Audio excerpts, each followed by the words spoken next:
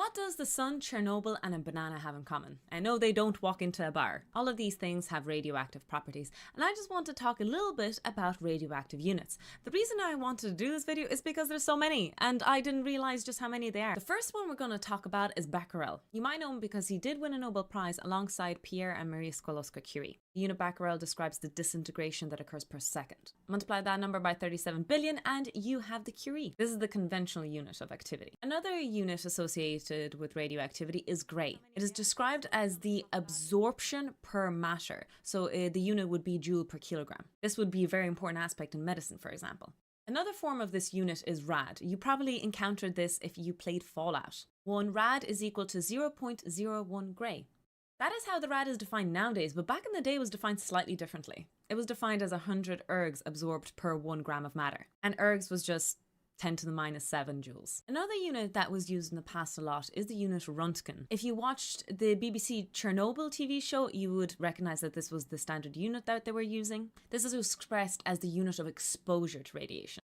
From 1930s onwards, it was the standard unit used to discuss radiation and radioactivity. It is defined as the electric charge freed by the radiation in 1 cubic centimeter of air divided by the mass of the air. The problem with this unit was it was only talking about the radiation that actually traveled through air, and we know that sometimes that's not the case. We're talking about human bodies, that there's direct contact as well, and all of these things need to be taken into consideration. Around that time we also had REM, a Röntgen equivalent man. This was basically associated with Röntgen, but it was talking about the effective dose. It was the value representation of how much it takes to start damaging the body. 1 REM is 0.01 sievert. And what is the sievert? The sievert is the SI unit where we represent the dangerous radiation. The sievert is an SI unit to represent the dangers of the ionization radiation. It is defined as the probability of getting cancer and genetic mutation due to the exposure of radiation. 1 sievert is equal to 100 rem. There's probably a lot more units out there, but this is just a quick summary, and if I left anything out, please let me know.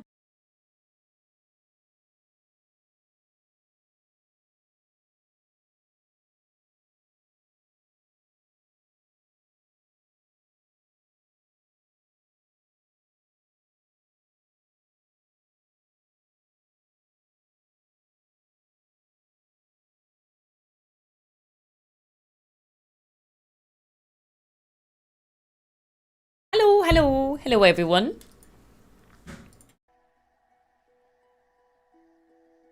So many units, I want them all. Exactly. Let me just...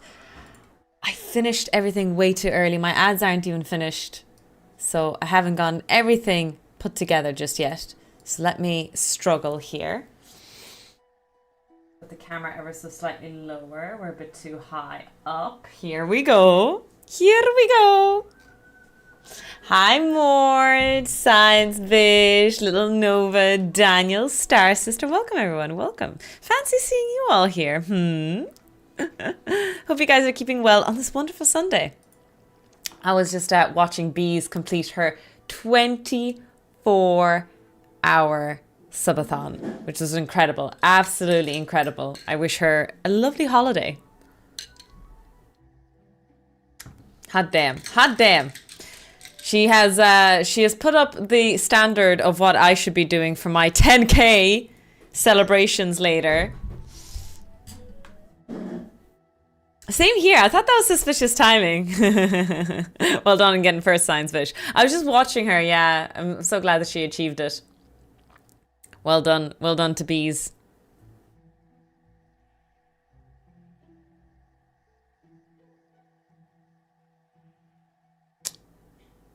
I should think and consider of, what's the word? Get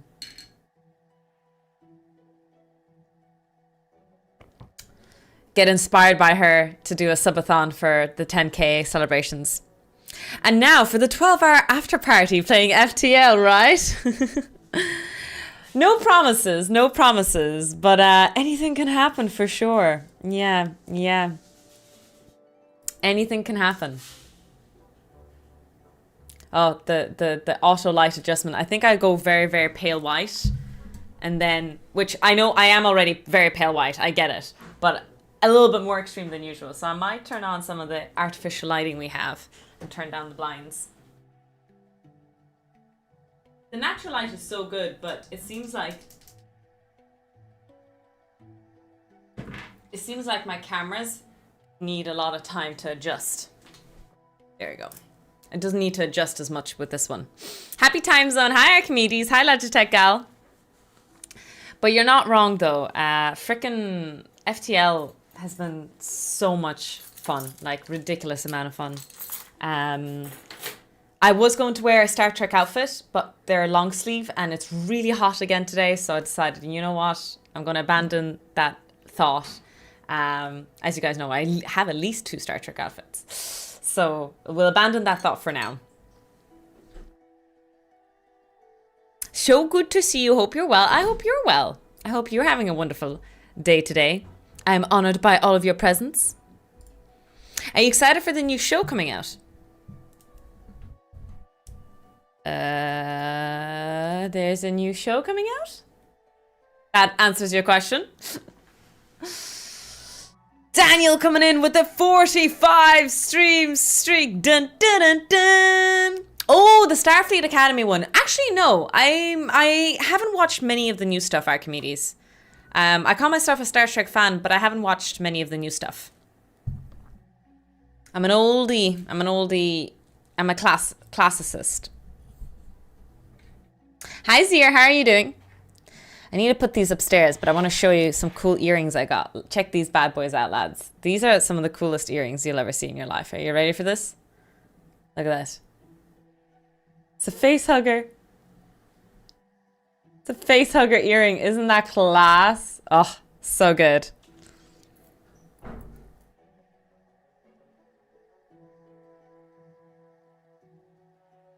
Ah, awesome, SA. You're more than welcome here.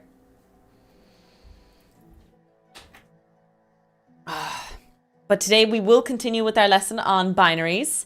On bits and bobs. We'll do some waves and we'll do some gates. We're going to do some gates. You mean an ear hugger?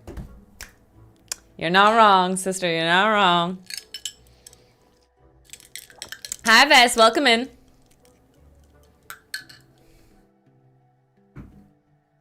Personally, I hope they keep it procedural, episodic, like most Trek. Procedural? What do you mean? As in, do you want a new topic every episode, or do you want like a drama show where it's a story that continues every episode? Can we see it again? Yeah, sure. Yeah, cool earrings. Cool face hugger earrings. Ear hugger earrings. They're class. So this is how they detach and come apart. So the back is the tail. So, like that. With Discovery, they had the plot extending beyond each episode. Yeah, exactly. So every episode was a new... Oh, sorry. It's a story that continues every episode. And you had to know what happened in the previous episode. While with the old Star Treks, it was like a new little topic every... Anomaly of the week. Exactly, that kind of thing. Anomaly of the week. That's it. That's exactly it. I like those kind of TV shows, like Supernatural, Buffy the Vampire Slayer, even though there is like a procedural aspect to it for sure. But like I really like the idea that they hit a topic, they hit a story, they hit a little narrative. I like those kind of TV shows. Or a mix of both. Now, even though every bone in my body craves for me to just play FTL right now, this minute, without even thinking about it, I do think that we need to reel ourselves in and do a little bit of physics lesson. Just a little bit. That it took away the suspense of it because you always knew that everything would resolve itself at the end of the episode. Ah, I see. That's an interesting way of thinking about it.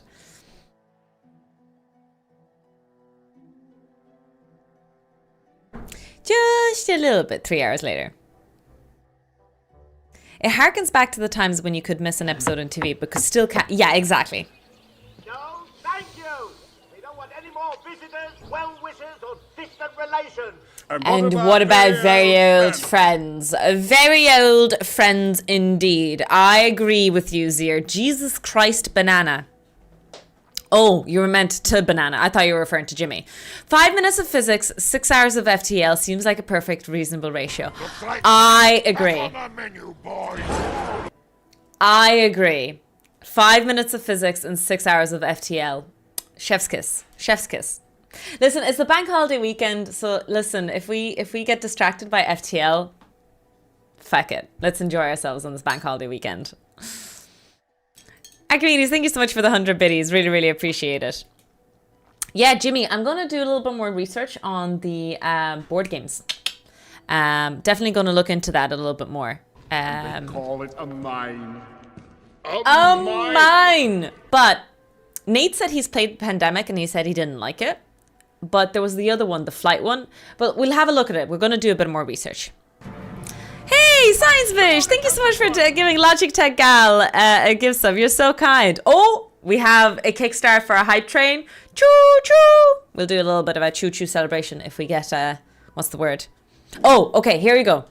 So, when we get a hype train activated, we do this. Choo choo!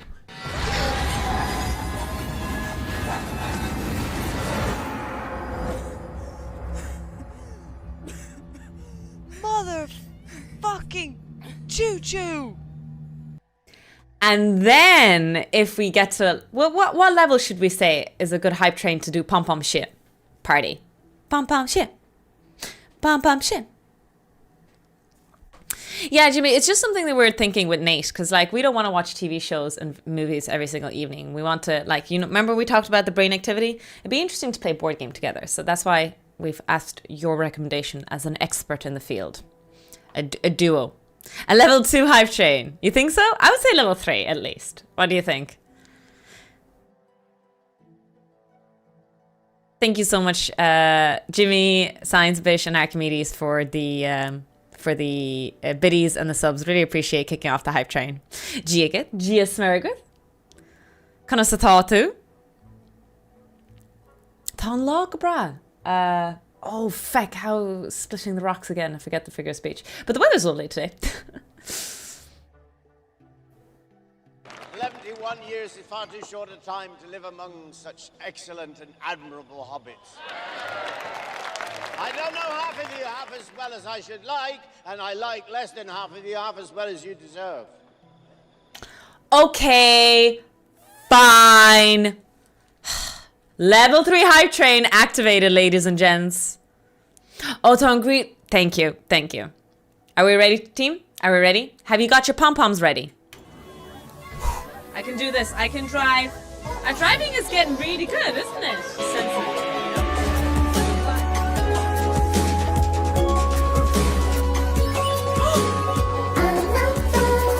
That's my motorbike!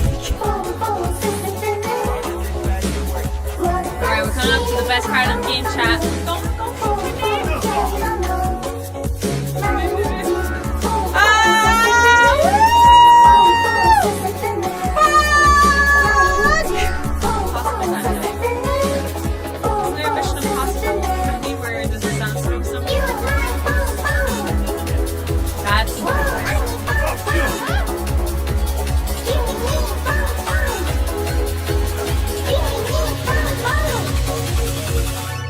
Go.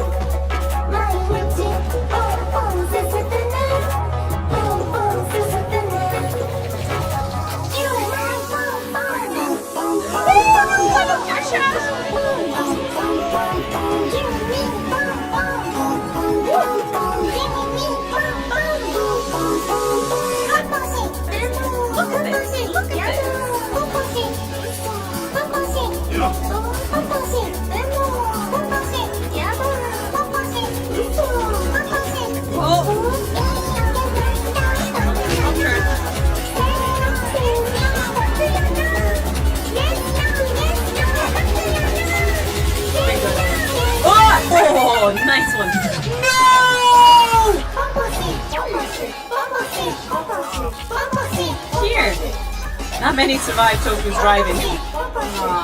Whoa! French. Oh, you! I don't think they noticed me, did they?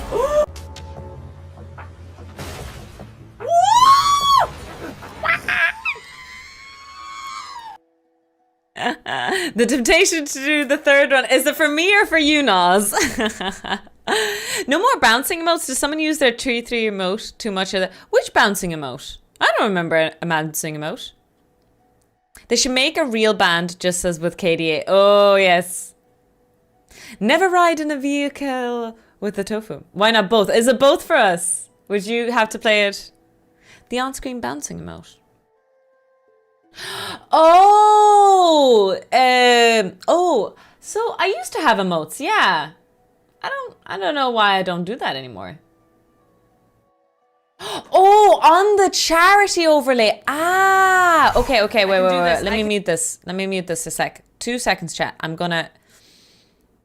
I think I know what you're saying. Like on this overlay. Oh, okay. I forgot about that. We should do that again. I just forgot about it.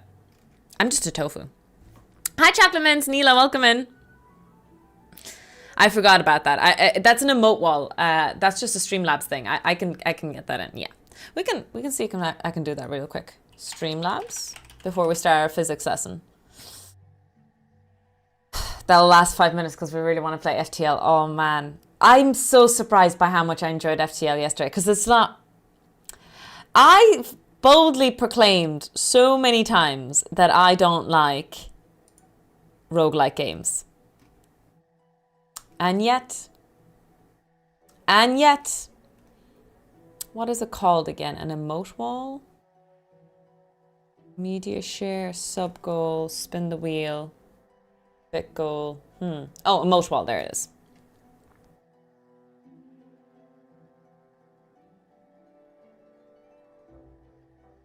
Copy this. Welcome to Rivendell, Mr. Anderson.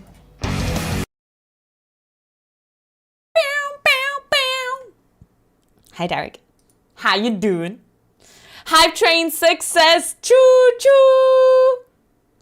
Thank you so much, Archimedes, for those 5 gifted subs and kicking off, making that hype train a level 3 and making us do some pom-pom shit. Really appreciate that support. Thank you. You're very, very kind. One would argue far too kind. Far too kind. There we go. Okay, we have an emote wall now. Testing, chat. Spam your emotes. Testing. Hi, Nexus. Happy time zone. Hi, Horseman. Hope you're keeping well. I'll be lurking. Lurk away. There. Yeah. Chat. Don't worry. It works. It works, chat. Yeah, you can stop now. It works. No, it works. It's fine. Sly Fox, welcome in. Lurk away. Okay, so we have the emote wall. There we go. Thank you for testing it, chat. My heavens.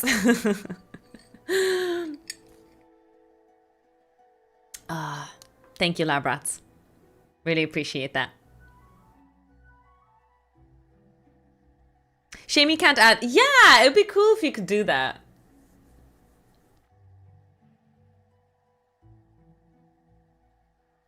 Right, ladies and gents. Are we ready to do physics? I know my background is looking messy. I am cleaning my room slowly. Here's the thing, right? I'll show, out of everything that's here, you might think, okay, what's the thing that's taken up the most time? This, chat. This box has just so many gadgets, so many resistors, so many electronic components and bullshit in there.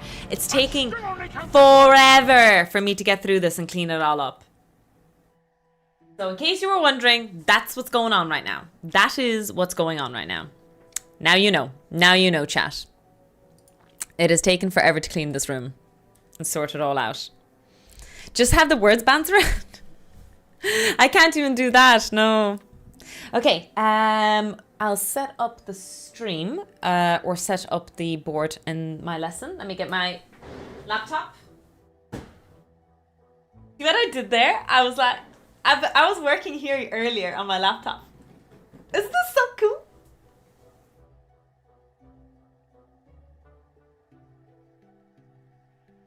It's like I'm like I have a big ass office. This is my lab. You could always label the basket miscellaneous shit. Yes, but I need to clean up the miscellaneous shit. All right, let's see what we're gonna do. I have 2 PowerPoints today. I have the clock. I'm gonna talk about clocks today. Then I have, oh no, where's my Logic Gate PowerPoint slide? Oh no, that's not good. Seconds, I need to find my PowerPoint for today's lesson.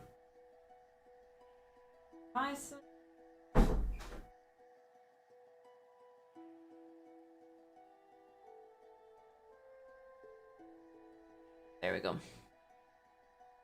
Professional.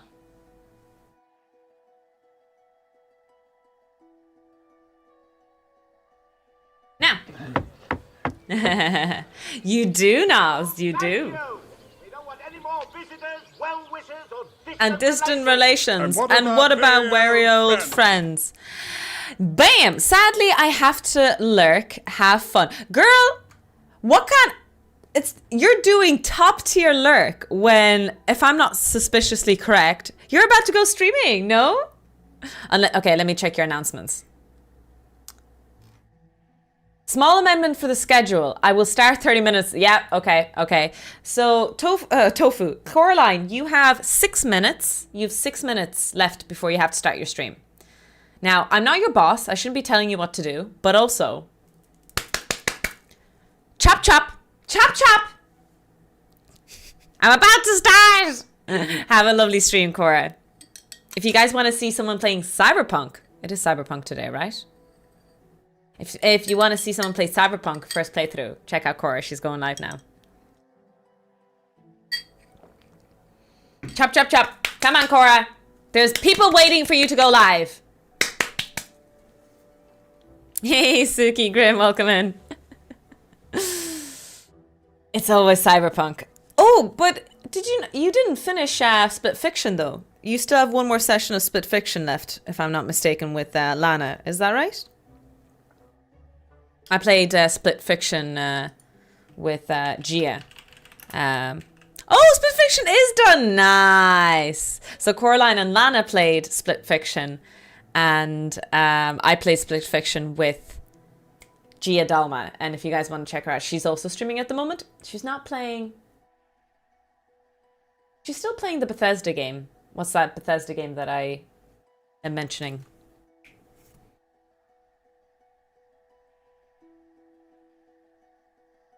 Not Skyrim. Tofu, speak English. Oh, god damn it. Such a bad day for English.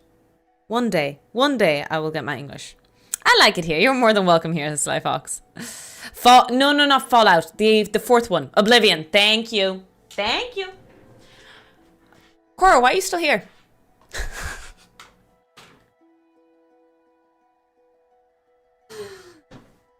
Why are you still here?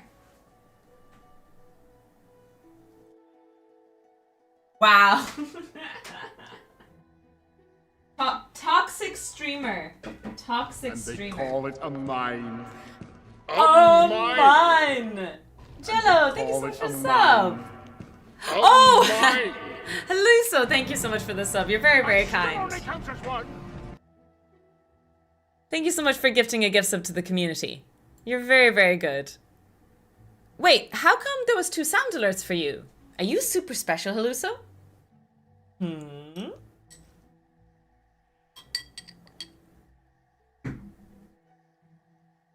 It's in the name. That's true.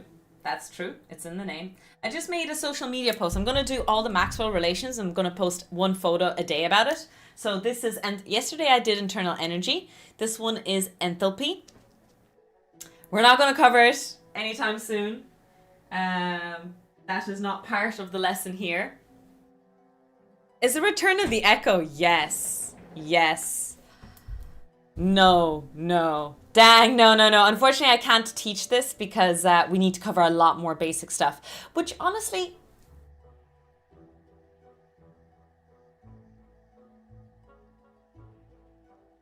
No, I need to cover Klaus's inequality as well before we get to this.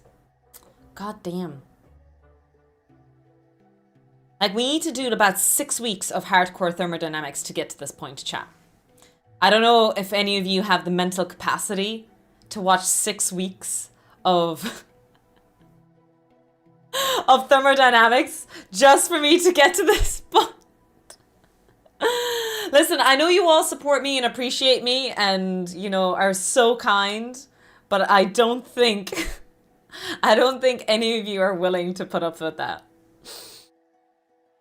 I barely have the mental capacity for 6 minutes of anything. Make sure that you come in during the useful 6 minutes. Ah, did I pronounce it correctly? I'm glad. I mostly wing it, and I tend to have nicknames for everyone. You'll notice that I give everyone a nickname. Hood Gardner, hello, long time no see. Hope you're keeping well. Okay, so let's clean up this whiteboard.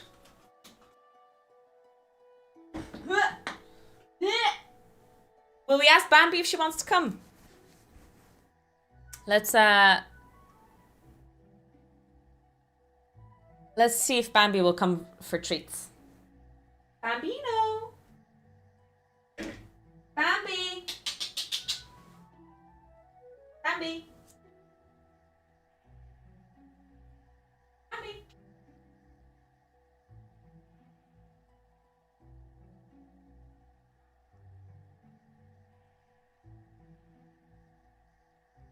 Ooh! Hello! Fancy seeing you here.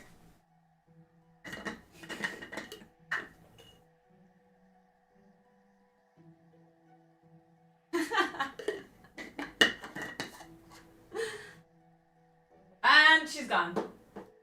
Sorry, lab rats. She only came for the treat. As soon as she got the treat, she's like, bye, bitches. She doesn't want anything to do with you, lab rats.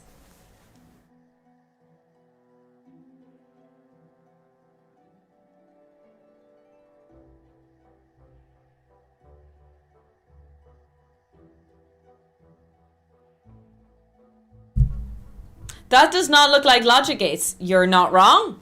Welcome in, Kip.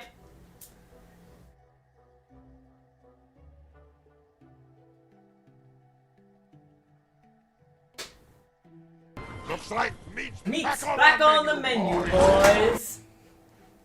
Hey, Halusa, thank you so much for the bits. Really appreciate it. She graced us with her presence for a few seconds at least. Bunnies and rats don't mingle. Yeah, actually, I've never seen any cute videos of bunnies and rats. I've seen loads of guinea pigs and bunnies, and I've seen loads of cats and bunnies. But never a rat and a bunny. Maybe they don't mingle. Hi, Jay. How are you doing? Captain, Doctor, Ambassador. Listen, I'm getting too many titles in my name. It's getting a bit tedious, lads, right? Like, I don't want to be pretentious or anything, but from here on in, I prefer to be called Madam Tofu, okay? We are now changing all my titles from Captain, Doctor, Ambassador. I would like to be from here on in known as Madam.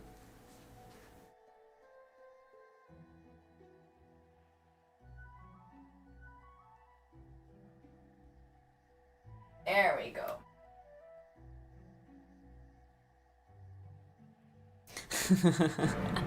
Captain, Doctor, Ambassador, Madam Tofu. I thought you were Lord Supreme Commander. Well, that gets confused with Commandant Herder, so you know, yeah.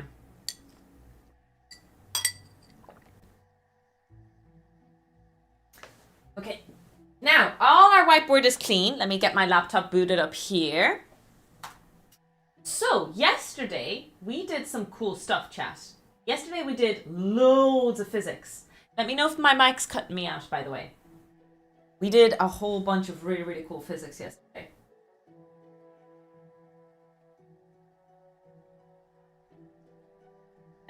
Which included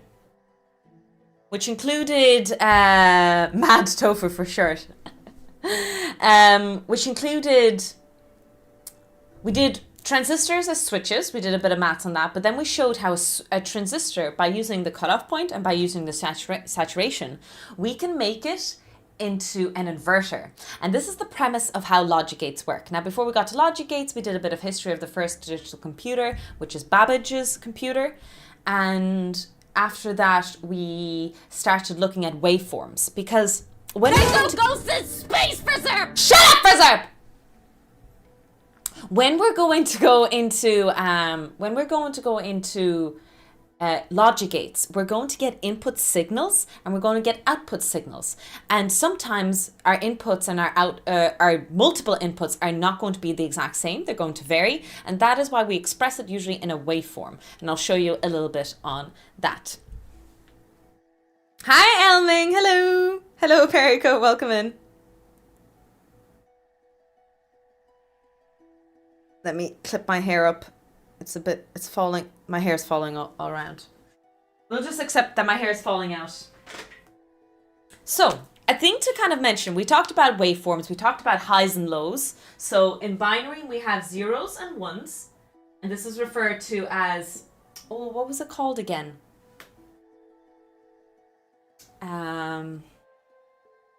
Positive logic.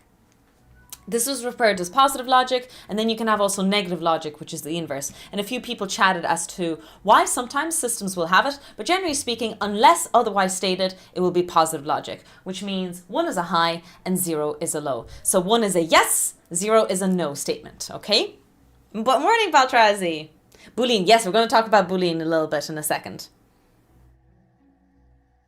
Yes, we're doing circuit logic. So, a small thing to mention is, we talked about all those waves. We're going to talk about the clock.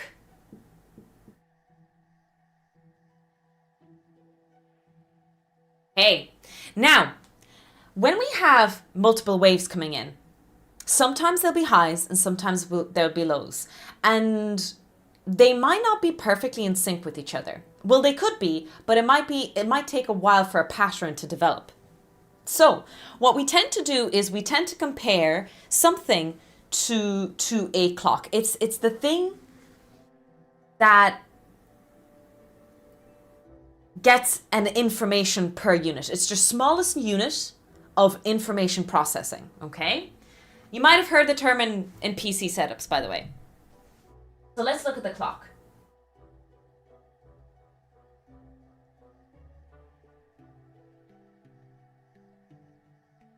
So this is a little demonstration or a graph of the clock. And we have something called a bit time. And you might think, oh, a bit time is this signal here a high or this signal a low. No. So this is like a little bit of a misconception or a mistake that tends to be made. This is 1, this is 0. A bit time is specifically this. 1 bit time. This is the time it takes to complete one wave. Hi, Lucid, welcome in. Are these lectures saved? I got asked since I don't remember if we talked about it. So I stream on Twitch and the VODs are up for a long time. If the lecture is really, really good, I might edit it into a YouTube video. But also these are on YouTube Live and they're also stored as well. As of recently, I started streaming there. So there will always be an archive of this lecture if you're ever interested.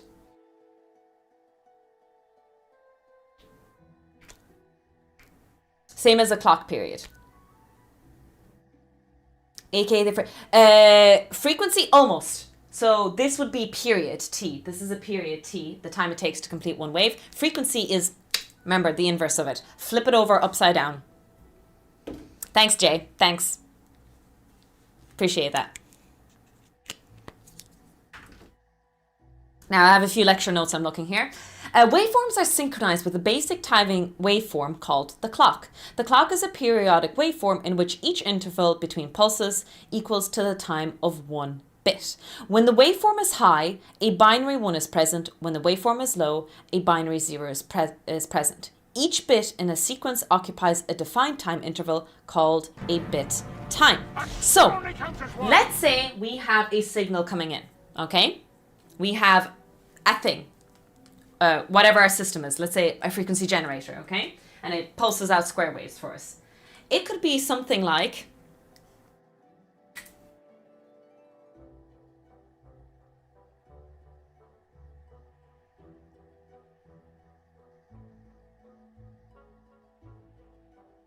did I do that right?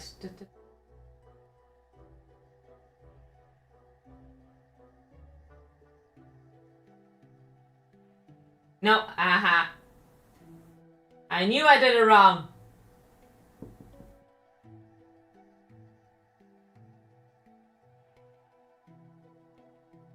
Okay. So you could have a wave coming in like this. And then when we look at it to the clock, we compare it to our bit time. So we can actually identify what are our highs or what are our lows. So in this case, this is a high, this is a low, this is a high, this is a high, this is a low, this is a low. So according to the clock, this is our pattern. We have a 1, a 0, a 1, a 1, a 0, a 0 in this case. This is the sequence of our pattern. Usually not in 1, 2, 3, 4, 5, 6. Usually not 6. Does anyone know what number we tend to use when we draw these things? What series or sequence? How many sequence? Thank you, Zir. Thank you.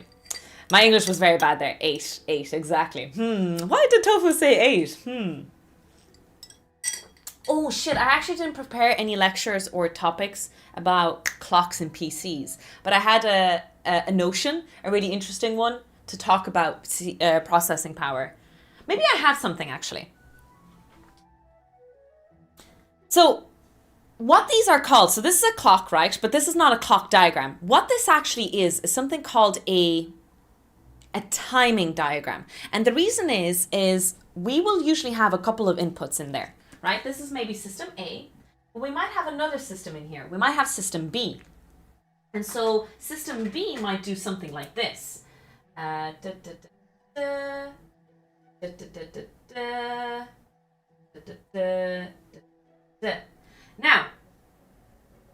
we have to compare it to our graph here. Then we have an output. So looking at the diagram that I've drawn, let's draw all our bits again. That's a 0, that's a 1, that's a 1, that's a 0, that's a 0, that's a 0. Out of the 6 schematics or square waves that I've drawn here, out of this timing graph, only one bit time.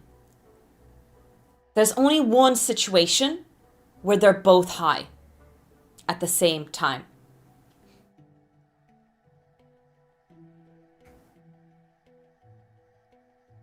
Which segment? Number 1, number 2, number 3, number 4, number 5, or number 6?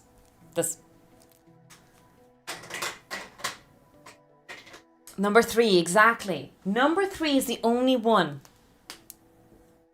So in our output then, so we'll say output. Our output would look like this, chat.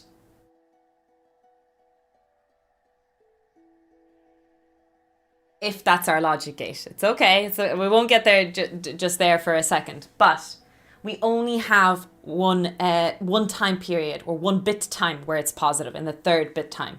And that will be what our output wave is. So the reason I'm kind of getting into this is that I want to show you, like, I think logic gates are actually quite easy, especially when we have the hard part, because people jump into logic gates so quickly, they forget about the waveform and they forget about bit information and they forget about all these kind of things. And that's added later. And I think usually the brain has a struggle or a difficulty adjusting it. It's kind of like coming up with a physics idea or theory, teaching you the theory, but then going back on the mathematics so that they can teach you the mathematics of the theory. Does that make sense? That's why I think teaching you all this waveforms before teaching you about gates makes sure that as we're going to go into teaching about logic gates, you have the waveforms already ready. Yes, don't teach like my old chem professor did. Okay. Now, Data can be transferred in two ways. Data can be transferred in groups. What do I say here? Data refers to groups of bits that convey some sort of information. So when we have bits like this in series together, one after the other, pretend there's 8. We like the number 8.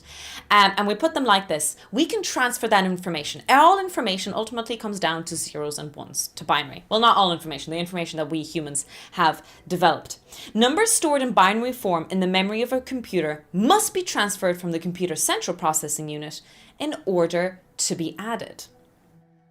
The sum of the addition must then be transferred to a monitor or display and or transferred back to the memory. So information is constantly being transferred in every part of your PC. So it's not just between your memory and your CPU and your GPU and everything else, but also inside those guys as well. There's little components, and constantly information is being transferred back and forth, back and forth, back and forth. And there's different ways that information can be transferred. It can be transferred in a serial transfer or parallel transfer. So what does that look like? What will I say? We'll say sending device.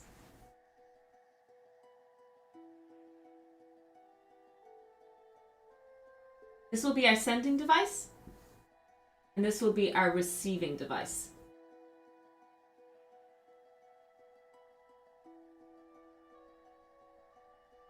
So what we could do is we could have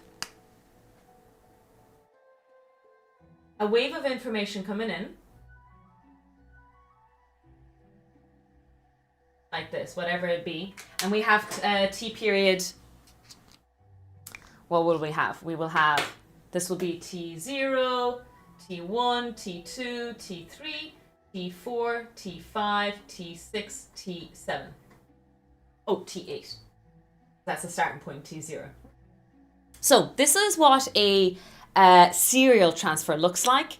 And the advantage of serial transfer binary data is that a minimum of one line is required. So we only need one line. We only need one train track for information to be traveled. And we can get that information to transfer. Now, the problem is it takes 8 bit times to transfer this one line.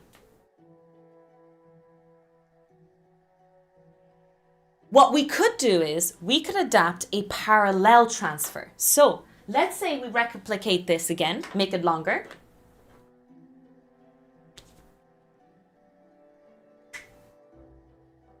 So this is the sending device. This is the receiving device.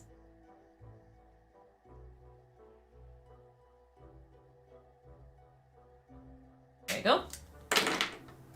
And we're sending the information in this direction. But instead of sending it this way, what we could do is the first bit is negative, or what's the word? Low, this is high, this is low, this is high, this is low, this is low, high, 1, 2, 5, 6, 7, high. Okay, I had too many units there, something like that. There we go. And then this is the one, this is the same thing. This is 0, 1, 0, 1, and then we're 0, 1, 0, 1, 0, 0, 1, 1, let's say, okay? So we're transmitting the exact same idea behind this. We could send information in parallel like this. So we've still sent 8 bits of information, so 8 different digits, but this time it only took 1 bit time to do this. This is where that term comes from, where we talk about what do we call those? When we upgrade technology, when we talk about something like Nintendo 64, where did the term Nintendo 64 comes from? Bits per second. It's really, those upgrades is the amount of upgrades that it can transfer in parallel. And these are the huge, big jumps in upgrades. I think everything is working on 64 right now.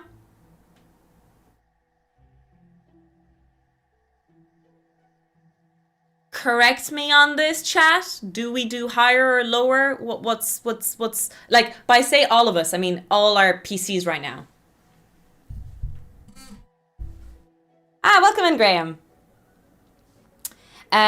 We just started this topic. In about 10 minutes, I'm going to start logic gates, which if you're completely new, it'll be a nice new topic to start in 10 minutes. Most things are properly 64. All current PCs, yes. Okay. Some are 86. Oh, I haven't encountered 86. Welcome in, Opinionat. Welcome in. Now, a disadvantage of serial transfer is that it takes longer to transfer a given number of bits than parallel transfer. So, this is good because it only requires one train track. It's bad because it's slower. This is bad because it requires many, many train tracks. I say train tracks, this is a euphemism. But good thing, less time. So you can imagine that more power is required to operate something in parallel than something in series, i.e. more powerful PCs, more powerful memory.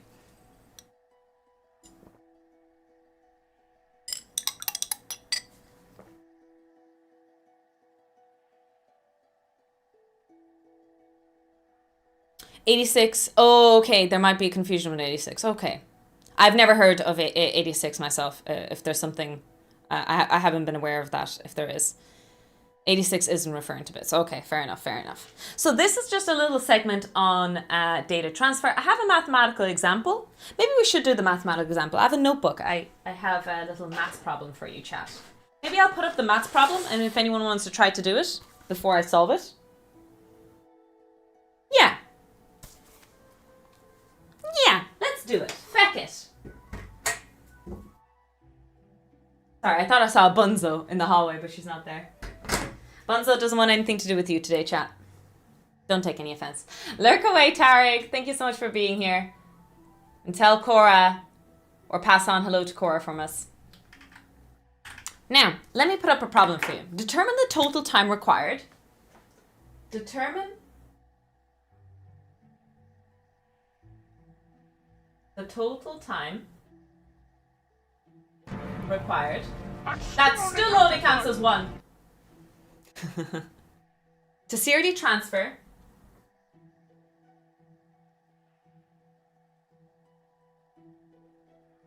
eight bits. It's a ghost again. 8 bits contained in a waveform. Oh, contained in this wave. I'll call it waveform A. In waveform A. I'll label waveform A in a second. Don't worry, chat. My marker's dying. I'm going to switch it. And indicate the sequence of bits.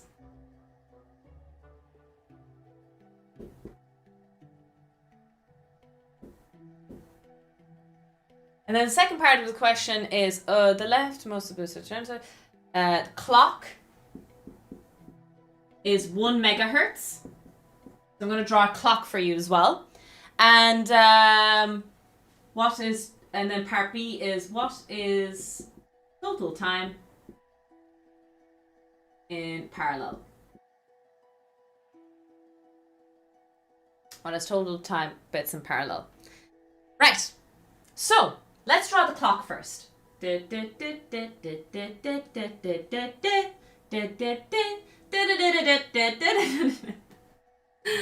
2, 3, 4, 5, 6, 7, 8. 1, 2, 3, 4, 5, 6, 7, 8. Okay. This is 1 bit. This is 2 bit. This is 3 bit. This is 4 bit. This is 5 bit. This is 6 bit. This is 7 bit. And this is 8 bit. Okay. Now, I'm going to draw you your waveform. This is your waveform A. So I'm going to have 2 highs. My laptop died on me.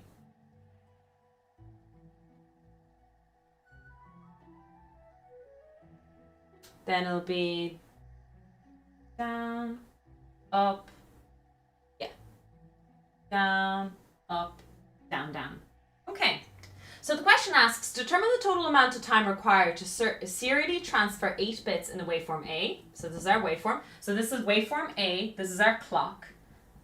This is the thing we're comparing it to. And indicate the sequence of bits. The sequence of bits is very simple. Which are our highs, which are our lows? That's all we have to do. Hi, Ruben. Welcome in. Hello, Annie Tamir. Welcome in, everyone. Hello, Body.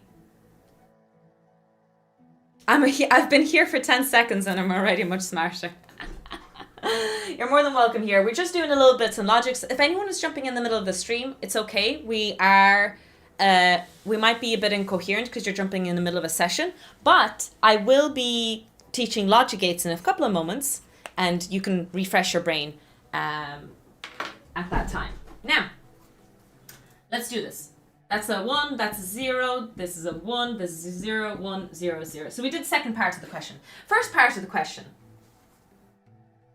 We know that the clock is operating at 1 megahertz. That's the frequency. Frequency is equal to 1 megahertz. Mega, as a prefix, is by 10 to the power of 6, right? It's a million. So period is 1 over f. So in your calculators, 1 by 10 to the power of 6. What should you get? 1 by 10 to the minus 6. Now, what is a second in when you put 10 to the minus 6 it? Microsecond. So this becomes 1 microsecond. So the question is, determine the total time required to transfer this data. Each time, because it's a serial transfer, takes 1 microsecond. So that's 1, 2, 3, 4, 5, 6, 7, 8. The total time in series would be 8 microseconds. Voila. Now the second part of the question asks, what is the total time in parallel? If you could put all of those 8 in parallel, how many microseconds will it take to transfer all the information?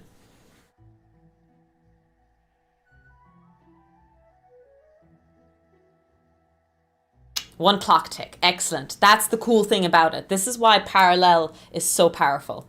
1 microsecond, 1 click. It's faster. Need more power, but it's faster. A few lasers. So, is that everything that I wanted to teach on this? Yes. So I taught you a lot about waveforms, almost too much. And the reason I've taught you too much is because, like I said, I don't like the idea or the method of teaching something when you don't have the background to do a lot of things. So I could have taught you logic gates, and then when we were going to do input of waves, I would have had to go back and teach you waves so that we can mess around with inputs and outputs. Now I don't have to do that. Now we can just look at logic gates as brand new areas, and I don't need to teach too much of this. But you know what? A little break is fine. A little bit of a mix here and there. I have another set of lecture notes for this. A new lecture.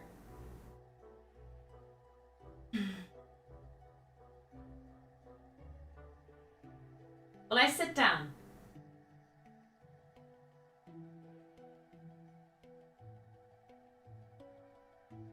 Will I sit down? The lab rats know too much now. Exactly. If parallel is faster, why did they move from connecting hard drives parallel to SATA? Oh, Jesus, I don't know. You tell me, guys. Y'all are the experts in this. I'm just a physicist. I don't do electronic stuff.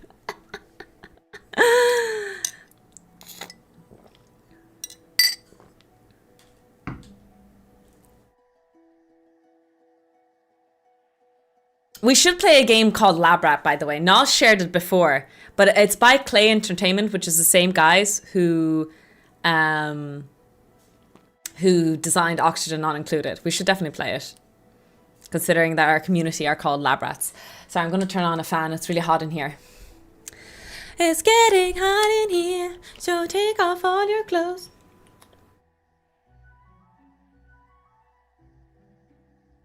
I would say throughput in total versus speed, says Graham. Can you explain to me what throughput means?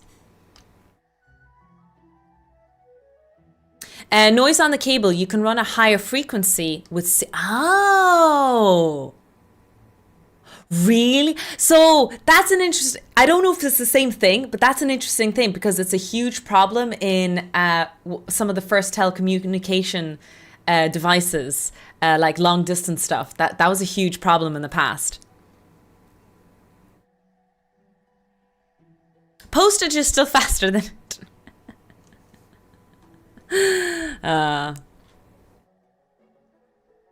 it becomes really hard to get all those parallel signals actually timed. Exactly. So I'm assuming that's why we're getting a bit capped at 64. Well, I think we do more than 64 now, but generally speaking, we don't tend to do that. The USB has a second pin dedicated to reducing noise. That's really cool. Welcome in, Sile.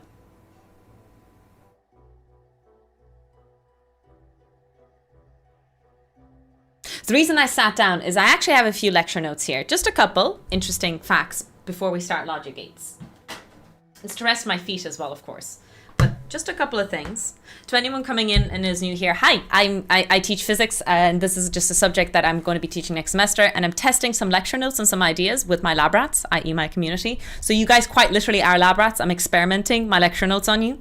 So yeah, I hope you survive this. Let me find... There we go. So I have a little bit of an intro before we start basic logic functions. Logic is the realm of human reasoning that tells you a certain proposition, a declarative statement, is true if certain conditions are true. I actually have I have watched a couple of YouTube videos on philosophy, on logic now, so I know some of these words. Several propositions, when combined, form propositional or logic functions. There is a logic to calling these logic functions that we're about to do. So let me give you an example. I have an example here because I said just a bunch of fancy words. It'll be important to kind of, I think it's important to explain this a little bit. So I have a couple of, an example of a logic statement. So we have a proposition statement. The light is on, okay? The light is on will be true if two conditions are met. Number one, Frank McCourt. So the first it has to be true. The bulb is not burnt out, number one, and if the switch is on. Logic statement can therefore be made from this. The light is on only if the light bulb is not burnt out and the switch is on. Very, very, very simple statement. The first statement, the light is on, is the basic proposition.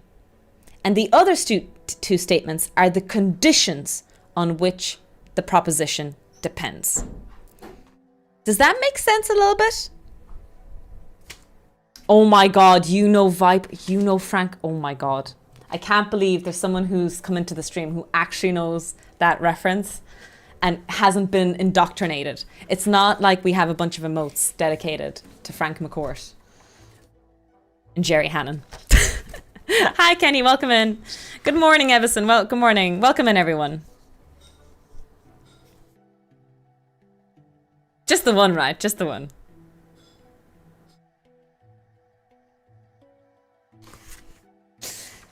So, I hope I explained... you have done nothing but lied.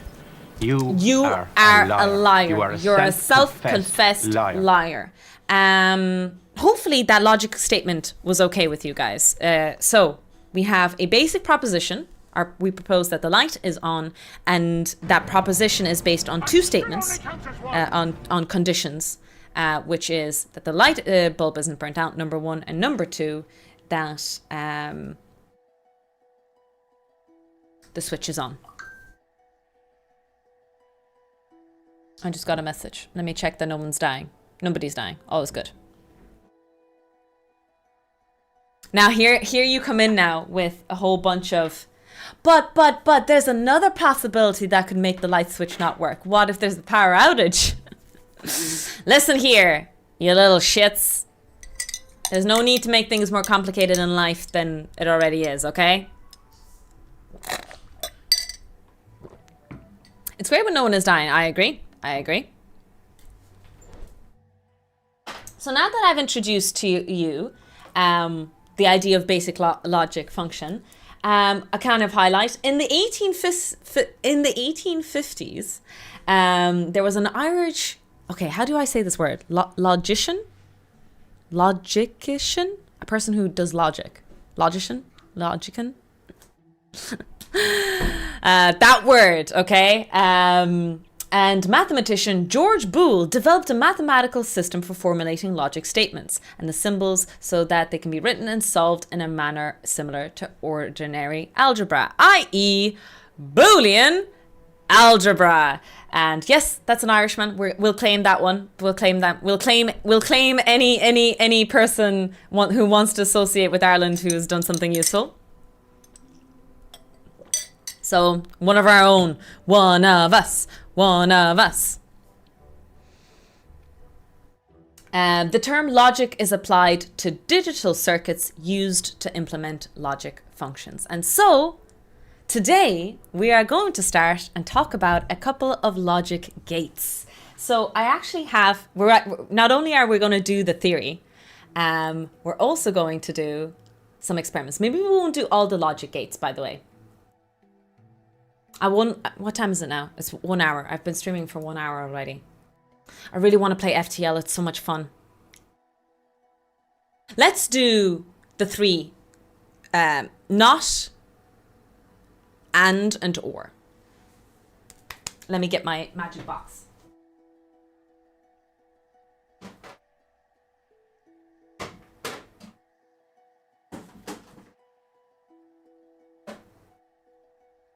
Is there a diodes? No? Wait, do I not have? Hold up. Oh, I have them. Woohoo! I have a couple of logic gates. We're going to do some demonstrations.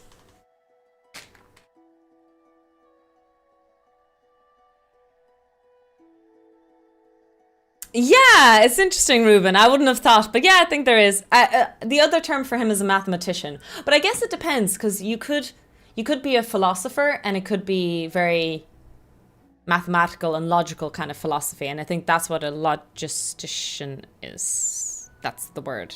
I totally know how to speak, by the way. On a good day. On a good day, we can do that.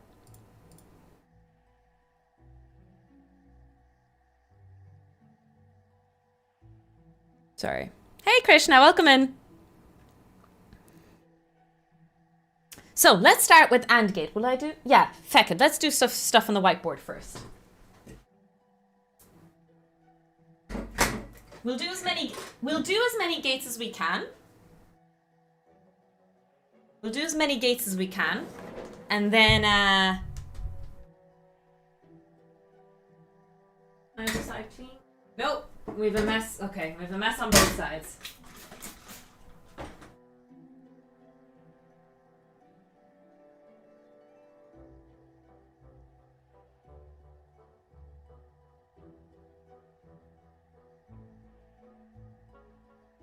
Ugh. Gotta clean that.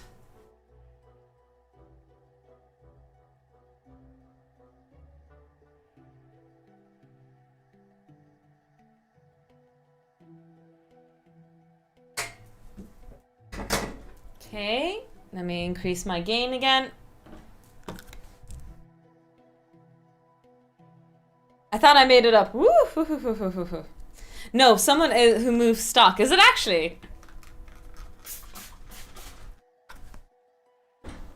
So we start with a really nice gate, and it's usually the one that we always start with, which is a AND gate.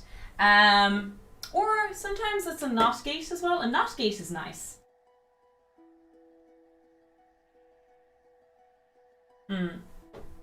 Which one should we do first?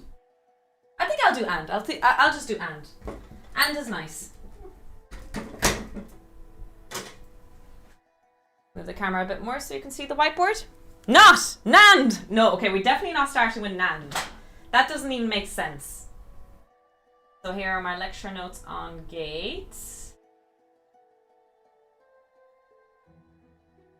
Here we go. AND gate.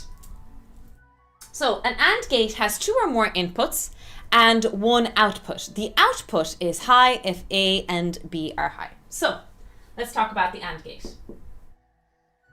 The symbol for it usually is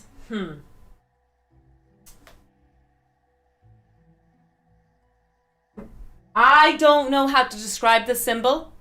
in a politically correct way.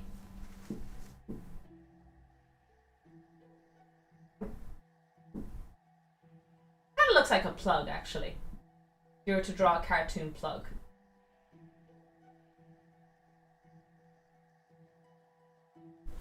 It's, I suppose, yeah, there is a D. It's, yeah. Okay. So, the idea behind a gate is that we have inputs here. This is the signal we put in. Remember the square wave that I've been putting in. And then we have an output. If anyone remembers the waveforms that we studied recently, these are the kind of things we're coming in. So if a high comes in here, which is the same thing as a 1, and a high comes in here, in this gate, why this gate is called an AND, we will get a high. This is the premise, one of the 4 premises of an AND gate. If the top one here is high and this one is low, we'll get a low output. If this one is low and this one is high, this will be low. And take a wild guess. Actually, interestingly, there will be gates like this later. If this is a low and this is a low, we'll get a low. This means that for this gate to work, for this gate to activate, to turn on, to give us a high output, it will only work, I shouldn't say turn on because it's always turned on. It will only give a high output if both inputs are high. So a thing that we do when we talk about logic gates is we put up a truth table, okay? So maybe you're familiar with truth tables in other areas. I think we did them in geography. I don't know if there was anything else. But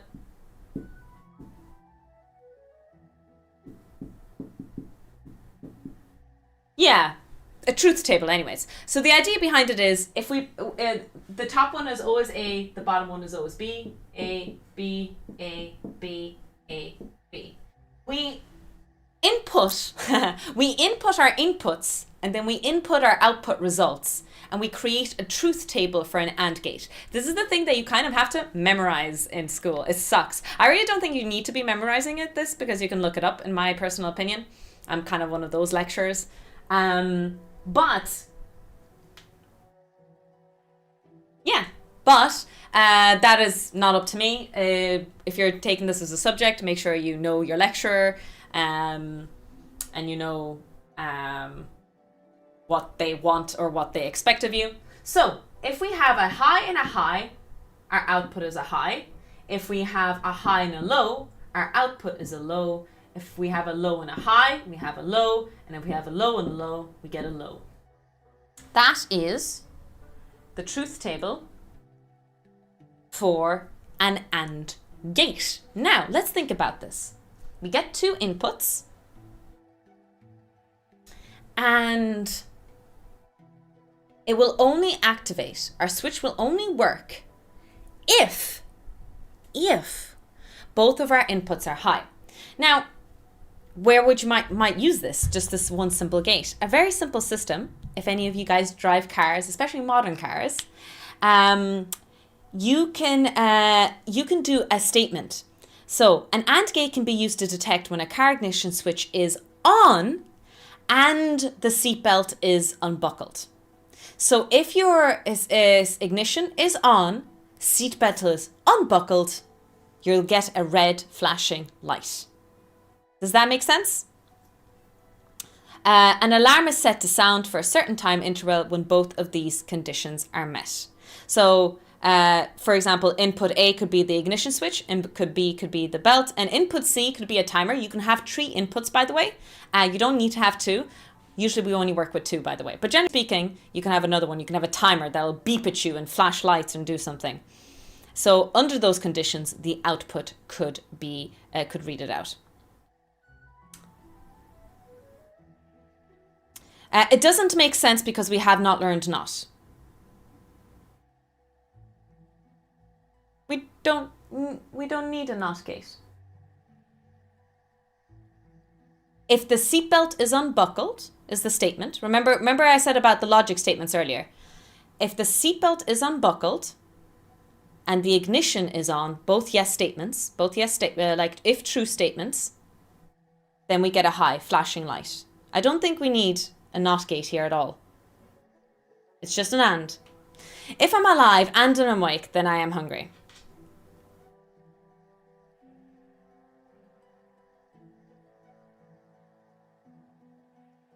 I think people are jumping ahead. Are they? Or is there something else going on in chat? Sorry if there was another conversation. Apologies. I thought we were talking about what's on the board. Sorry.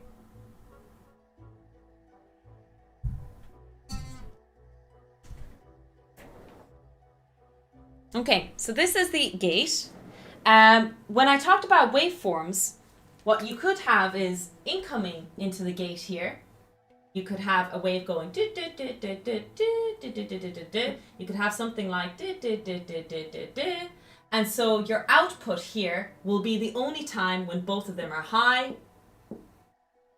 And so our output is something like this. So this is input A, input B, output C. This is what it would look like. This doesn't make sense if... Yeah, I should have lined this up a little bit, because otherwise it doesn't make sense. Maybe actually there'll be something here. Yeah, then there might be another high here. There we go. Need to make sure, always compare it to the clock so that we don't get too confused like I did there.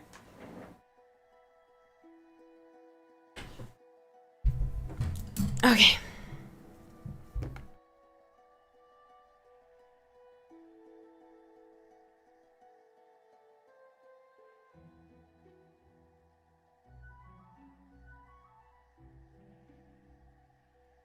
Yeah. Now that I've sat down for a little while, what we will do is we will build a circuit. We will build a circuit. But for that to work, we need... we will need to actually look into my gates. I need to look at my gates here. So I have loads of gates here, and I need to find which one is AND. So we're just going to do a quick search here. I put in the code SN74LSOON. Datasheet. That's a NAND gate, okay? So first one is NAND. I might go ahead and like waste this time to actually like label this, if that's okay. Just so I know which to look at even. This is my label maker. I'll call this AND. Labels are good. Yeah, I think so. Just quick labels so that I know what I'm doing. The next one is SN74LS02N.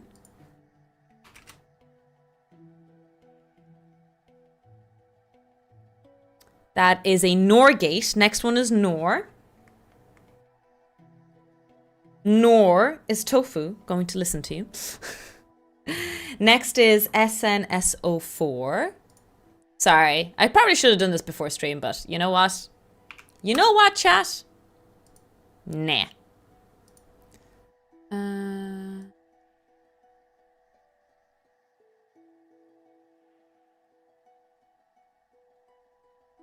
Six. It doesn't tell me what it is. Oh, I can look at the symbols. I think that's a knot. That looks like a knot to me. Let me make sure that's a knot symbol just before I print everything. Is that a knot?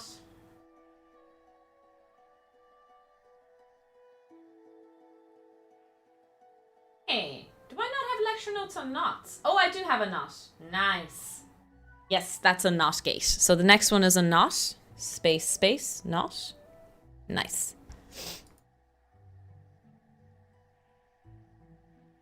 Noah. And last one is in this line. I can't believe that we're looking for an and everything I'm finding is anything but an and.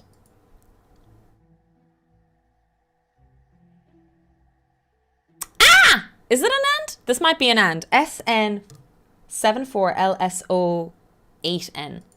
This might be an and. Ladies and gentlemen, we have an and gate. Let's go. Space, space, and. I'm just going to take this moment to print a whole thing here and just stick these on so that we don't run into this problem in future. See? I'm being smart. It's not! Wait. Are we just joking in the chat or did I make a mistake? Y'all better not be sabotaging me. I have enough sabotage in life. I don't need my lab rat sabotaging me too.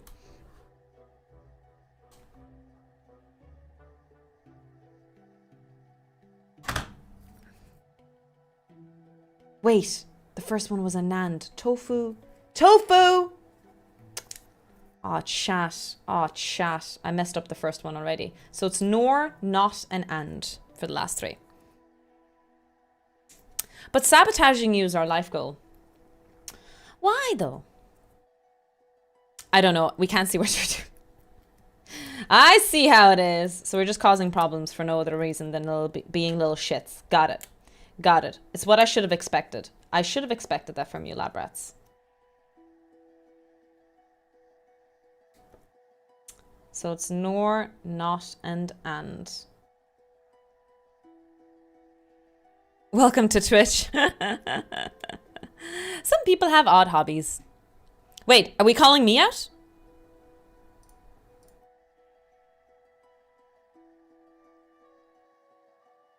Are you saying I have an odd hobby? Oh, are you saying that sabotage is the hobby? Ah, so the lab rats are odd, not me. I'm not the weirdo. I'm not weird. Anyone else who says otherwise? It's a liar. Okay, so this is an and gate. Let me show you what it looks like. These are what logic gates look like. And I look like scary monsters. Let me zoom in. At my face! But look at that. So this is what it looks like. It's spiky. These are to pin it down. It fits perfectly on the breadboard. And you might be saying, Jesus Christ, Tofu, you said that the input is 2 and 1 output. How the hell? Why do you have so many pins? Well, these guys, when they're being made, I actually don't know why traditionally it's done. I think, well, I do know that it's done because it's more efficient to make a few gates and stuff into one. But there's actually about 4 gates in here. And what you have to do is you actually have to find a data sheet for it. So I know that this is, I may read it here. This is SN74LS08N. I type that word in. I look it up. Thanks for no worries. Sorry, Atomic Fighter. I thought when I was reading chat, you guys, sometimes I forget that you guys have conversations with yourselves.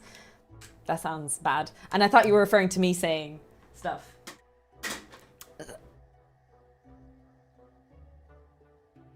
So, where was I with this rant? Some do have 8 legs. So this one has 1, 2, 3, 4, 7 on one side, 14 legs on the other. Because here's what's really important about this, guys, as well, is that you need to power it. So something to understand about logic gates or logic chips is that we need to power them. This is kind of a concept that I always forget about, or like anytime I take a break from logic gates or those kind of circuits, I forget that they need to have their own power. So let me show you the data sheet I pulled up. I'm just going to prepare for flashbang. Chat. You have been warned. Incoming flashbang.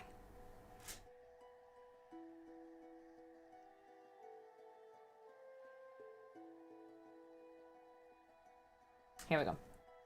It's not that bad. I always love that cat emote. So this is the data sheet, which means that if I put this chip, if you look very closely at the chip, there'll be a little semicircle right there, okay? When you see that semicircle, you put it up, that semicircle up there, right? Up to your sheet. You look at it up to your sheet and you're like, So the chip on the right here, number 14, is VCC. This is the thing that you're going to power it with. About 5 volts usually. It actually usually says what it needs. A maximum rating 7 volts. So maximum is 7, min is 4.75. Okay.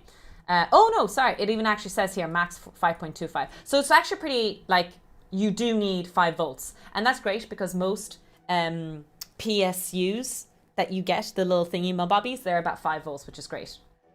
So you need about 5 volts to power it. And you also have to ground it. If you're powering something, make sure you also ground it. And then what we'll only be using, let's say in our one chip, we'll be putting input 1, we'll be putting input 2, and our input 3 is going to be the output reading of our AND gate. So that is how you read these little chips. Not the tasty chips. Do not eat these. Chat, I mean that. Oh, for feck's sakes, chat, I actually mean that. Don't eat those. Those are not those kind of chips. You'd think I wouldn't have to say this. Silicon. So what we're going to do is I'm going to go pee. Will I grab a beverage? I kind of want a cup of tea, actually. We're going to make a cup of tea. And what we're going to do is we're going to build a circuit out of this. We're just going to put a very simple input. We're going to power it. And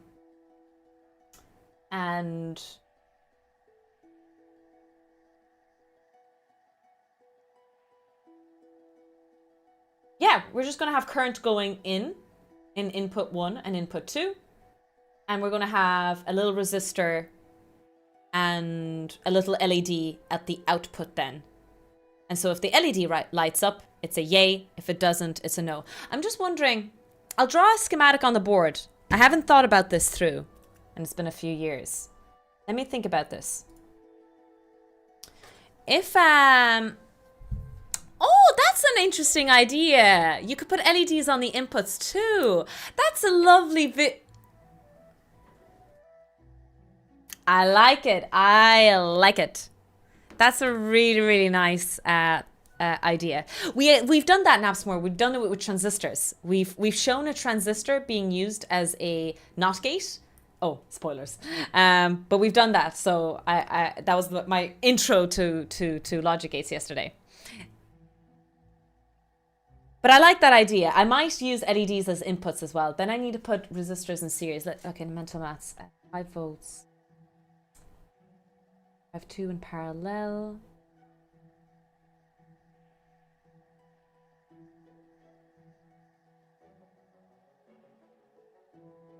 Say I limit the current to 10 milliamps. 5.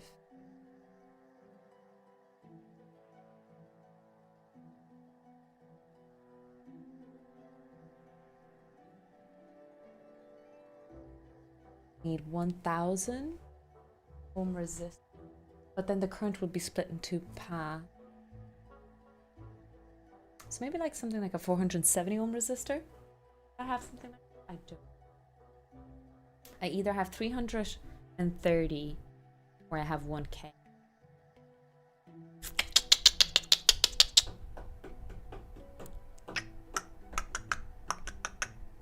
We'll try with the 1K. It might be enough. Sorry, you need a significant voltage drop to make the LEDs work, number 1. And number 2, Frank McCourt, you need, you shouldn't have too much current because you'll blow the LED otherwise. All right, I'll be back in a little bit. Or, hear me out, we could do it all in Minecraft.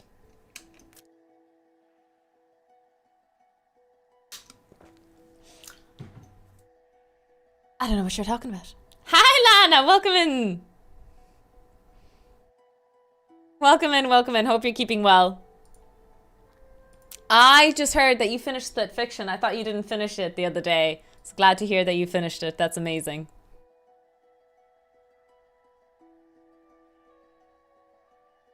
All right, I'm going to go pee chat. Everybody split. Do a few jumping jacks. Have a little break. And we will be back in the action in 4 minutes. It'll take me a while to boil the kettle. just exists in real space. They've created some sort of scientific explanation or some sort of story where they can travel in real space faster than light. A perfect example to talk about is Mass Effect, where they use ESO to reduce the mass of a ship where it defies the laws of physics, reduces the mass to that point. There is some discussion that it reduces it up to negative mass, and that's how it's breaking a lot of the conditions, but it is still up in the air about the discussion. There is enough information in Mass Effect to classify it under this condition, and the mass relays, even though are slightly different, the way they work is kind of like a slingshot method is the best way I can describe it, where they set it back and launch a ship really, really far until the next mass relay. The only forms of media that actually were under this category was actually Stellaris and Mass Effect. I didn't find any other. If you find any more, please let me know. What's really interesting about the real space FTL is that technically that's the only real FTL. Arguably. The final category I want to talk about is teleportation, which was a really weird one. This one I had actually classified very early and I was hoping to find a lot of media for it, but it turned out I didn't really find that many at all. And in fact, the two that I did find, there was very big question marks, and it is something for you guys to decide watching this. So when I first classified teleportation, I was expecting it something to be like the transporter in Star Trek, where it was dematerializing and rematerializing. Daddy, beam me up. And the two that I came up with is Battlestar Galactica and Hitchhiker's Guide to the Galaxy. So I have a lot of question marks about Battlestar Galactica. I personally felt that it was not enough information to actually classify it. However, under one description, there was a phrase mentioned that it dematerializes and rematerializes, and there was an argument to be made that technically that falls under the category of teleportation. Although personally I didn't think there was enough information. All of this information was gathered live on Twitch, and there were a few votes to be made, and I rule democratically. There was a vote and we had to take it into consideration. And finally, the improbability drive in Hitchhiker's Guide to the Galaxy was so fun and entertaining. It's one of my favorite book series that I recently finished, so I truly enjoyed trying to categorize it, trying to get as much information about it as possible. I felt like it deserved its own category, but it also didn't have enough information really to truly understand. So the way I saw it was that it was jumping into different dimensions, jumping into the multiverse. Whichever probability is the least likely, it was jumping into those. And so that's why it was able to move through space and time. However, the problem is that in my conditions, I said very specifically that there had to be some sort of description. So there wasn't actually enough evidence to back up my statement. Under a lot of consideration, a lot of people just thought it was pure teleportation. It was the probability of appearing in that space and time. Therefore, it classified under teleportation, and that is what my Twitch chat had voted for. And so that is all I have for teleportation. I only have the improbability drive from Hitchhiker's Guide to the Galaxy and Battlestar Galactica. I had a few more classifications, which ones used gates, which one used drives, and there was even some organic ones, but ultimately it was about 50-50. About half of them used gates and doorways, while others used drives. If you want to ask my personal opinion, which one is the most viable, I think realistically Space Warp is probably the most likely, if it wasn't enough of a hint. I do think Star Trek is a little bit onto something, because dimension jumping, portals, wormholes, we don't have enough evidence of that physically being possible, but we do know that we can bend space, and therefore I feel like it is possibly the closest thing we are able to get for FTL. What's really important to note here is that majority of the FTL that exists in the sci-fi lore and everything that I mentioned isn't actually really FTL. They are not defying the laws of physics, they are jumping over the laws of physics and getting to the other side in different ways. The only ones, like I said, is categorized under real space FTL, and there was only two, Stellaris and Mass Effect. I hope you enjoyed this little video, and if there was anything else I missed, please let me know in the comments. I'm really excited to not just share my knowledge and everything that I've gathered, but also to learn myself. And if you want to participate in our Twitch chats where we do all of this sci-fi lore and gather information and data, and you want to have your input, make sure to follow me on Twitch. We do science and technology streams. We're planning on doing a good few in the upcoming months. So yeah, check us out. A big shout out to Jay for creating this beautiful artwork. Good night, sleep tight, and make sure the bed bugs bite. My birthday. Happy birthday to me. Happy birthday to me. Happy birthday, dear Tofu.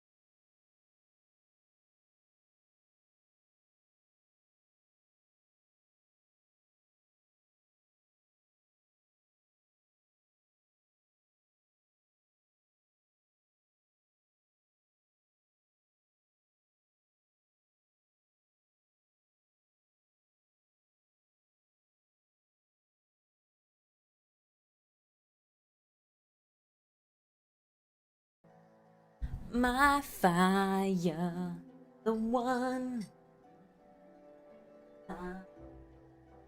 I know it's too late. Woo! I want it. Hi guys, welcome in, welcome in. I hope you're having a wonderful Sunday. I got myself a lovely cup of tea. I'm just gonna summon Bambi. Again, she might not stay here because she didn't stay here last time. I'll put up the camera in case she does come down. Bambi's my bunny, in case anyone doesn't know. Ugh. Bambi! Bambi! Bambi!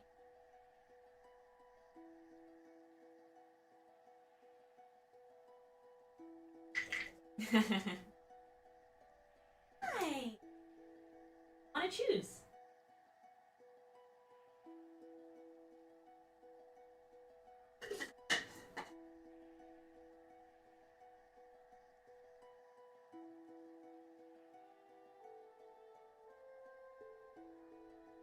Given our opportunity to come down as well, because Nate is watching rugby. Doesn't want to be bothered by Bambi during rugby. So we'll let Bambi hang out with us instead. This is the cool place anyway. Alright, let's set up here. I actually don't know how to set up my stream for electronics.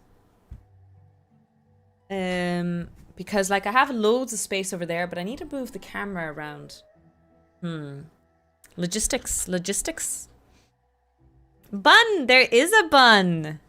So the truest bun in the world! Where's my logic gate? There it is. So I really like that idea that you proposed with the LED. So let's do that. Let's do that, chat. Let me get a breadboard. I haven't cleaned this breadboard yet.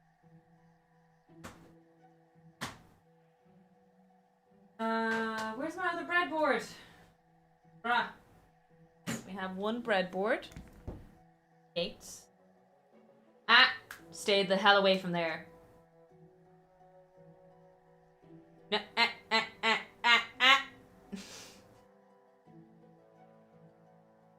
Pretending you don't know what I'm talking about. You know exactly what I'm talking about.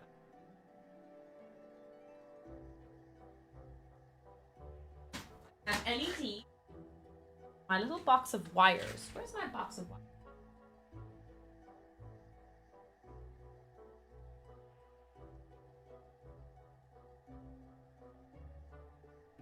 I do wires. And then I need resistors. I'm going to use the 1 kilo ohm resistors. Might be overkill, but at least we'll be sure it works, you know? I have a little thing here. Not wires, tofu. Oh no, they are. There's just a few DuPont wires here as well. We love a good-hearted threat.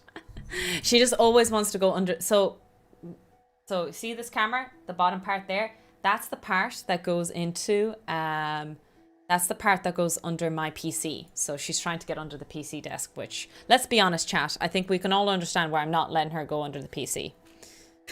Okay, so we have resistor. Light switch. Ah! Bambi!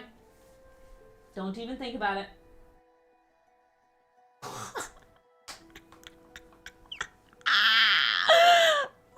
You probably didn't hear it, but she just thumped me. She walked off and thumped me in such... Okay, I hope the camera picked it up. Did you guys see her thump me when I said no? Look at that ploof. Look at that cutie patootie. I'll put her here in the corner there. She's a rascal. She absolutely is. Spoiled rotten. Hi, Kiro. Welcome in. Hello, bloatware. Welcome in, everyone. Happy Sunday to y'all.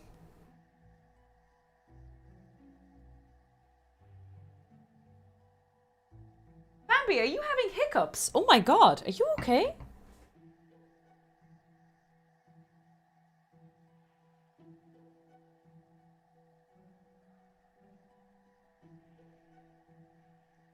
She was doing weird things there. She was hiccuping. I don't think rabbits can hiccup. It was weird. She stopped it anyway. Okay. Oh, and I need a power supply. That's another thing I need. This is what I refer to when I talk about power supplies. It's little bad boys like this. And you can input a power in here source. And you have a 3-volt pin and a 3.3 volt pin. These are classical voltage pins. So, do this. So when you're using a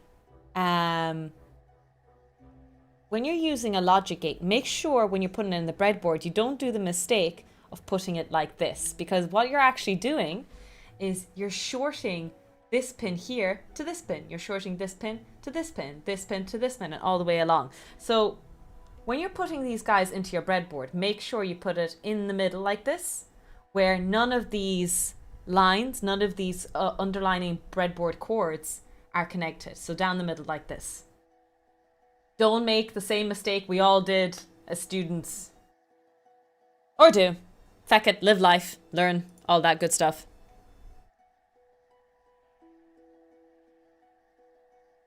Hi, Painting Tentacle.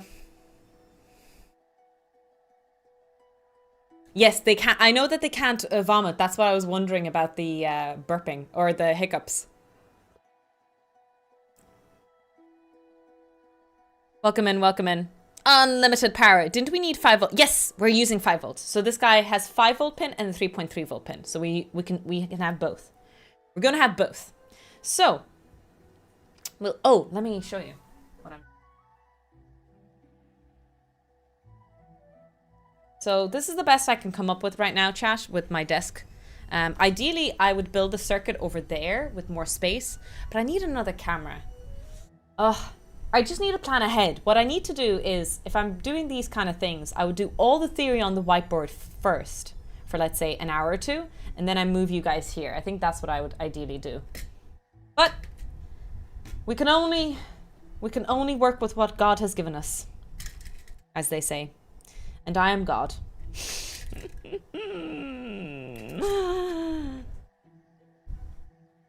Okay, so I need a few DuPont wires here because I need a female connection. I need a female connection from the power supply. So we're going to put in 5 volt.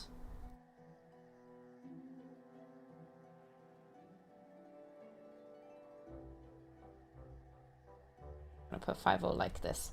And we're going to feed it into one of the cords breadboards here because I'm going to use the power in parallel, or I'm going to use the voltage in parallel. I shouldn't say power in parallel, that's incorrect. So I'm going to use the voltage in parallel. And then we also have the ground. This is the ground. Make sure it's connected. Ground is the negative sign. There we go. So we have positive and negative. So two things, first things first is we're going to power the chip. So from the red port here, we're going to put it in the top one. Reference again the data sheet. So the data sheet the data sheet showed that the top part here is the VCC. The ground then has to be connected from the bottom port here, pin 7, all the way back to ground here. So now we are powering the gate, and we are, what's the word I'm looking for here? Yes, we're powering the gate. So it's going to function. Now we just need an input and an output. So what I'm going to use is we should ideally use multicolored stuff here, but I don't know if I have enough power. Because the current is going to be split, but no, we don't care about the current. Maybe I should just decrease the resistance. But if I have those two resistors in parallel, I'm actually dropping the total resistance. No, yeah, no, that's safe. Okay. Sorry, I'm mumbling. I'm just thinking, yeah, that's fine. Ideally, you should solve the circuit first mathematically.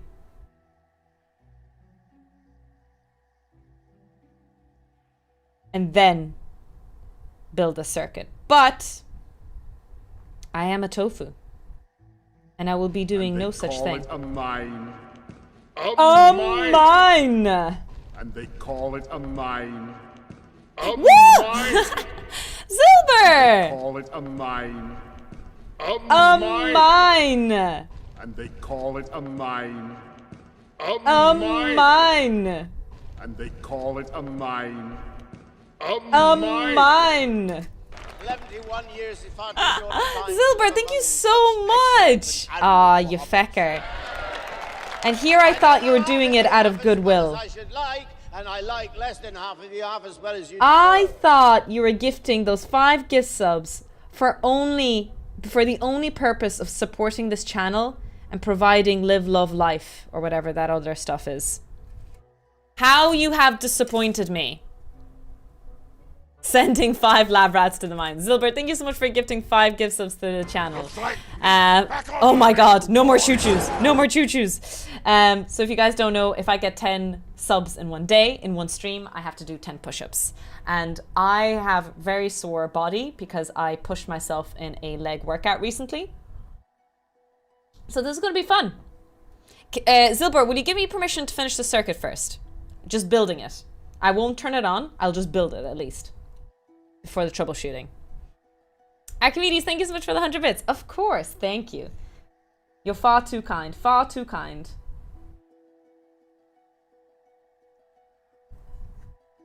So what I'm doing is I'm using the same voltage to power the input LEDs. The voltage going into, well, voltage, the current going into the LEDs and out.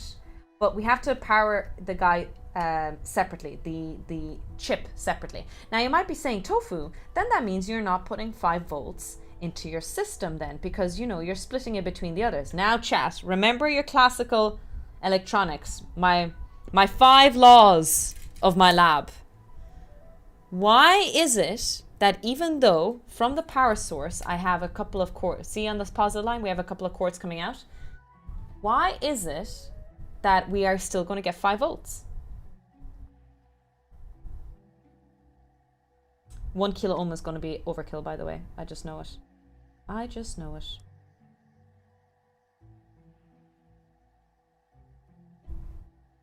One doesn't let the smoke out.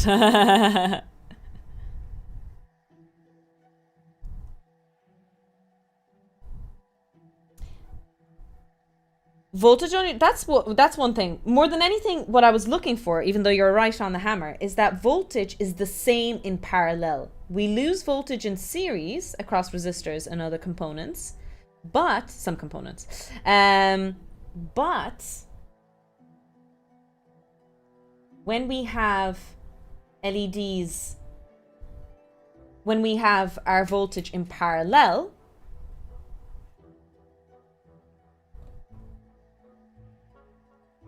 the voltage is going to be the same. Our current is going to split, however. You're right about that, lab rats. Current is going to split, but not our voltage. Our voltage is going to be the same. Okay, so I'll draw the diagram on the whiteboard, by the way. I will do that. But yeah, we'll figure this out. We'll do this now, and then we have a resistor coming out here out of pin 3. So pin 1 is input 1, pin 2 is input 2, and then pin 3 is going to be the output. I'm just ow! Oh, it's just my skin. I was like, what the hell? How did I get a shock? But it's not a shock. It's just my allergies. My allergies! Yeah, no, yellow pin is not going to work.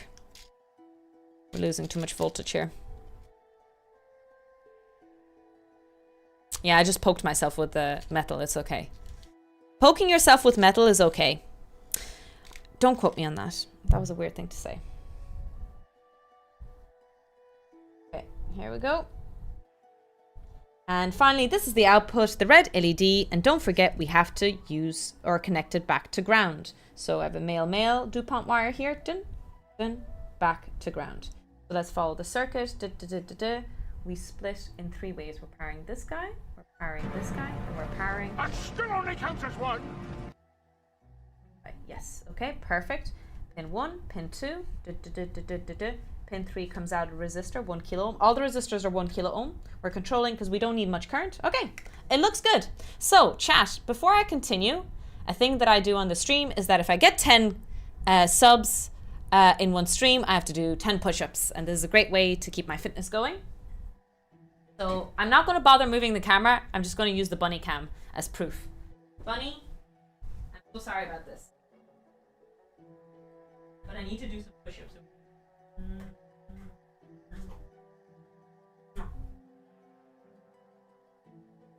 Okay. Here we go. Alright. Right, Bunzo. 2 seconds. 1, 2.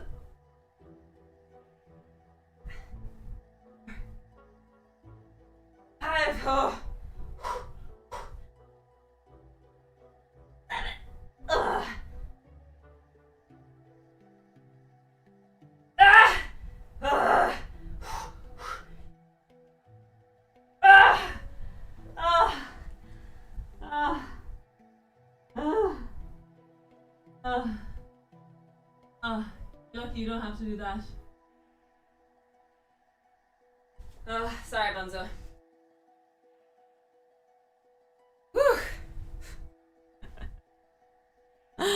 Oh. Whew. Hi, Scooby Dude. Welcome in. Oh, my head is dizzy. Oh, Jesus. Oh, lads. Oh. Oh. That still only counts as one. Listen here, you little shit.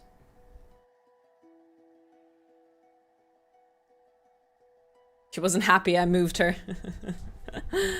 Whew.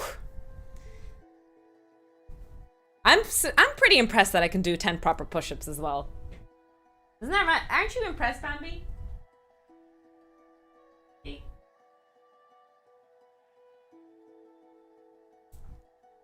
I did 10 as well. Nice, bloatware. Joining my pain. All right, so.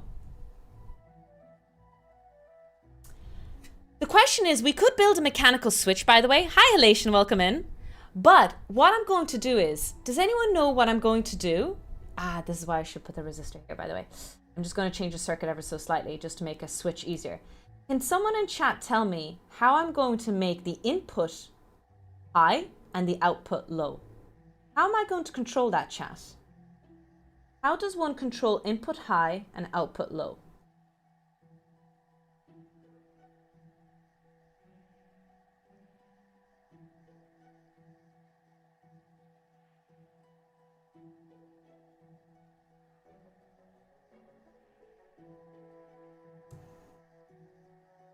Nobody ever knows what you're going to do.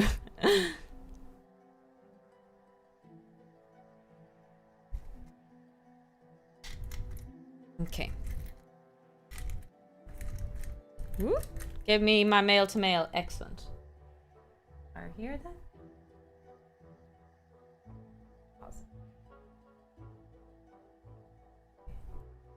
Okay, so we have yellow as input 1, our switch, and red as, or grey as input 2. And you're absolutely right. What we're going to do is we're going to basically switch from the power source. We're going to switch from the red line to the blue line, from the positive to the negative, to the ground. That's exactly what we're going to do. So it's going to be either 0 volts or 5 volts going in, theoretically speaking. So let's see what happens. At the moment, everything is powered. If I've done everything correctly, all LEDs should light up. What could possibly be wrong? If I, like, what could possibly go wrong here as to why things won't light up? Obviously, there could be something not working. The LEDs could have popped. I could have built something incorrectly. But generally speaking, because we haven't done the maths, what do you think might be the problem? Well, we'll share our thoughts now, but I have a thought. I know it's a rare incident, chat, but I do have a thought as to what might go wrong here. LED have resistors? No, so the LED itself doesn't have resistance, but the LEDs in resistors might be too high. That's what I'm worried about, Wombat Hole. So, let's go. Let's see what goes, what happens. Hi, Panda Boxer, welcome in. I have my plug here. Oh, can reach tofu. Here we go. Let's hope nothing blows up. Let's go!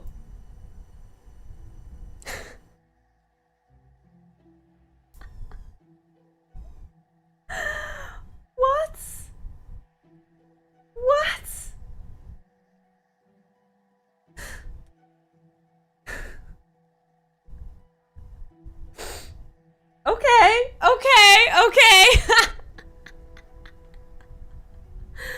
Let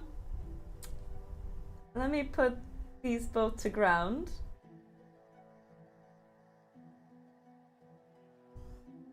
Interesting. Both switches 0, 0. It lights up. And if it's the opposites, they both. Okay. So this is not even a mistake of, oh, Tofu, maybe you have the wrong gate. There is no gate where I think. Is that a... No. That's what I just tested there. So what I might do is I might remove the resistors. The 1 kilo ohm might be too much. Do the LEDs work? That's a good question. We could test that really quickly. But let me just do one quick thing. Because they're in parallel as 500 ohms, I'm dropping... Let me think about this voltage drop. If a 5 volts going in, we need about... Is it?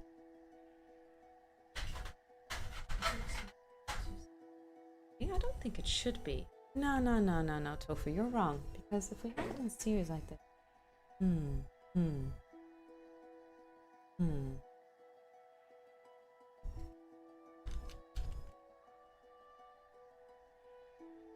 Are all three? Yes, they're all 1 kilo ohm. It is, Alinza. Playing with circuits and being a programmer has a lot of similarities with, you know, troubleshooting and bug finding. There's definitely a lot of my LED just dropped. There's definitely a lot of overlap there for sure.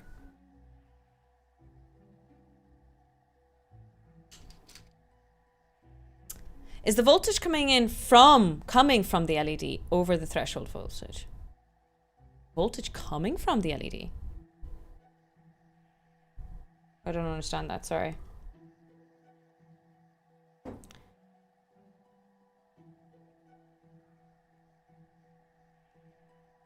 Oh geez, I don't get that.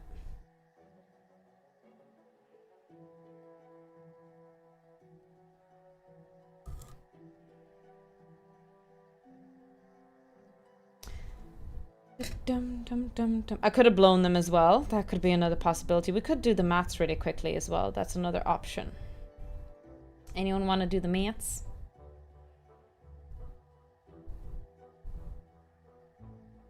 Ow. I just poked myself.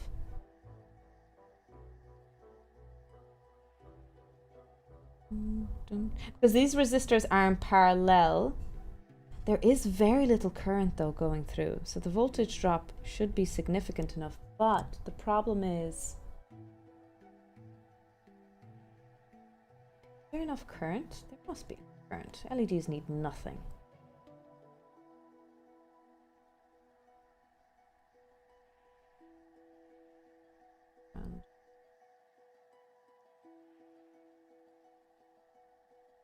Oh, am I shorting? No, not short.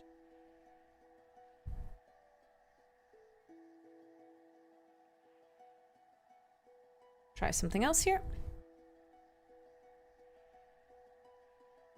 I understand, chocolate mints. We'll try this for now. It's okay.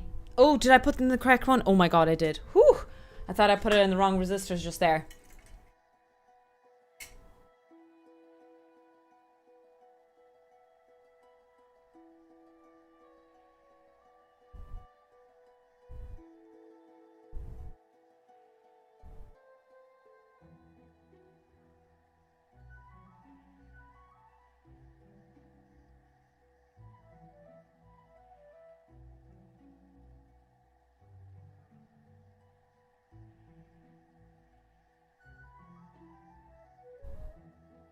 I've decreased the resistance to 330. Look, the worst thing we're going to do is we're going to blow an LED. And honestly, we haven't been doing that enough. I'm very disappointed in us as a community chat. We could be blowing up more LEDs. I'm just saying. You could... For lab rats who keep saying we sabotage tofu, y'all need to be sabotaging me a little bit better. Just saying. Just saying. And let me put the switch in.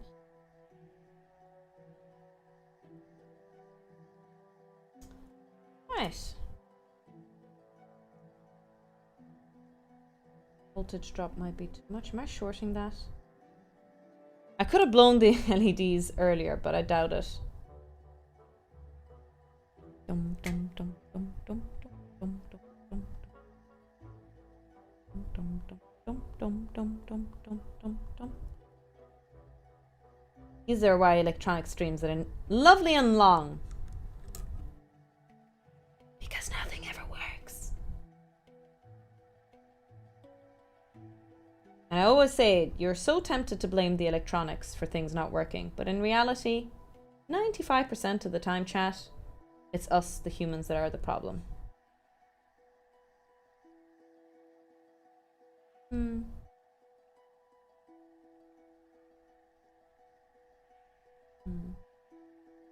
I'll double check the schematic again. A long bunzo. Oh! Oh! Bambi is so bored of my lesson. Jesus Christ. She's absolutely exhausted from me. She wants nothing to do with me. Yeah, no, I'm using the correct schematic. The chip is on the top side. Yep, okay. I'm using the correct schematic. All is good.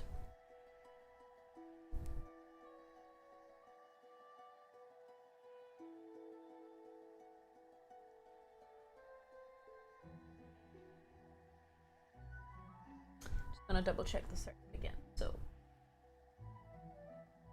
5 volts.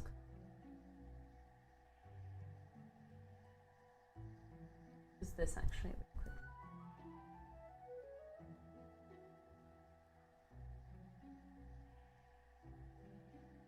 Okay.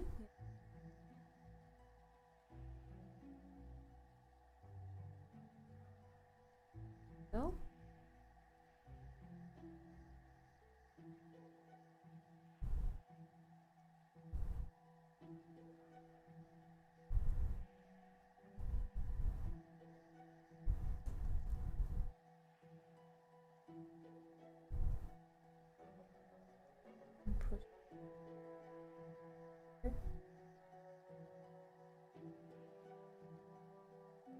Here. 3, 2. Output 3. No. I have it connected correctly.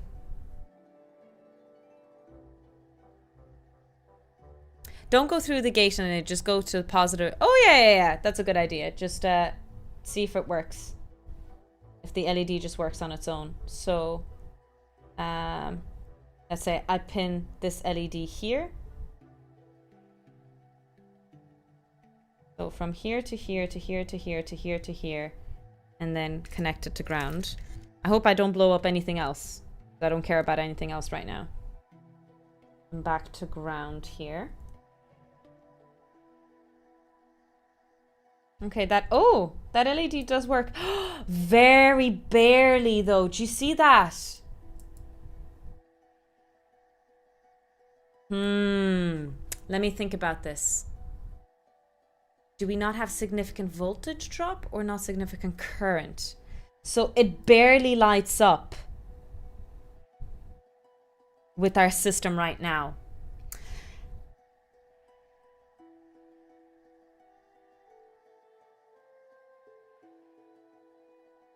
Yeah, okay, let's try a smaller resistor again, but that doesn't seem right to me.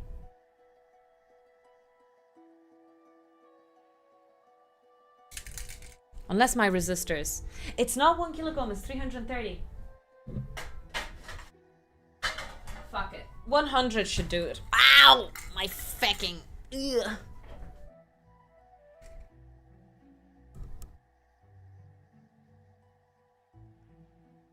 LEDs the wrong way. No, because if it was the wrong way, it would have been incorrect because I only moved the leg there. Does that make sense?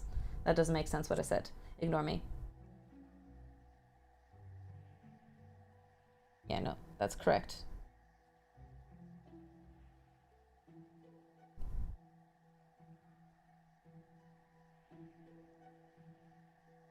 Oh, actually, before I do that again, what I should do is power it again with the smaller resistor and just see what happens with a smaller one.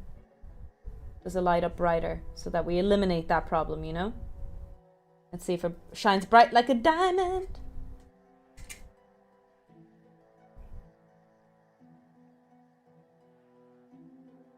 What the frack? The diode may be on its way out. Exactly, it could be. It could be. So let's test this setup now. It is a little bit brighter.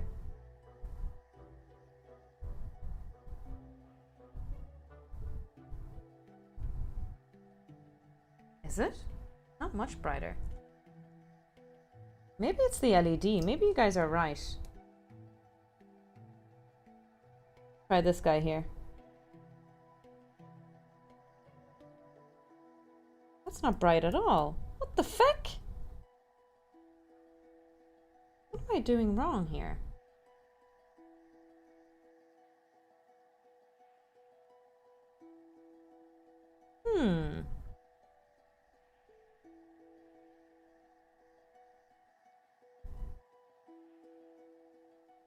Yes, the polarity of the LED is correct, yeah.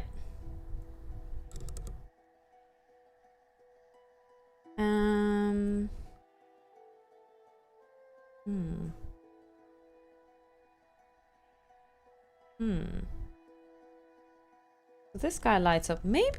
Is it the LEDs? Fuck it, let's try it. Let's try another red LED for argument's sake. Try the yellow one. Yeah, that's another option. But the yellow one needs a significant increase in voltage.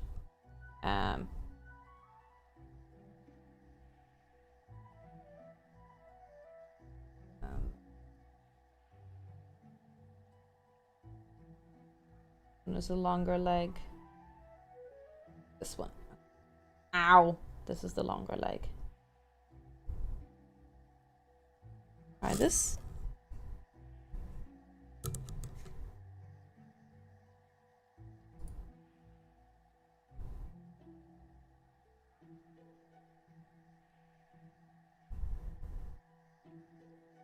Yuck. Okay, it doesn't light up there. Yeah, no, I think I'll just separate everything and just build a circuit here and just hope for the best. See what's going on. Let's do some quick mental maths. I think a yellow LED is something like 2.2 volts, maybe. So, 1000 ohm resistor should do this, but if it's 1000 ohm, 5 volts.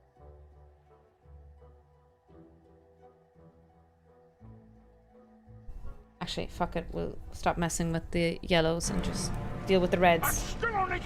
That still only counts as one. So let's do this. We'll power this directly. And then this is ground directly. Okay, so directly powering it, 100 kilo ohm resistor. Turn on. Very weak LED.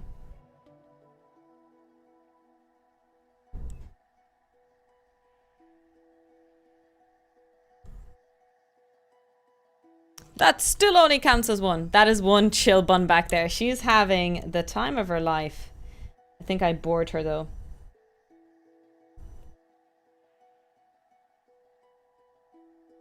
Barely lighting up. Am I doing this maths right?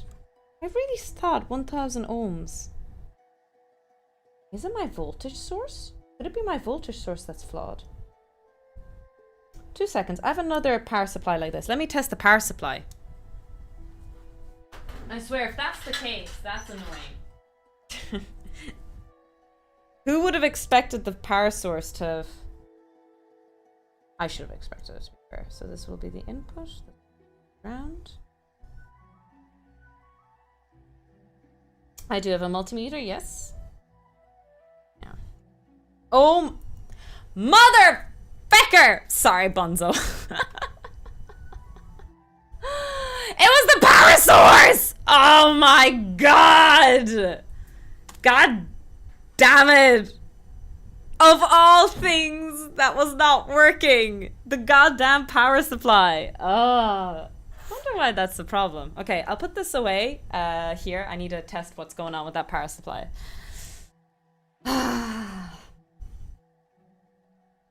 Of all things not to work.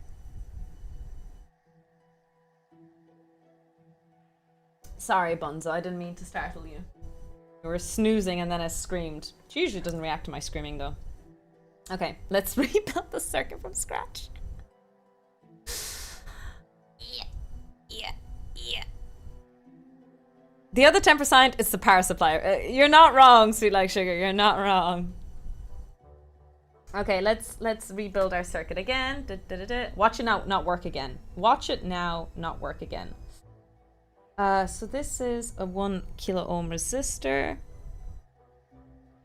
I'm going to put 1 kilo ohm back in there, chat. Oh shit, I don't know what that resistance is. This is 1 kilo ohm anyway.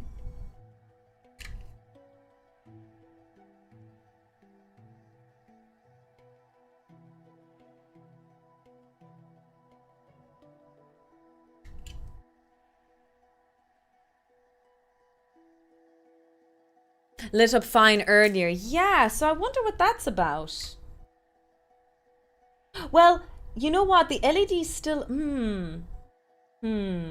Let me think about it. What could have caused that? It is an interesting thought.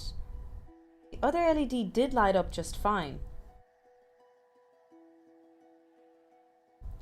It could be that the power source was like limiting current. That could have been a thing. If there was like an like a inbuilt current limiter, because we're dividing, because we have so many things in parallel from the source. Maybe it panicked. Not sure. Oh, son of a bitch. Sorry.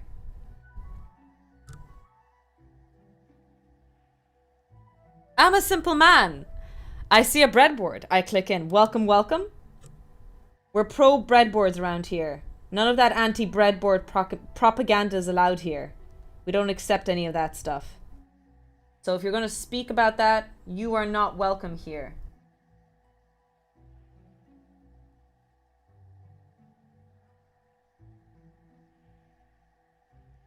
Five volts. Power. This. Okay, let me just check the circuit again. Make sure nothing's shorting. A lot of things. Powering that, excellent. The grey switch is powering this first resistor. Okay, that's the other LED, perfect. Perfect. What's red LED doing? Just shorting something out of nowhere. Okay, looks good to me. Okay, let's hope this one works now. Cross your fingers and your toes, chat. Cross your fingers and your toes. 5, 4, 3, 2, 1, blast off! Son of a bitch.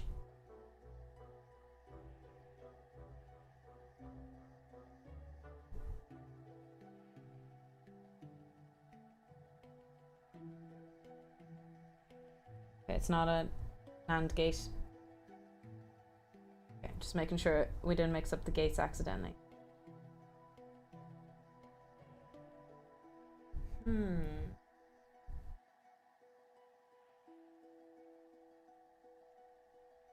Let me get my voltmeter. Feck it. Houston, we have a problem.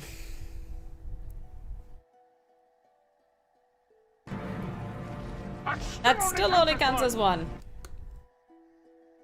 We therefore reject logic. Let me just check. Pet the breadboard. Well, nothing exploded, which is good. That is true. That is always a win. When nothing explodes, that's a win. Let's just measure what the voltage would be, or is, across the LEDs. If there's no voltage across them, yeah, then we're dropping too much voltage across the first resistor then.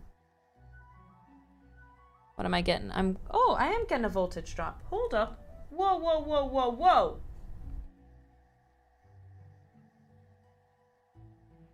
.47. Oh, okay. So we get 0.47 volts. We need way, way smaller resistors then. We're dropping too much voltage across the 1 kilo ohm resistor. Let's do about 220. 5 times smaller. Now, 100 ohms should be fine as well. But again, I'm wary about the current, because the current is absolutely going to destroy the LED immediately. Ow. By the way, usually when I say ow, I'm not shocking myself, in case you guys are stressed or worried about that. Not because I'm shocking myself, even though I'm a shocker of a human being. It's just because thought process here. It's just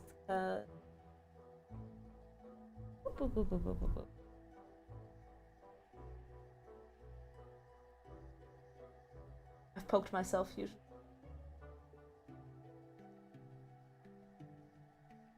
Two centi ohms. That's one way of putting it. I've never heard of that, but yeah, we don't use centi other than centimeters quite often in units. Or deca. Actually, deca we use in chemistry a little bit. All right.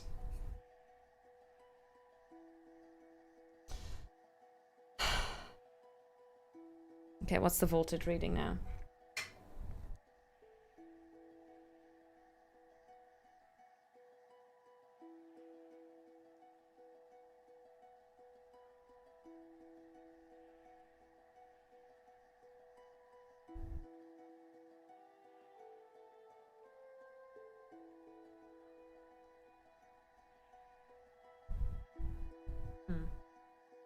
I'm not dropping any voltage across it.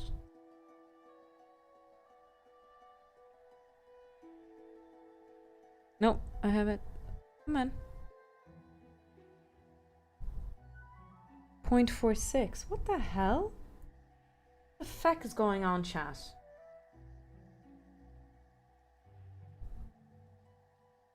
How am I not supplying enough voltage here? I am. What is wrong with me? I mean, there's a lot of things. Don't answer that.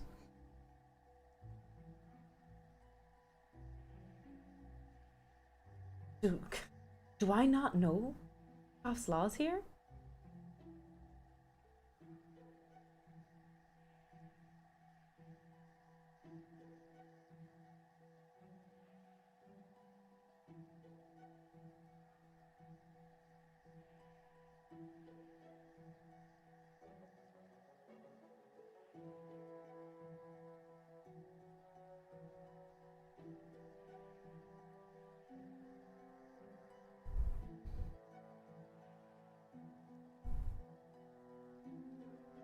No voltage drop. That means there's no current.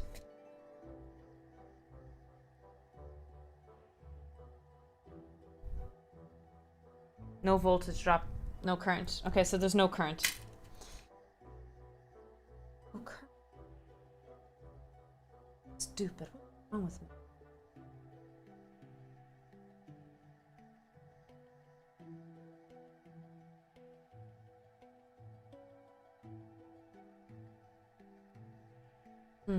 Monzo, what do you think?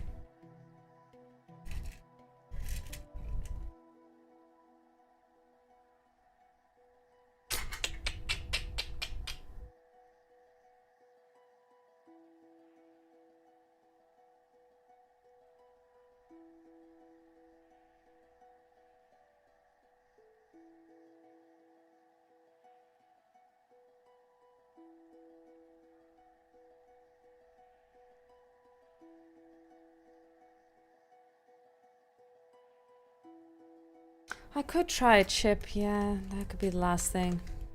For now, don't use the red LED at input. Oh, I see what you mean. Just use input directly without the LEDs. Do you know what? Let's do that. Do I need a current limiter? Do we need a current limiter going in to the chip? What do you think, guys?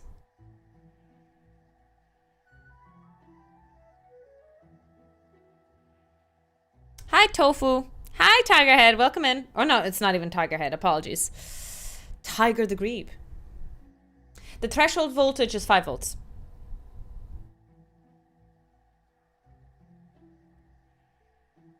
Let's see what the current limit. Does the data sheet have it?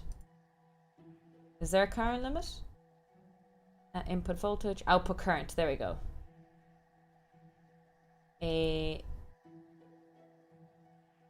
Oh, okay, wait a second.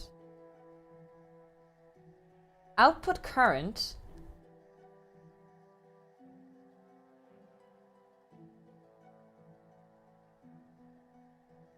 $8 milliamps?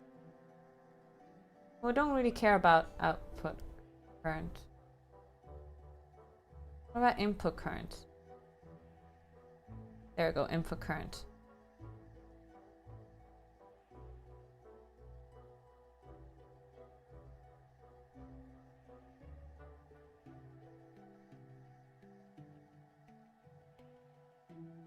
Supply current. Oh.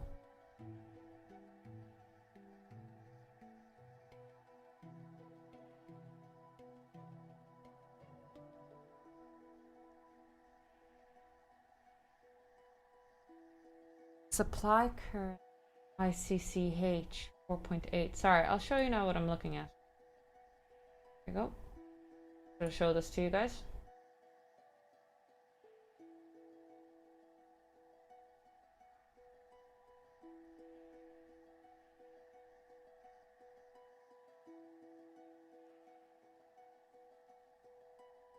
Fuck it, if I blow it, I blow it. Whatever. Let's try it. Let's just put this directly in input. So this in input, this in output. Should turn on. Hopefully nothing will blow. Stand back, ladies and gentlemen. And we have on. Next stop is we have just one off. We put one to ground and it should turn off. It works! Chat, it works! Okay.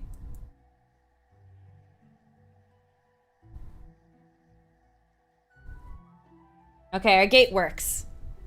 The gate works without the input LEDs. Now, I'm still pissed off that it doesn't work though. Okay, so if you're watching the circuit, what we're doing here is we have two inputs, two positives. Then I switch one to negative, another one to negative. Switch back the other one to positive if you want me to switch between the two, and then both of these guys are negative. It will only turn on if both are positive, and this is a classical AND gate. So it kind of sucks that I don't have the visual representation of on. I need to look into it. I don't know why it's not working. I'm very sus about this.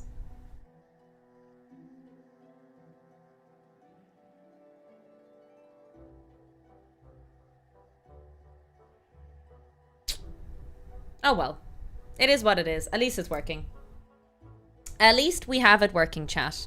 It's definitely enough voltage drop. But yeah, we're basically not getting current. If we didn't get current at all in the inputs. I see a loaf bunny. She is loafing. I should get another light here so that I think the camera quality increases as well if there's light directed at her. But I don't want to direct light at her either. It's probably not a thing.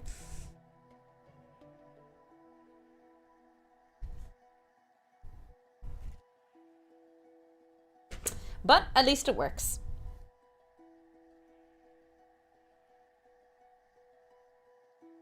Let me blow up an LED. Chat, hold up. Let me just blow up one LED. It'll be fine. It'll be fine. It's just one. We're just gonna blow up one LED.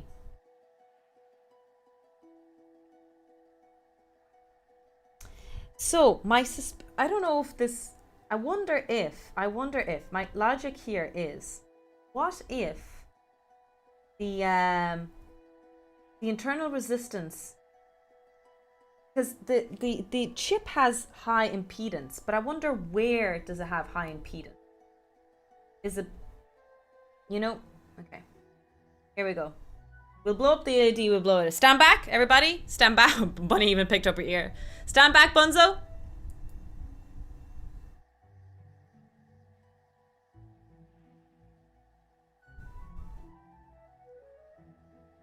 Nothing. Never mind.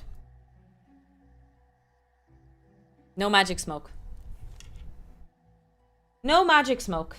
Not today, Satan. Not today.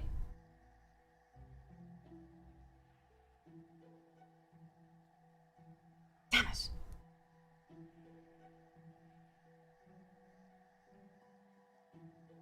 Man. I'm sad. Alright. Anticlimactic explosion, yeah.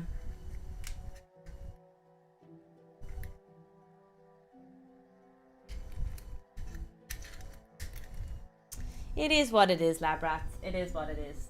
Well, to be fair, this was my original idea anyway. I wasn't planning on putting the lights for input, but it's just annoying that we spent so much time on it. But it is what it is. Instead of putting the LEDs in series with the chips, you could put them in parallel.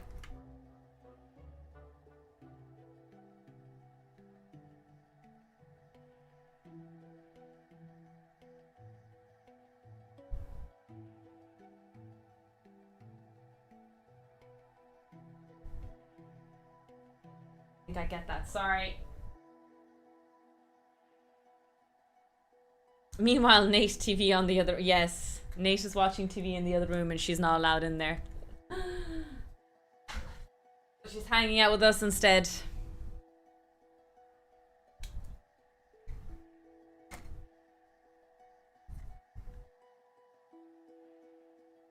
Okay.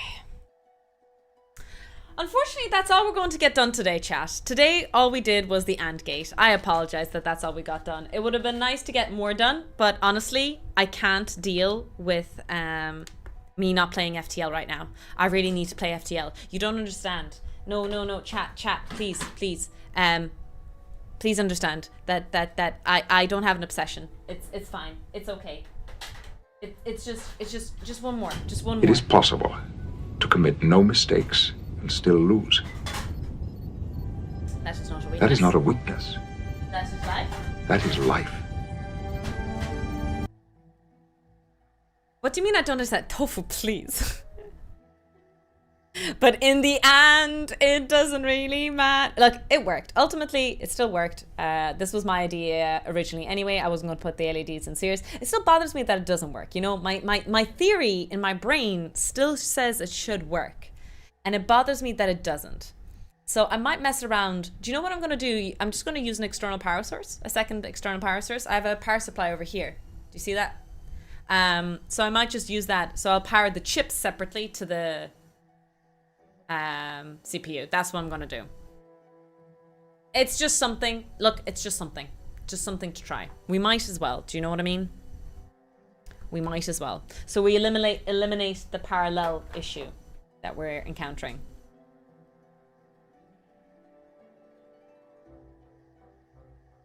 What do you think, Bunzo? Do you think that's a good idea? It's okay, you only saw like one tiny meltdown anyway. May I ask what you were trying to achieve that didn't happen? So, our AND gate works. We were just basically trying to replicate the AND table. Children, what do you want to do tonight? The same thing we do every night, Pinky. Try to take over the world. Yeah, so that's all we wanted to do. We just wanted to get a logic gate of an AND gate, but we wanted a visual representation of input and output, high and low, by having an LED input. And so when they're on or off, they would light up accordingly, but it didn't work. Specifically, what was interesting, oh, it was always off. It was always on. That could have been just a false statement though. Yeah. Let me turn this on. I'm going to call this LEDs.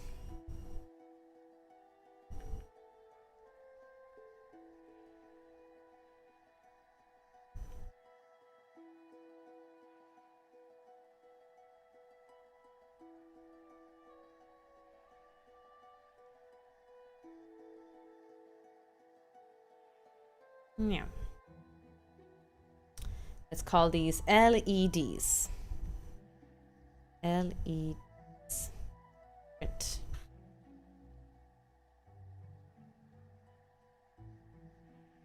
Just making a new label.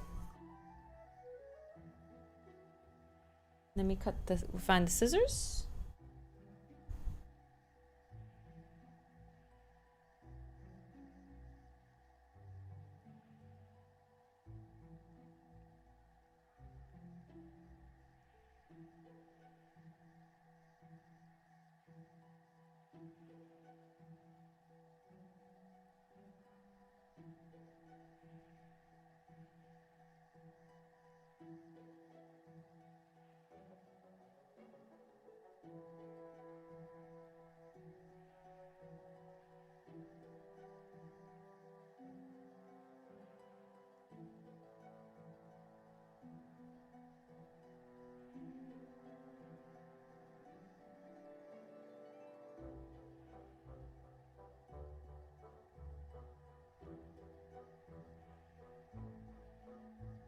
Okay, sorry.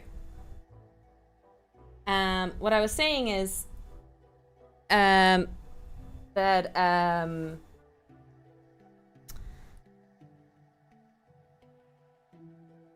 if I made a mistake, that's completely okay, but don't speak to me like that. Don't write to me like that. I don't treat you and other people like that when you guys make mistakes in chat. It's quite rude. And I would never speak to my student like that. I will never speak to a colleague like that. And I put you on high regard, and you shouldn't speak to me like that. We have even a rule like that in chat. So if you have suggestions, if you have corrections, you're more than welcome to participate. But you have to be, you know, speak to me properly. Bambi chewed the cord telepathically. She wishes. She wishes.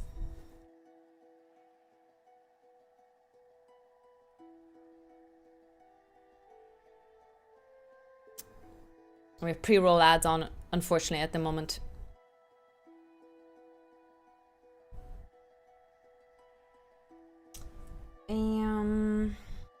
Exactly. We're all learning. And even geniuses make mistakes. Even non-geniuses make mistakes.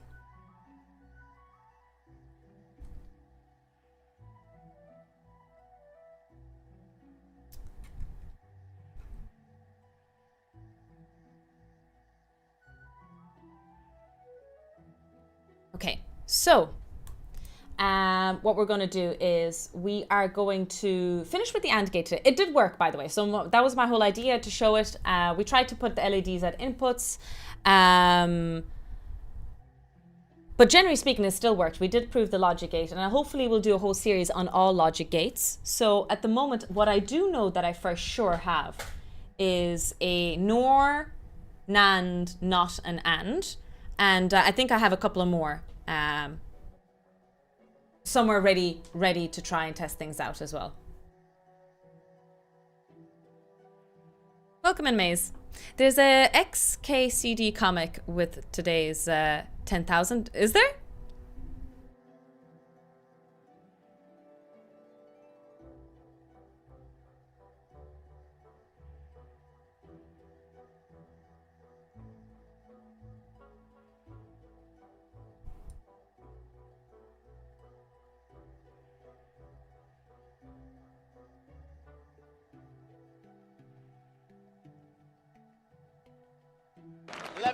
Years is far too short a time to live among such excellent and Incredibles Buffoon, thank you so much for gifting 5 gift subs to the community. You're very, very kind. You have as well as you deserve. You're so kind giving so many gift subs. Holy smokes. Really, really appreciate that. Good news, everyone. Good news, everyone. Buffoon is here. Thank you so much.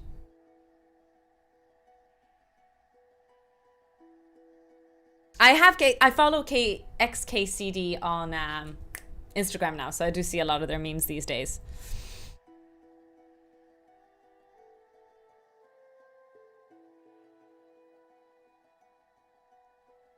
Maybe we can use a fountain pump. Thanks for showing us the mistakes too. Listen, I wouldn't have gotten where I am today if it weren't for mistakes. And I'm gonna be honest with you. I've described this all the time, by the way, with my PhD.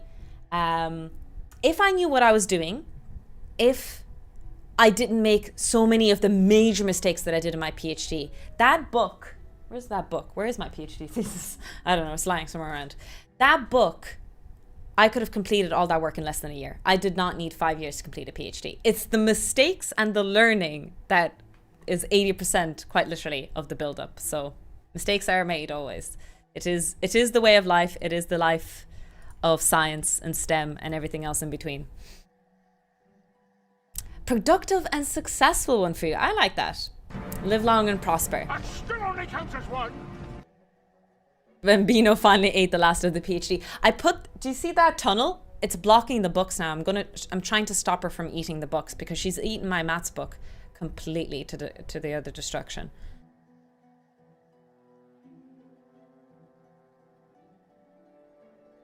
But yeah, I hope I have a productive week too this week. There's a few events happening next weekend. I am looking forward to hanging out next weekend with you guys. So Friday we're doing our birthday celebration. We're doing a 10-hour stream. That's going to be exciting, starting at 2 p.m. because my birthday is on the 9th, but on Friday we'll just stream all day. And then at midnight we'll pop a bottle of champagne and celebrate my birthday. The big 3-0. The big 3-0.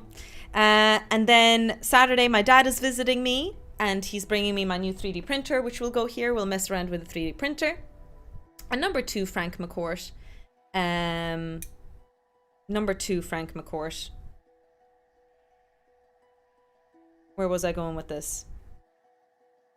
Oh, Sunday we're having a Tofu Tech Talk with our first physicist guest. And number 3, on Monday we're on the front page playing Oxygen Non-Including and teaching physics. What 3D printer? I think I got the Bamboo A1. Now, I gave Dad like 2 or 3 ideas, depending on his budget. And I think I got the A1.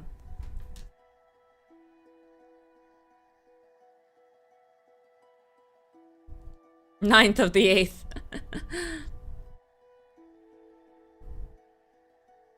That explains why Bun is staring at the tunnel. I know. She's like looking at the books that she wants to eat. She's like, hi, precious.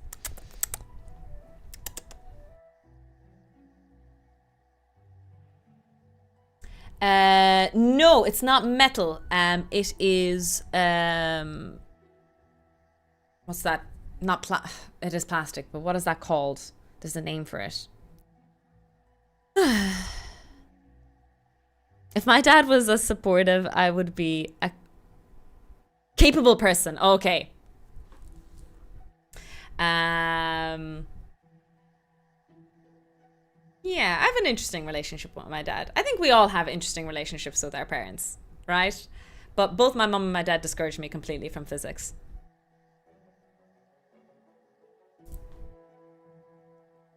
They were very, very unsupportive of my physics path. But here we are today. Here we are today. I always make this joke as well. And I like this joke because there's an anecdote there. Dad always used to tell me that I should stop talking so much so that I seem like a smarter person than I actually am. And then I made a career out of yapping. Sometimes the jokes write themselves. What did they have against it? You have to understand that my parents come from the Soviet Union, and which wasn't actually quite sexist. They are sexist to a certain extent, absolutely, but there isn't the sexism in the Soviet. There wasn't the sexism in the Soviet Union of women aren't capable. It's more practical. A concept that women are capable, and they've shown it many, many times again. There was women working, like Lenin was quite a feminist because he needed women in the workforce. But there's really cool propaganda out there of posters of Lenin encouraging women to work. But it was more so of the idea of reproduction, that it was more practical and more acceptable of women raising children and having a job that wasn't as demanding, as in something that you couldn't commit full time. While if you were a physicist or any scientist for that matter, that's a life calling, that's a devotion. Even if you were a man doing it, you wouldn't be able to dedicate a lot of your time to your family coming home. Do you know what I mean?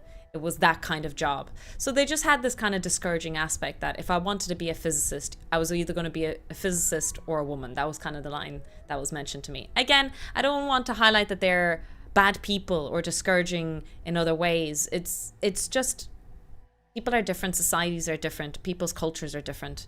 And this is just one of those things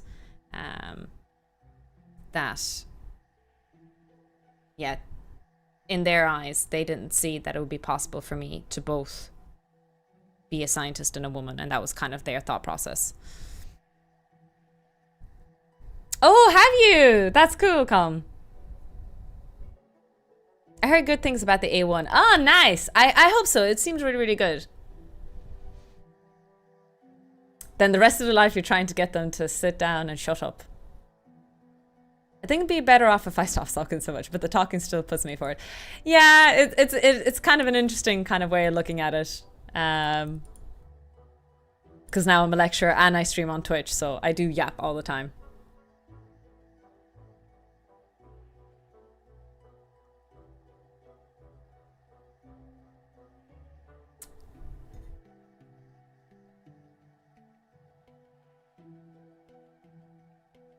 Again, I love my parents. They're really good people to me. We all have our problems with our parents. Absolutely normal stuff. But they just grew up in the Soviet Union and they had a different mentality and a different life. And yeah.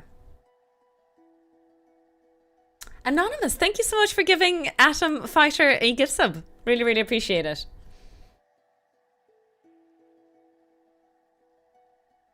That's amazing. Atom Fighter, I hope you enjoy some of the wonderful emotes created by Medjay.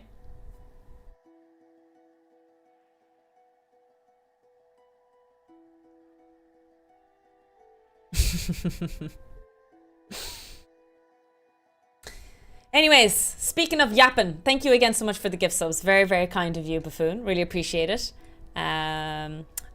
Jobs. So my dad couldn't afford to sustain 3 daughters after the collapse of the Soviet Union. So my dad was looking for jobs elsewhere, and he was a programmer, an applied physicist. So he was sought.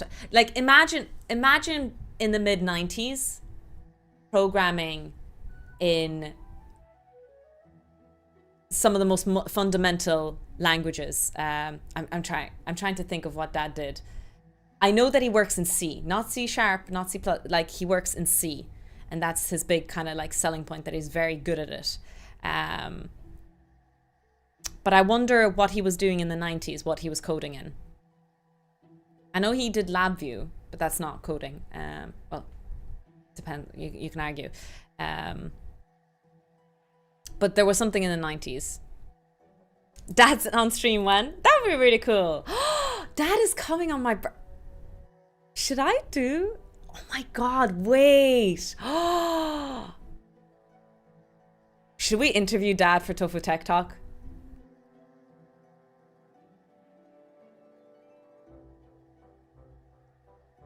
That would be really, really cool. Oh no, Python is a very high. It's very indulgent. I love it. I mean, it might be cool having Tofu Daddy Tofu on stream.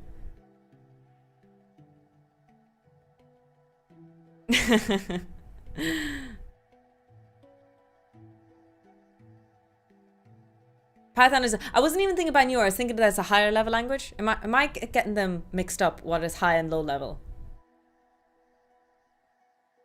Am I being stupid? Did I mix those two terms up? MATLAB... sorry, Python is a higher level language, right? I'm not being a silly tofu. Okay, good. Would he be stinkier tofu? I guess so, yeah. We'll have to ask what kind of tofu. You said fundamental. That's true. I did say fundamental first. I in my mind, fundamental is low level. Paramount, high level. But I should use high and low level, yes. Yeah, exactly. Higher level is an easier language to write in, generally, than a low level. That's the way I was kind of thinking. I've just rearranged a few stuffed tails. Welcome in. We even have a bunny cam now in the corner. Hi, Bunzo. Oh my god, you made such a... Ouch. Ouch. Ow. Ow. That poo. That's poo.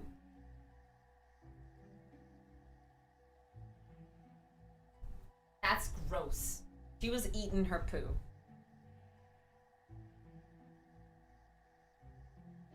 You want to sit on my lap?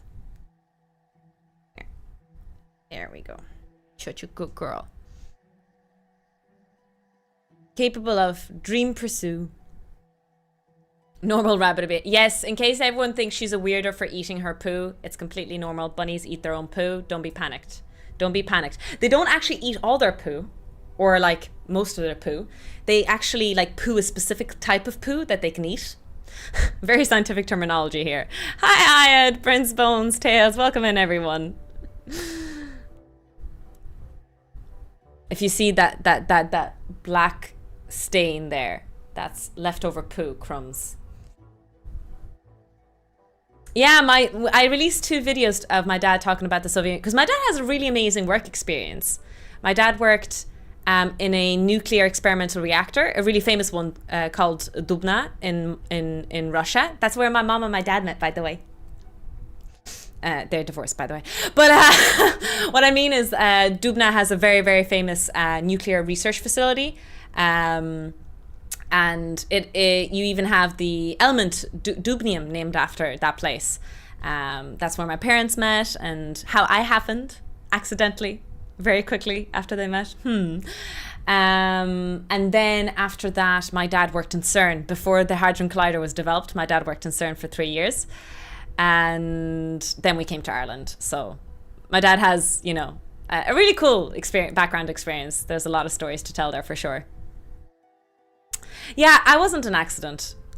In fact, out of all my siblings, I was the only one on purpose, and it was because military enlistment issues, basically. In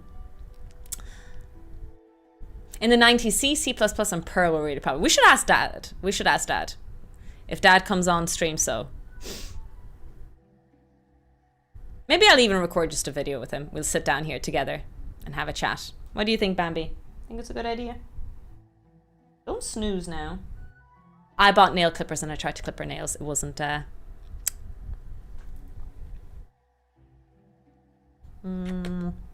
It was not successful. It was a complete disaster. I'm going to take you to the vet. The vet will clip your nails.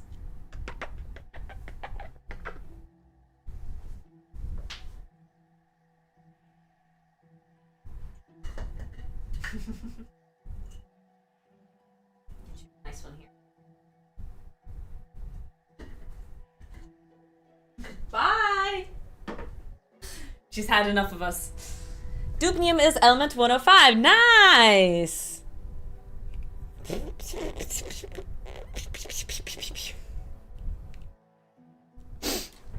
Hair, fluffing hair in my face.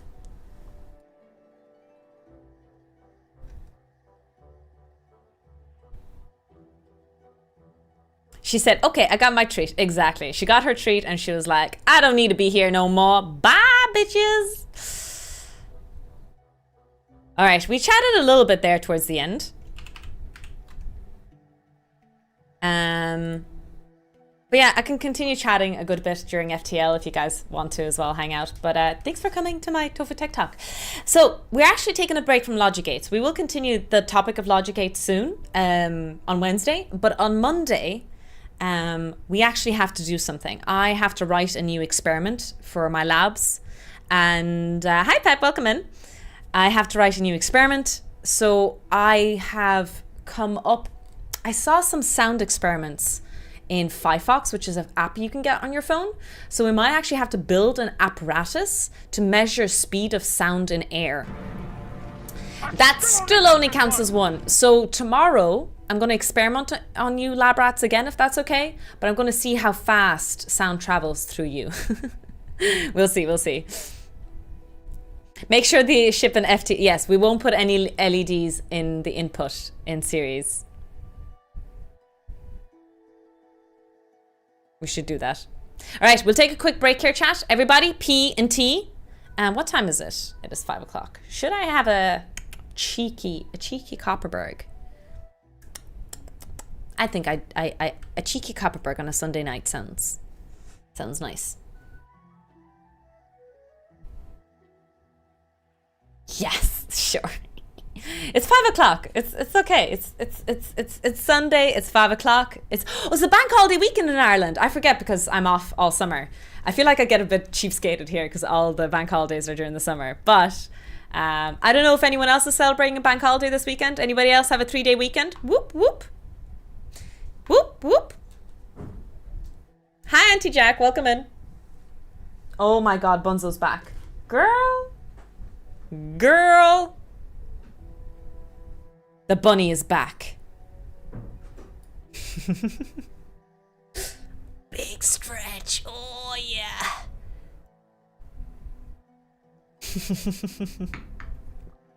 Nope, worked. Aww.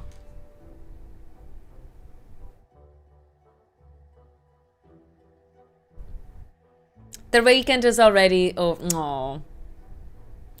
She decided to see if she can con another treat from you. Absolutely. That's exactly what she's looking for. 8-day weekend to Stuskarsa. Nice! Wait, it's the 3rd of August. I think I have 2 weeks left before I have to go back to work. Chat, we are so close to 10k followers on Twitch that I will organize something special. Bee's just completed her 24-hour subathon. Has inspired me, but I don't know if I should do that. What do you think, Bunzo? Should we do 24 hours? I don't think you'd be very happy hearing me talk all night, Bambi. What do you think?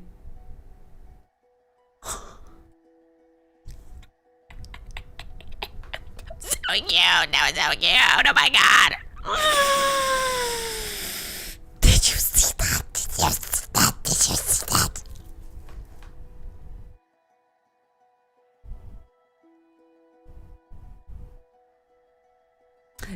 Bees did. She got sick, hacks. She vomited like.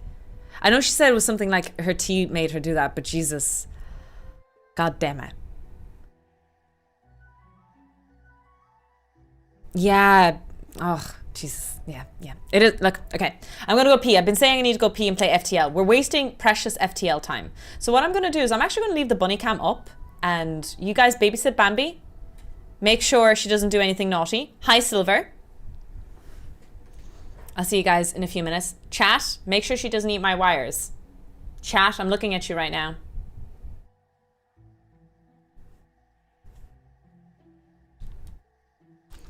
Nice Nexus.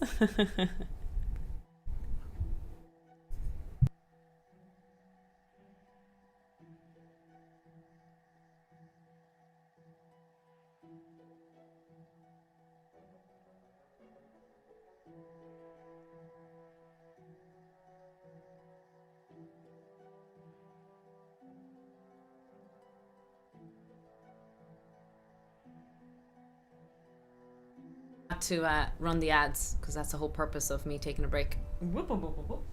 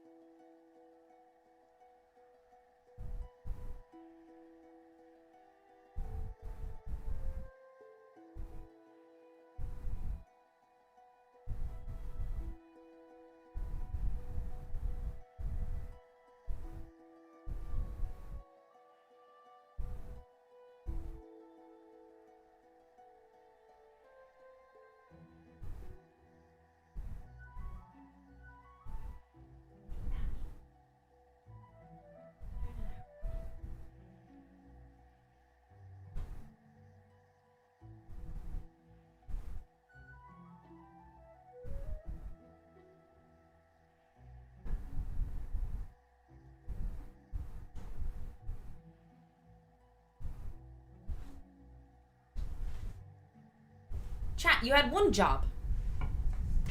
You had one job to mind the bunny, and she's fucking escaped. Under your surveillance. I can speak, I promise.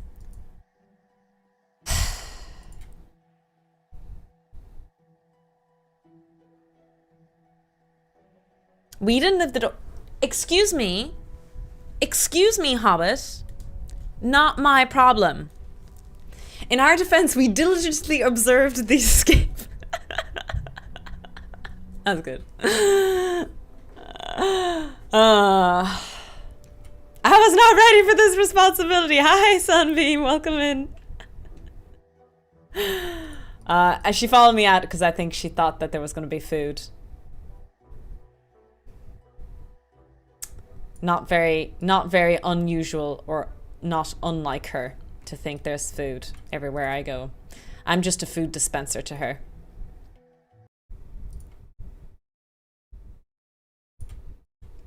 Now, who's ready for Tofu's greatest adventure yet? Oh, all right. I'm so excited to play FTL. Let's go, let's go, let's go, let's go. I've been so lucky. Obviously there was a bunch of games that I was forced to play that I might not have enjoyed as much, but before that, and yeah, basically, what was it that I played that really started off? I think it was Cult of the Lamb, City Skylines, Expedition 33. There was just a bunch of games back to back that we played that were so bomb. Wait! I can't play a new game? Wait. Oh, okay, I kept all my... Okay.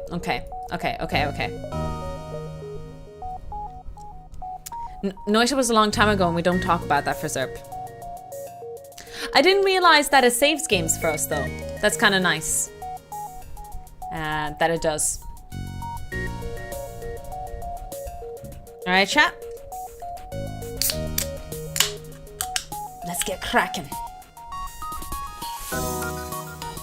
Enki Medbot Dispersal. Enki Nano Medbots heal the crew outside. Ah, that's what that was. Okay. Okay, chat. Should we have... I think we need a better team. Oh, it's not Copperberg. Sorry. I'm what they call a cheap fecker. And it's Sotma. It's the little knockoff of Copperberg. Mixed fruit is the answer.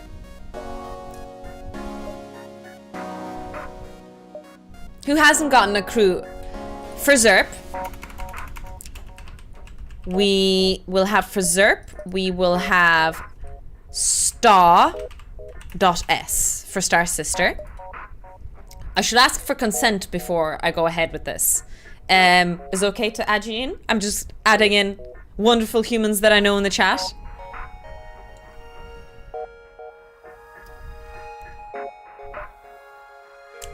For Zerp and Star Sister consent, excellent. What is the game about? Jack? The game is about, it's basically Star Trek Simulator is the way I try not to kill chat. I'll try. And I'll name chat after, as we get new people, I'll just name chat in there. Boldly proclaim in the chat right now if you do not want to be named in the next 10 seconds. Otherwise, I'll do it at random. The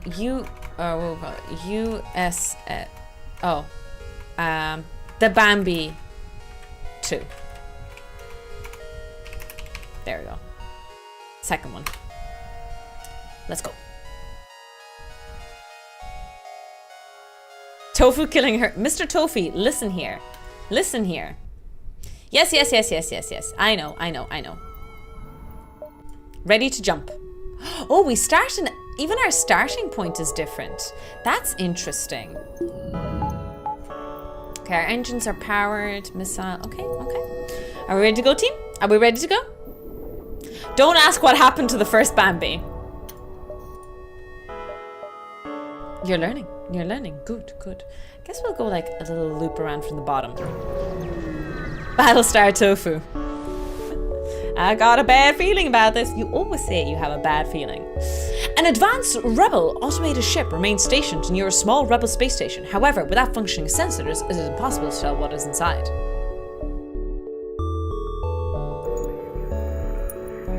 Oh, I should have... Poop. We should have shot it. I thought I'd get something out of that, but I don't think I do. It's Earth! You arrive at a populated sector. One merchant seems to be mass broadcasting a request for a mercenary ship to aid him. Great, I was worried no one would respond. My usual carrier is days late. I need you to deliver this cargo of drone parts to a small station a few jumps from here. We can't afford to pay another carrier, but they will surely tip you generously. All aboard the Tofurian. Great, I uploaded their location to your SAR system. I'm running out of options, so I've no choice but to trust you that you'll do whatever you have we've agreed on. Oh. Interesting.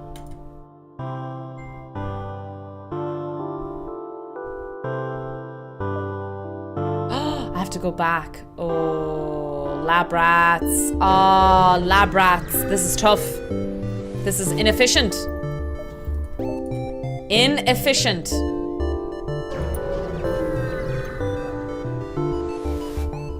A few jumps. I know! A few jumps all across the feckin' map. You detect an automated rebel scout attacking a small refueling outpost. Detecting your higher threat, the automated ship moves to engage your ship. Okay.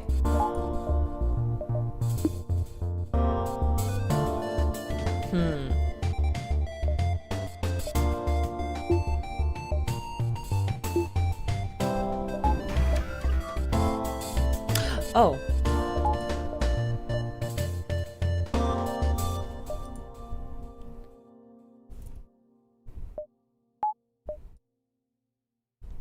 Let's shoot the shields. Pew, pew, pew!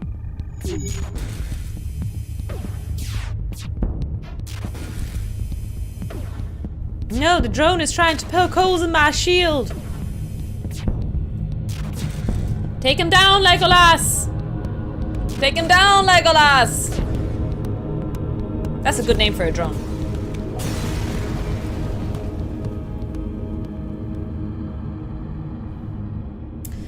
The ship breaks apart and you quickly salvage what you can. The outpost hails after the scout was destroyed. Thanks for the help! We've been harassed non-stop by these scouts. Take this on the house. Yeah, boy. Let's go! Let's go! Legolas, what do your drone eyes see?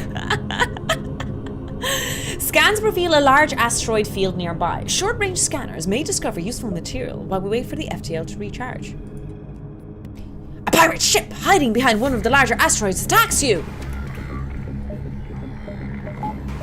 Engage! Thrusters!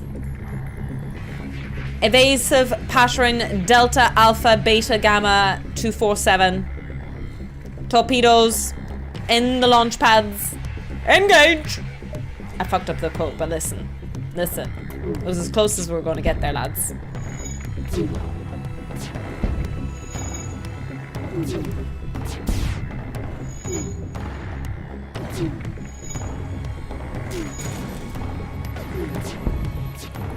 We have no hull damage yet, which is pretty awesome. Everything is awesome. Who's manning the guns? The guns is Jack. For Zerp is the pilot. And Star is in the engine room. She's our engineer. Ooh, I like the augment.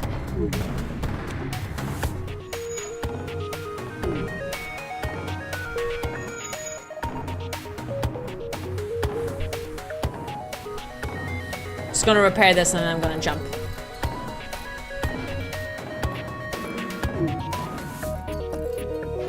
Nice, jump before trouble hits.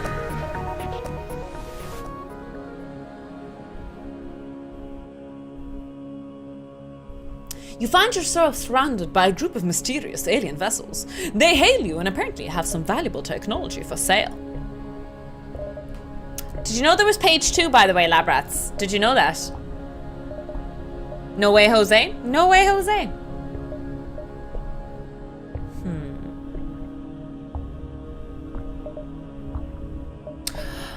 Allows the ship to collect 10% more scrap. So someone said this was actually really, really good.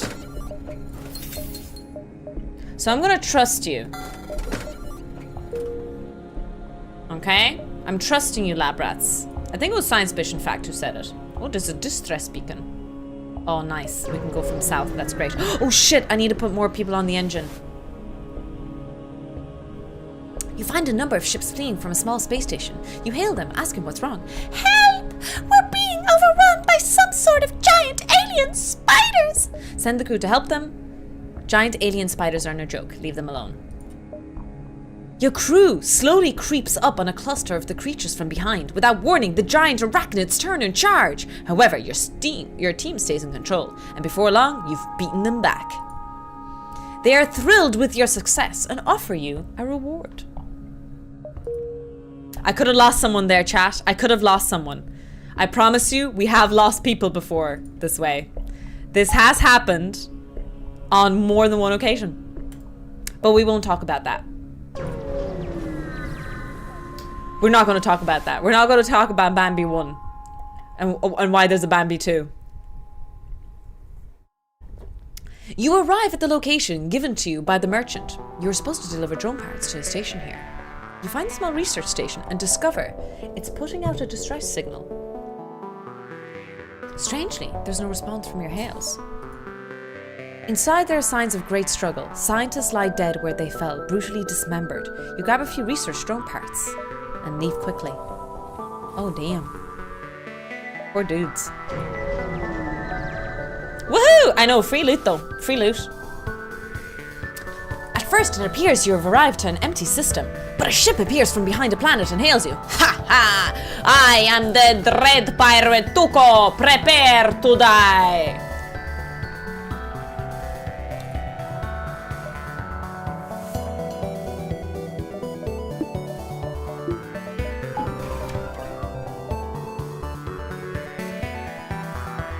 Pew pew! Pew pew!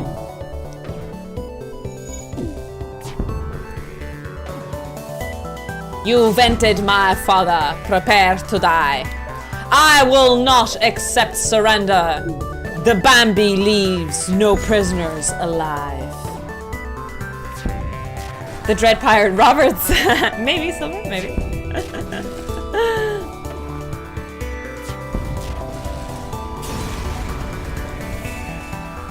The ship explodes, leaving behind a substantial collection of you. Actually, if I remember correctly, this was not beneficial. Is it better to let them walk away, generally speaking, or it seems to me letting them run away is better. But maybe there's just like, it's a gamble. The perception of reality is more real than reality itself. Hi, John. It's better to kill the entire crew, but keep... Oh, I can't do that until I get the teleporter.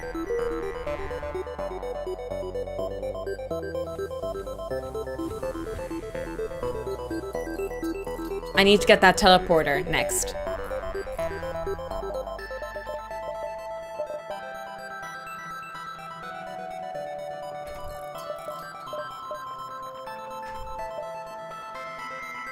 Star Sister, thank you very much. Back to the engine room. Torres. I'm not dead yet. I know. Do you know what music is amazing, Logitech Gal? The one, what is it? What are they called? The Slugs. The Slugs music. Oh my god, it's so good. Oh, I shouldn't have done that. We're going to the store. Ah, well. A transmission from a nearby planet indicates an outpost below which offers supply to travelers. You send down an away party to check it out.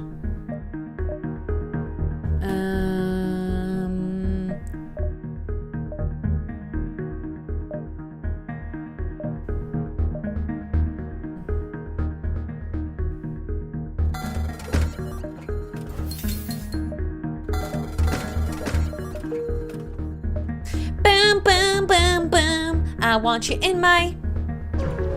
Shut up, Tiff. Not wearing a red shirt decreases chances of dying a lot. You've arrived at the long-range beacon. When the FTL drive is charged, you can jump to the next sector. You receive a message from a small convoy. They're looking for some military supplies and are offering to try and prove your... Ooh. Ooh.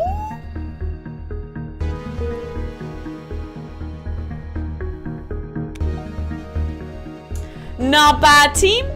Not a bad at all. Even for a tofu. Even for a tofu. That wasn't bad. Okay, so we have... Ooh, pirates! Let's go! We're going for pirates! Statistically, only 14% of the red shirts actually died. It was actually the second safest. What was the first most dangerous one, statistically, Oksana? And which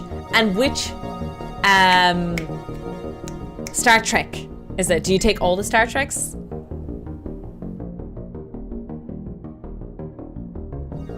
I don't know, I'm just making this up. Oh, for fuck's sakes, I fell for... Somebody ban Hexana. You embarrassing the Twitch streamer. If the reports are true, this area has been under the control of pirates for quite some time. Some traders still attempt to trade with the few settlements that remain, but they do at great risk.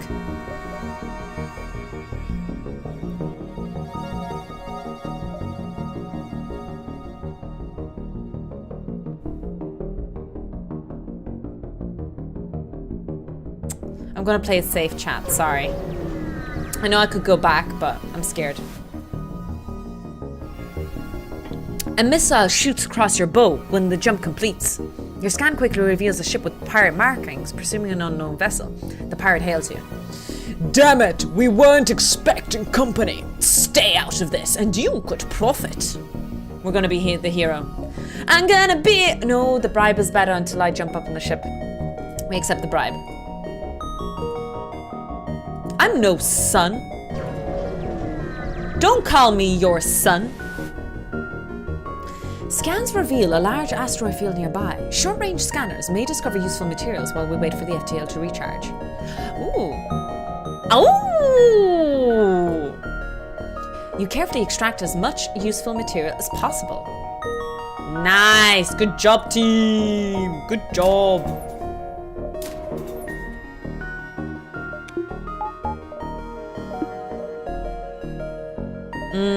I need another power upgrade for weapons. I don't have enough, but it'll be good when we do.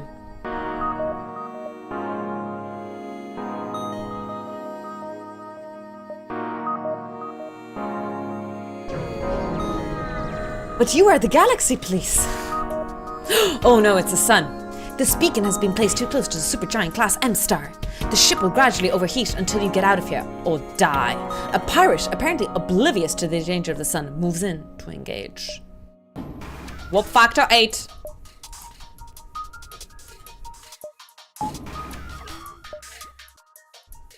We kind of just sit back, to be honest, most of the time here now. Pew! Pew! Pew, pew, pew! Pew, pew, pew, pew! Go, Legolas! Our drone is called Legolas. Go, Legolas, go! Shoot him! Kill him now! I'm going to accept the surrender because I think it's actually useful to me before I can teleport onto their ship. A pirate ship was lying in wait inside this asteroid field. It immediately moves in to attack.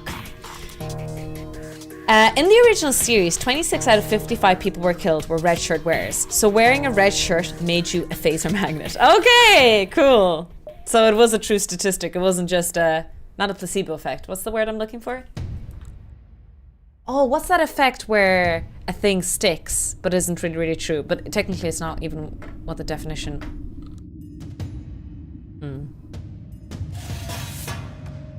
Hi PJ, welcome in. No, I haven't watched Babylon 5. I should watch it.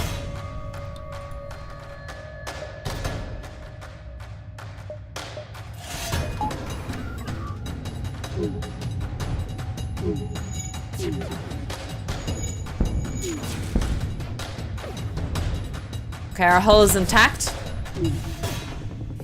Oh shit! Jack! Go put out the fire! Go, go, go, go, go, go, go!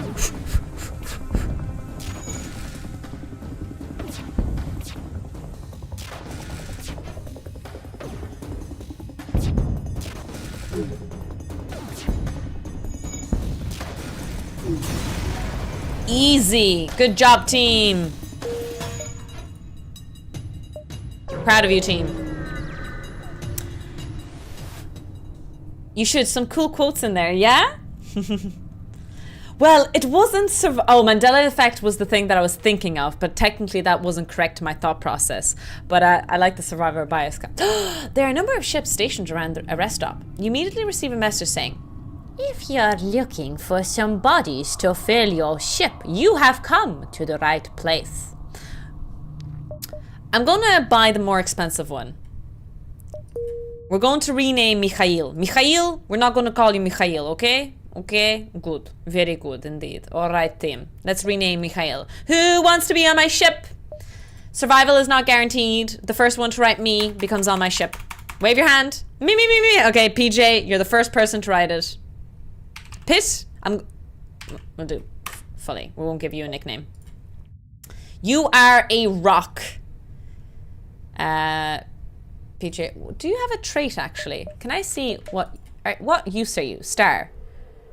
Star, repaired speed is damage is inflicted. PJ, immune to fire. Movement speed is halved. Max health is increased. Okay, PJ,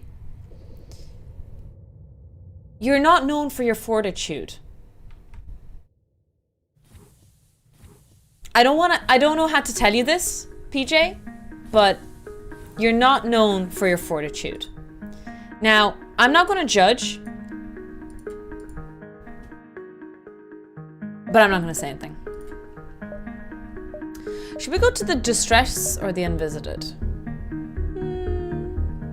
Let's go to the distress with the possibility of going here as well. Sorry, Loki.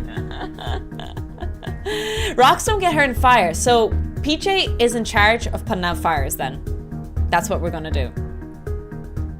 You would arrive at the beacon and immediately detect a pirate ship. It seems the distress beacon was a trap!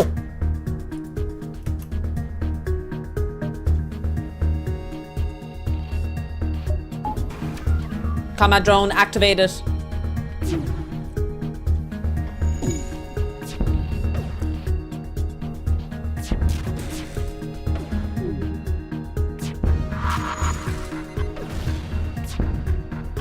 Reroute all powers to weapons.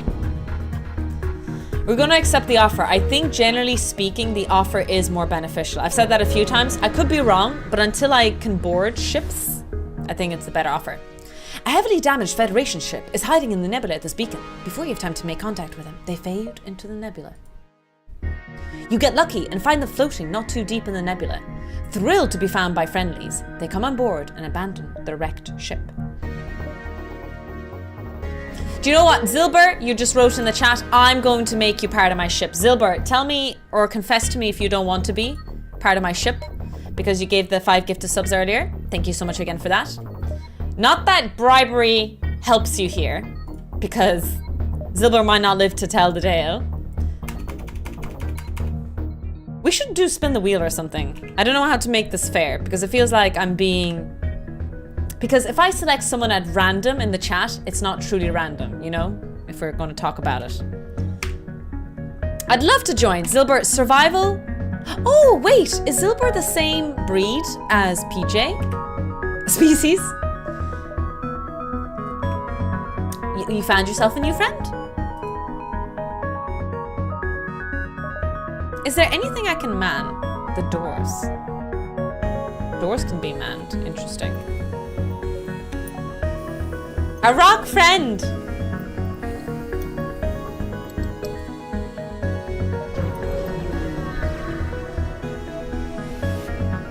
'15th stream streak, let's go!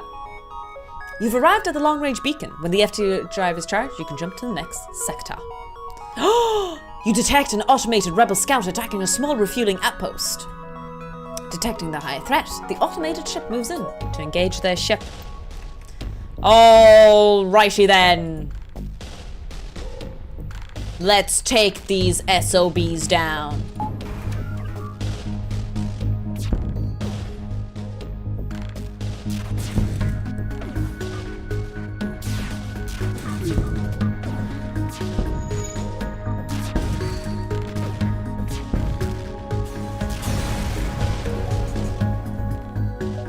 Ain't no pirate like a dead pirate. Nice, I can upgrade my ship. I can upgrade this. And now, woohoo! I have a burst laser and an iron blast. Iron blast, not iron blast. Tofu, speak English. Okay, we have Zoltan controlled and pirate controlled. Let's go to Zoltan controlled because we were in the pirate controlled earlier.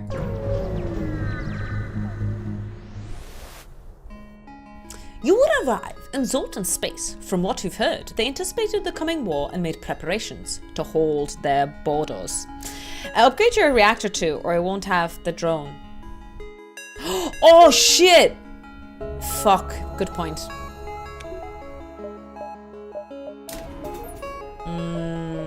It's okay, I'll deactivate medbay and then I can get the drone.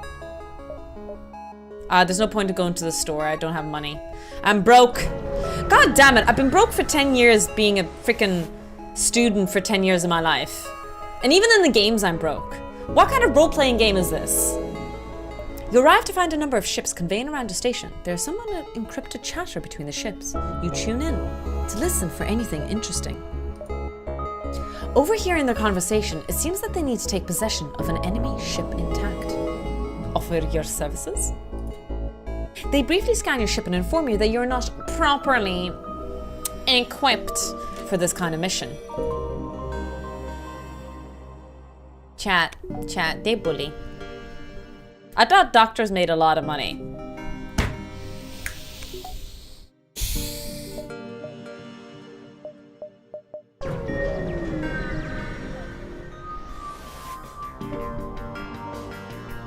Your jump interrupts a Zoltan security ship, and it follows a Mantis pirate into the asteroid field. They message you.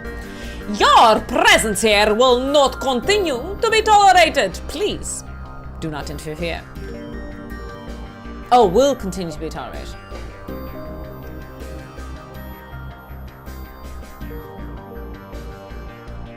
You overtake the Zoltan and catch up with the Mantis ship in the asteroid bay.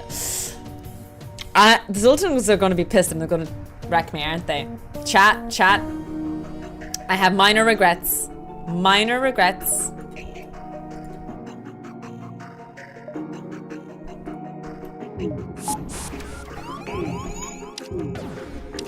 Intruders detected.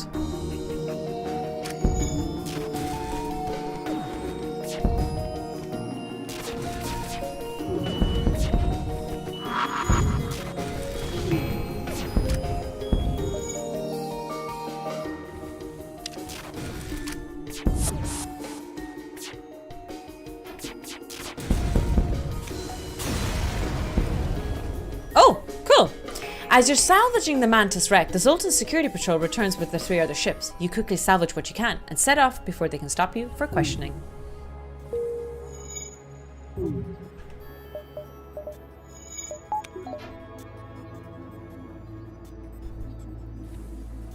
Sorry, I didn't quite catch that. You sound like you said please interfere. I think I did. I think I actually even did say that. Hi, Kirsty.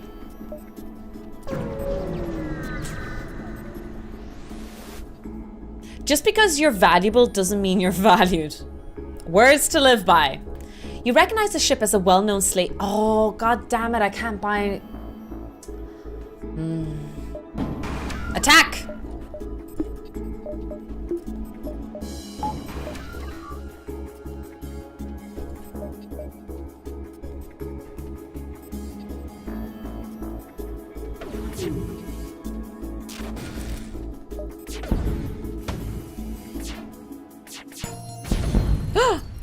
Oh no!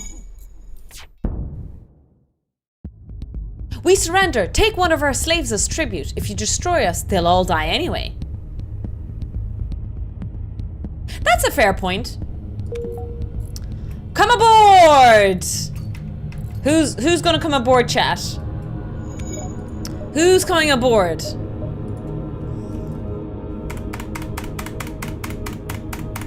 Me.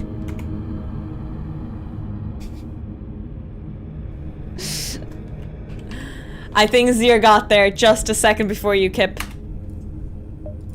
You are freed. I have freed you. Zir, I hope you remember this now. I freed you. I gave you freedom. So you better remember that for the rest of your life, okay? Okay? You see a small station fitted with hundreds of repair drones. Ooh, we don't know who you are, and we don't care, but this is the right place for some ship repairs.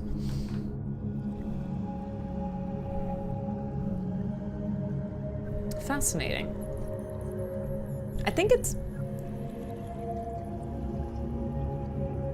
This reminds me of an episode from Star Trek. Do you know those, station that what TV series was that? Was that Enterprise, where they come to a station and they ask for certain things in exchange for repairs? I think it was Enterprise. There was an episode on that. I hope it's not Starship Enterprise. There we go, Star Sister. There we go. We share the same brain cell. Can I have it back now? I've been struggling. Today's been a struggle. Can I have it back? So that's the exit. I won't bother going to the store because I'm broke, so I think I'll go this way. It was in Voyager as well, was it? Okay. A small shuttle appears on your local radar. Turns out it is a rebel automated scout.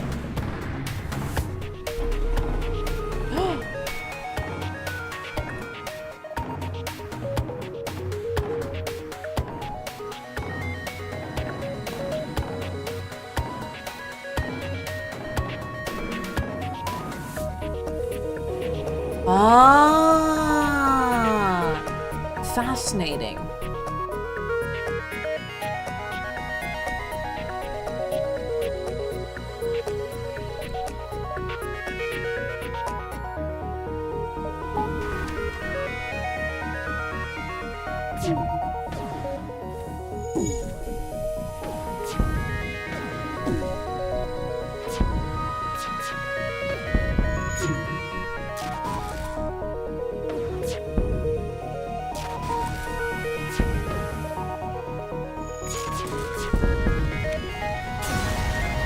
Nice. That was interesting.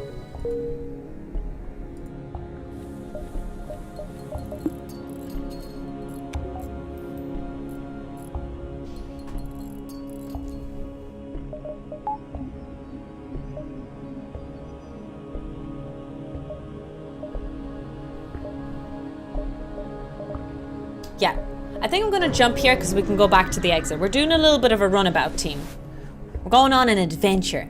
Your ship is flooded with advertisements from a nearby merchant as soon as you arrive at the beacon. You arbitrarily pick one to examine the detail. Gain 6 jumps for -3 torpedoes.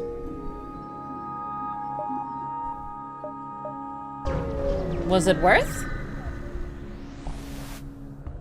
Hashtag doubt. You've arrived at the long-range beacon. When the FTL drive is charged, you can jump to the next sector. Your sensors have picked up a refugee ship drifting through the system. No doubt one of many fleeing the rebel advance. It doesn't appear to have detected you. Or else it is trying to avoid notice.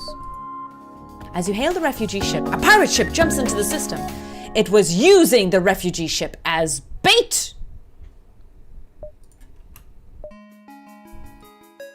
If anyone wants me to stop these voices, just let me know.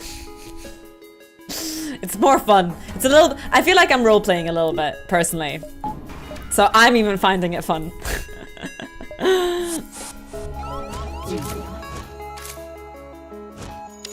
You kill that shrimp. Go, Zilber, go! Go, Zilber, go! Go, Zilber, go! Go, Zilber, go!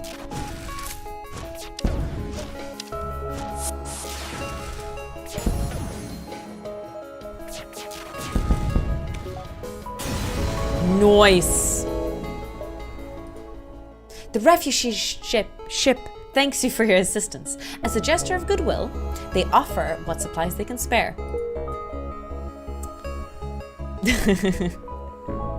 Hey, Crimson! Sounds like Ferengi. What? Do the Ferengi do that? Sounds like a Cardassian, to be honest. Did I die yet? No, Jack, you're still alive! Live long and prosper, my dear friend. For however long it lasts.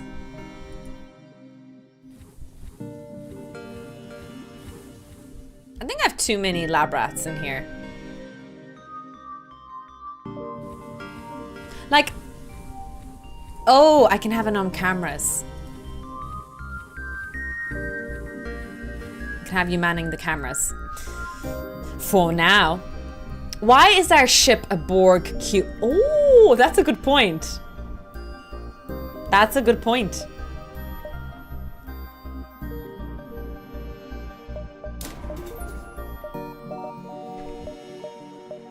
Next sector.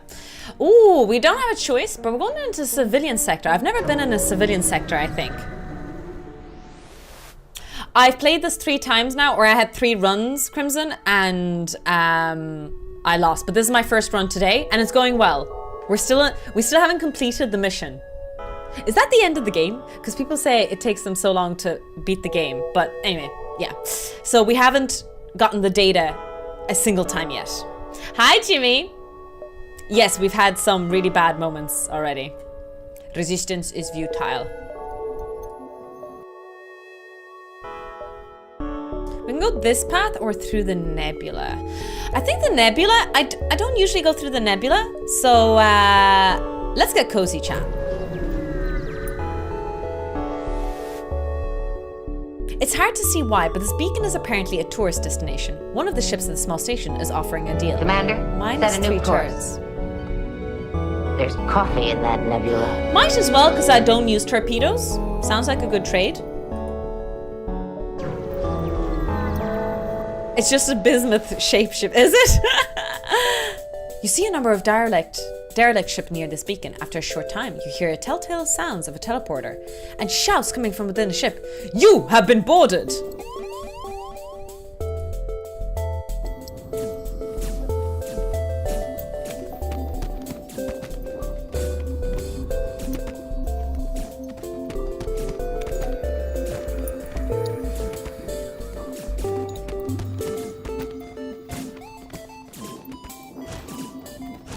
Yeah, try fighting 3 rocks at the same time. Noob. Noob. What a noob. Save your current. There we go. Intruder alert! Intruder alert!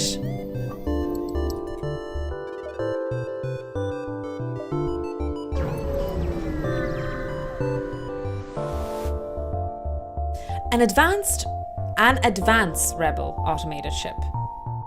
Is that right, grammar? Automated ship remains stationed near a small rebel space station. However, without functioning sensors, it is impossible to tell what it is inside. I'm going to provoke it. Last time I didn't provoke and I got nothing out of it.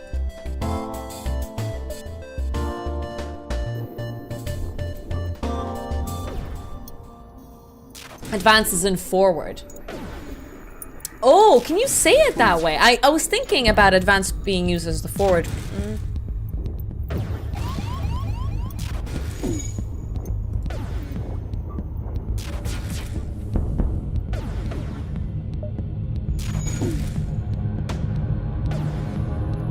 Oh, I thought my ship was on fire. But it's actually just taking hull damage. Oh my days.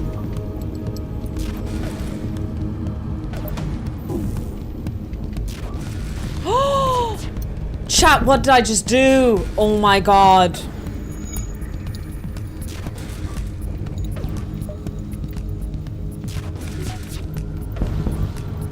I took wait.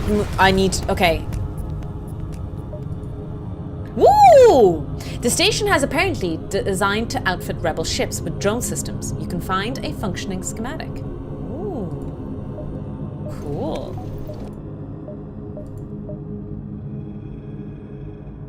Anti-personnel drone will seek out and attempt to destroy any intruders on board your ship. Oh, that's a really handy thing. I like it. I like it. Picasso.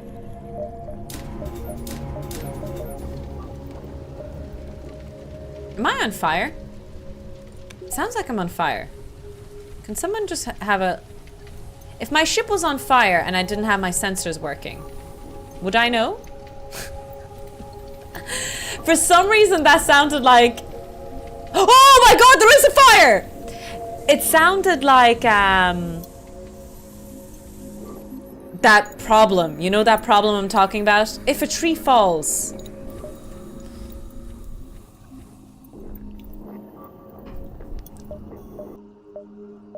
and nobody is there to hear it. That still only counts as one. We'll go around like this. Thanks for the follows, by the way, today. Welcome in, everyone. Okay. You arrive at a beacon to find yourself dangerously close to a star. An automated rebel ship impervious to heat moves into... Oh, impervious to the heat. That's rude.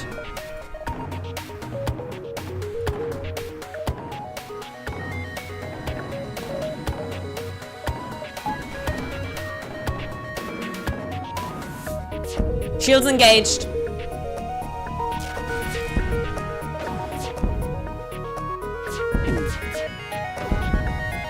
Nice.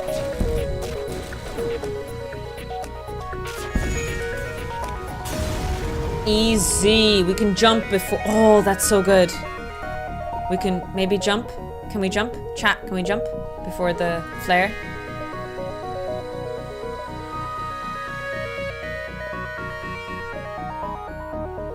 Do I have time to go around?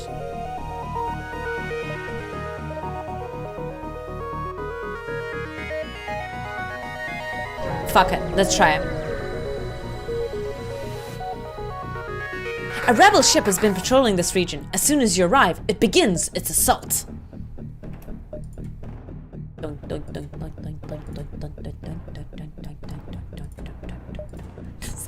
Sorry. Having fun here.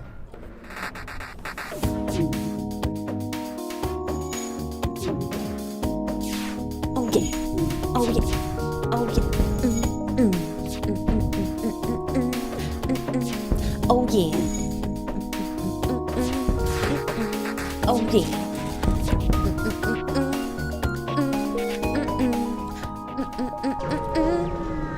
Sorry.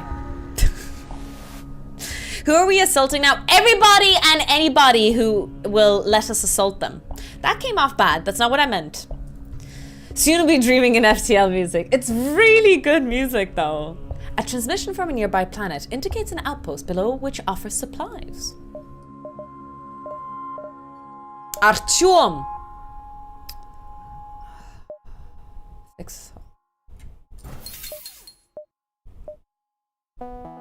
Your ship can hold 3 augmentations. Allow ship to jump to any previous... Ooh!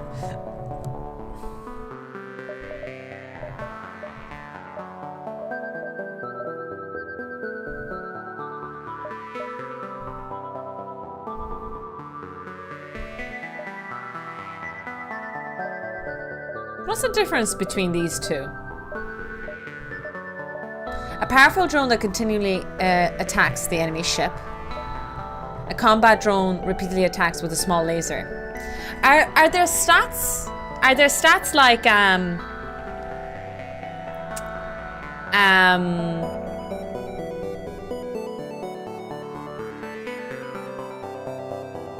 beam and lasers are different, and like beams can't take. Oh, beams can't take out shields. Okay.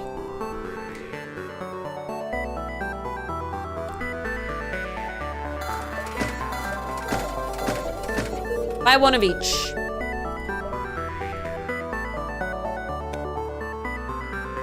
That's fair.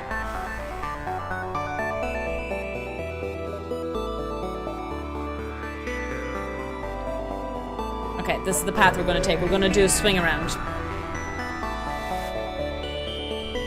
As you arrive to a system, you are hailed by a loyalist settlement. Hi Tetsu, by the way.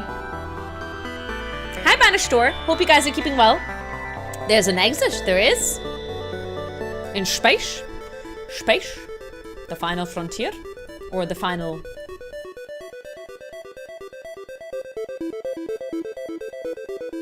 Sorry, I know I'm meant to be streaming here and paying attention. Don't mind me. Oh. They just offered me for supplies for no reason? Interesting. The final frontier. These are the voyages of the Bambi 2. Her continuing mission to make enemies. To seek out new pirate ships and new aliens. To boldly go where the mantis shrimp has gone before. You receive a message from a Hale refugee. Hale, we'd like to help you on your mission, but you don't have much to offer. If you have extra metal, perhaps we could work on your ship. They offer to upgrade your oxygen system. Ah, absolutely. Let's go.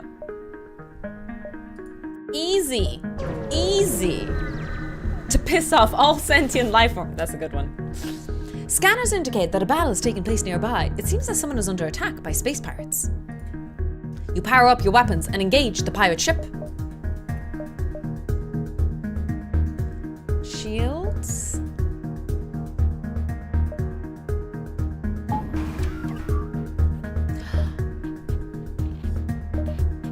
Yeah.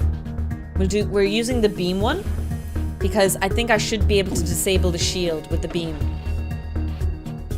Yes! Look at it work now! That's awesome! Holy shit, the beam is so powerful. So if I have the Iron Blast to destroy the shield, my beam weapon is OP.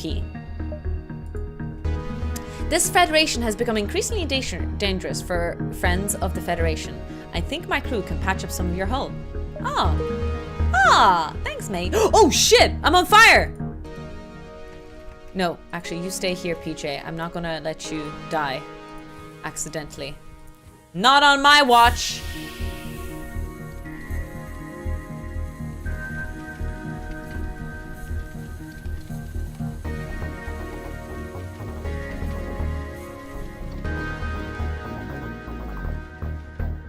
Nice.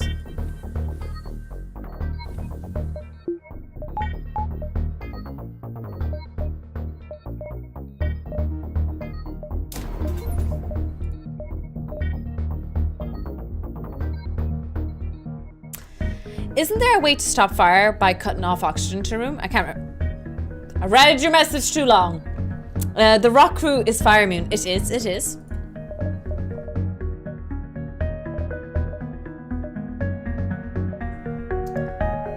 I have time to... Let's jump to this distress signal. Oh, it's so good, Matt. You follow the distress beacon to a tiny asteroid belt. You find a small ship struggling to maneuver through the field.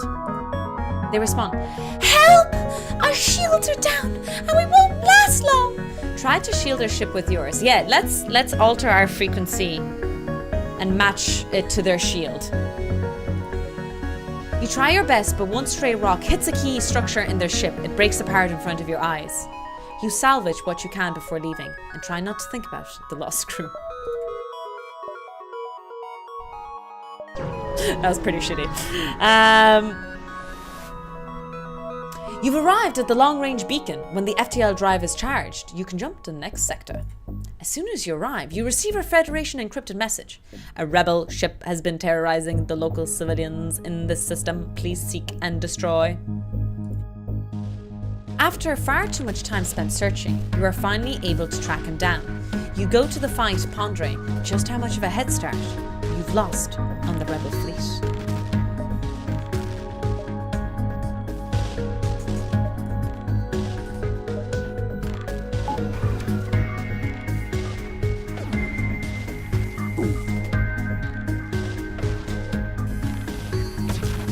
Firing my lasers!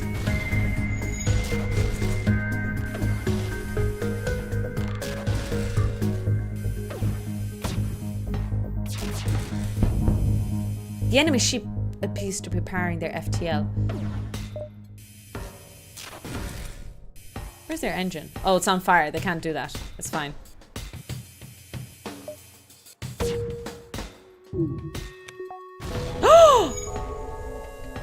Rude!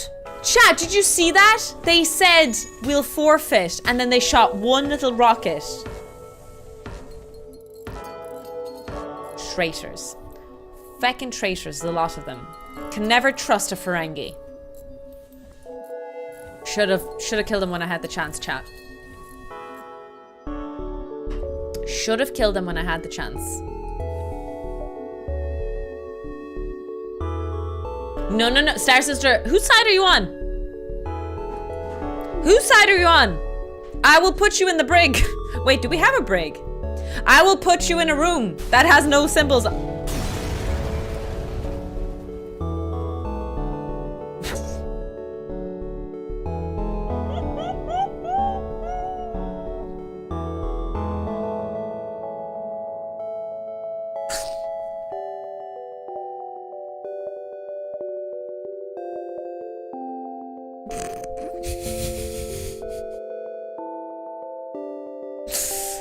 Yeah.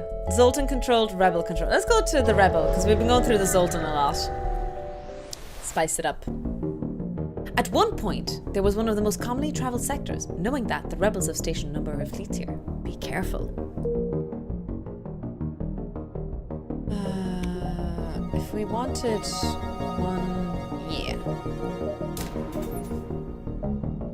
So we could power 2 drones now if we wanted to. That's great.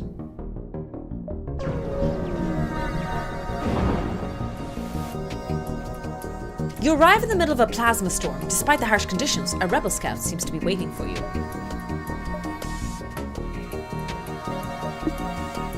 Oh. Not enough power.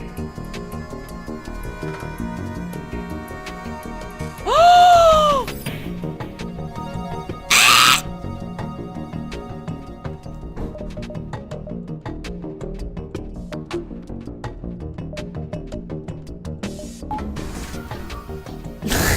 Sorry, that reaction was a bit unnecessary. Don't mind me. Damn, I don't have enough power.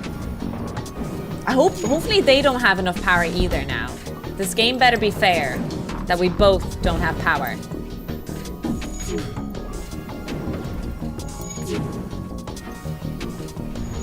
I've never encountered a nebula that would do that.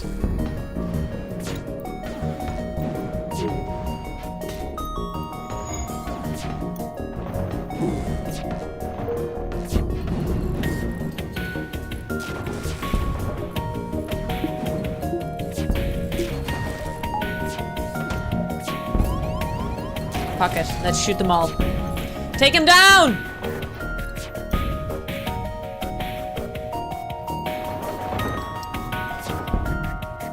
Oh! Yes! Accept their offer and jump away bravely. Let's get the hell out of here, chat. Whew! Whew! Not even close. Oh, for fuck's sakes. A small rebel ship is docked at a small station. You try to lay low, but it spots you. Power weapons.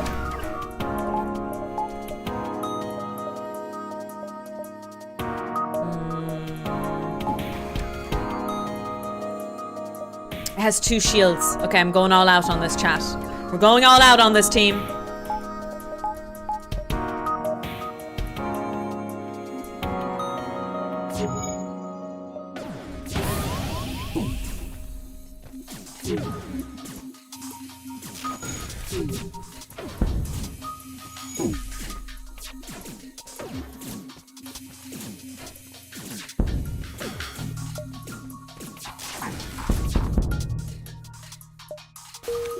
Nice. Okay, accept their offer. We're kind of...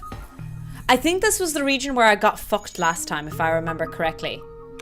Like, we're actually doing a pretty good job here. I think we're already further than we've ever been before. According to Tuvok, often the best tactical option is retreat. Good thing you're not my tactical officer. We never retreat. We chase after them. Whoop factor 8. Who's my tactical officer, actually? I suppose it's, Zilber is my tactical officer. Never retreat. Always engage. I accept bribes. That's different. When diplomacy fails, there's only one alternative. Violence. There we go. There we go.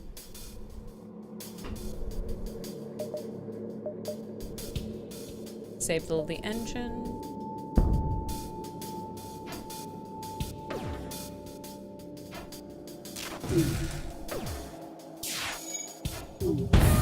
Oof.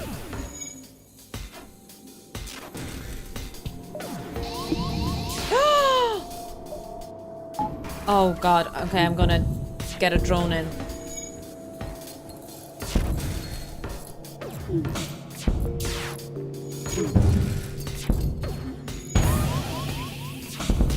Really should disable their weapons. Jesus Christ! Oh my god, I barely made it.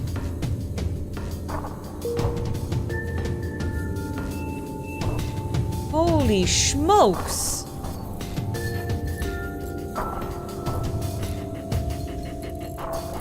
Was that an asteroid hitting the rebel ship? Yes! We both get hit by these things.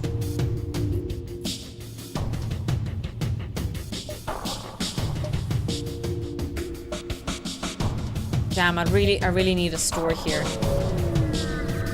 Oh. I need a shield upgrade. I need so many. Oh my god, a rebel ship is patrolling.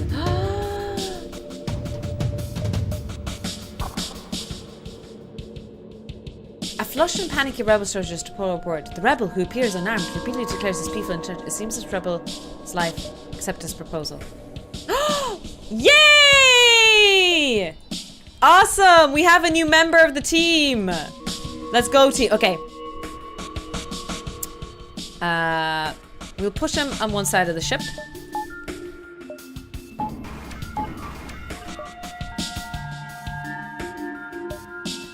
Iron blasters. Zimu, how long are you gonna live? New member? Okay, Loki. I will put you in. What nickname would you want? Because it has to be very short, you know?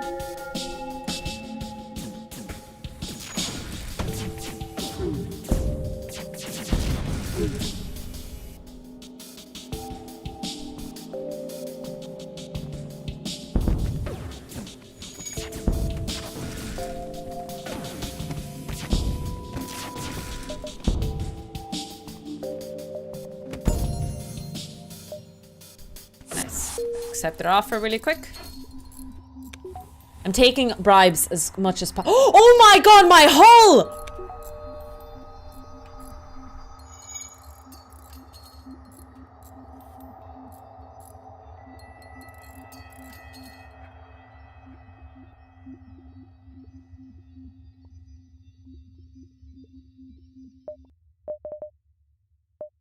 Low-key, you might not be living long here, I'm just saying.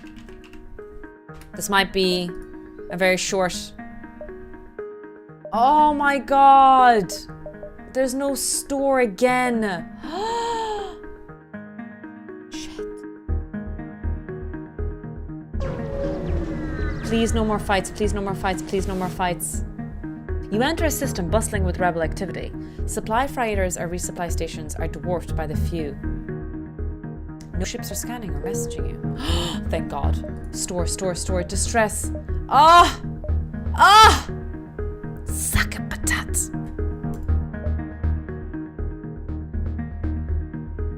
I haven't had a chance to upgrade shields, right? Okay, chat. Look.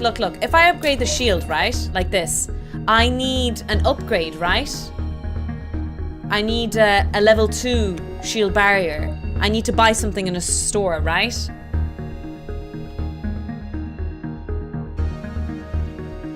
Yeah. What do you mean you didn't have it? I didn't see it being sold. One more shield? One more shield?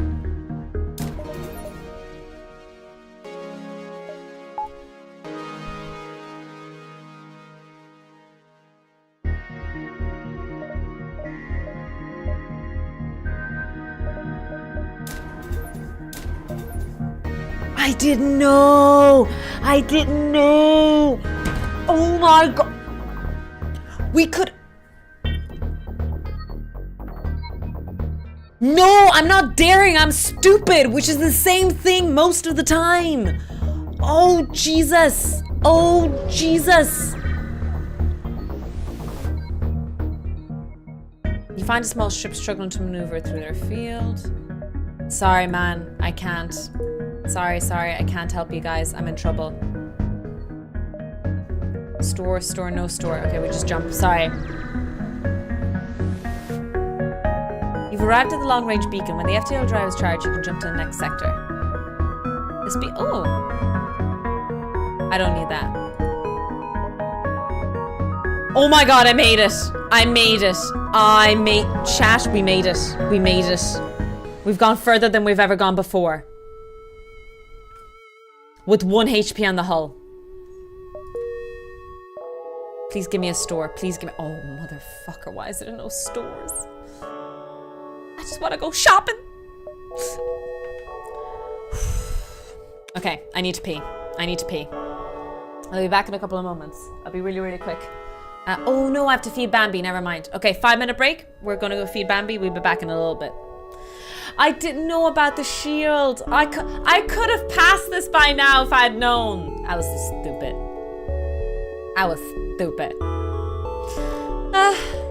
That's another story for another time, why it can be negative. But a positive answer for time, and so we've determined that Gimli has been in the air for 1.124 seconds. Now that we know the time that Gimli has spent in the y-axis, how long he was going up and how long he was going down, that's also the amount of time that he spent going in the X direction. That kind of didn't change. If we know how long he was up in the air for, we know exactly that's how long he was going for when he was going in the X direction with no air resistance, and it didn't change in speed. And so using your simple speed equation, v is equal to distance divided by time. We know that his speed was 2.83 in the X direction. We know he was in the air for 1.2 seconds. Multiply those values together, and we estimated that he got tossed at 3.18 meters. You can evaluate the video and determine that maybe we're slightly off on the meters. Feel like there could have been an extra meter there by eyeballing the image of the film.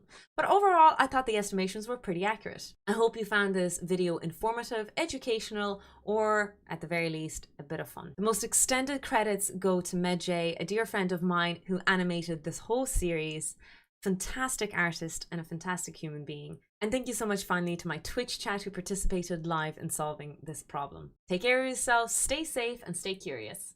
FTL stands for faster than light travel, and it is a thing that is explored in sci-fi very, very often, in movies, books, TV shows. And so what I have done with pairing with ChatGPT and my Twitch chat, we actually collected as much data as possible in different sci-fi, in different lore, to try and calculate or see what different forms of faster than light travel exists and categorize them and see which ones are the most popular or not. So there's a couple of things I had to take into consideration before starting this adventure of collecting the data and trying to understand everything.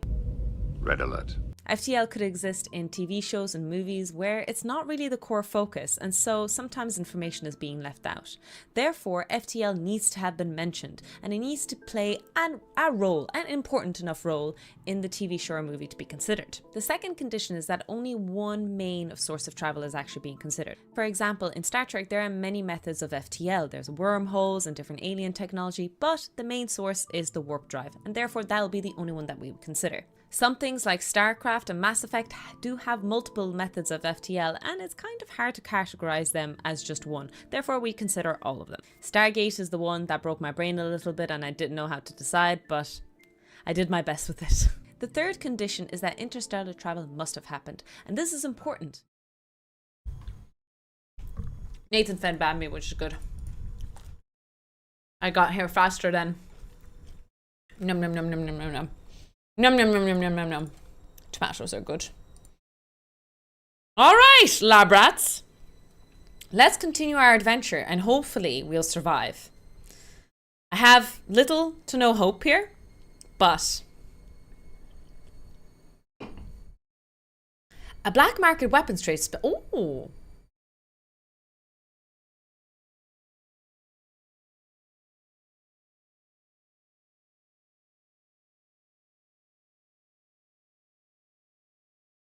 Teleporting bomb, ignore shields. Okay. Listen. Now I'll never know that videos ends. Jokes aside, if people are interested, that's all my YouTube, if you guys want to check it out. If you do.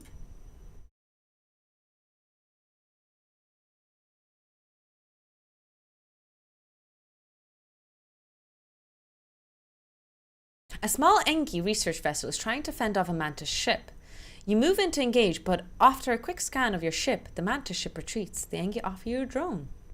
Oh. Cool. We have stuff to sell now.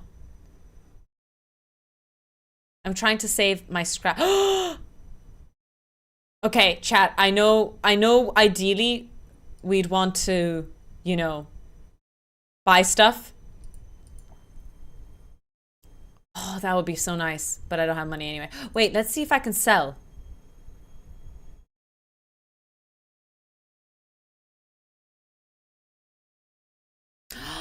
That's why I haven't been able to pick up augmentations. Okay, so we definitely sell this. Wait, how do I sell it? Ah, like this. Oh. Stop. I'm gonna sell this as well. Oh! Praise be to Jesus! We made a team! Woohoo! Full hull! Double shields! I'm unstoppable! I'm unstoppable. I'm a Porsche with no brakes. I'm invincible. Hi, Gov. Once you arrive, your screen lights up with warnings. A nearby pirate seems to have advanced hacking tools, and they've tried to shut down your engines. Your crew manages to keep them barely operational, and you move into attack.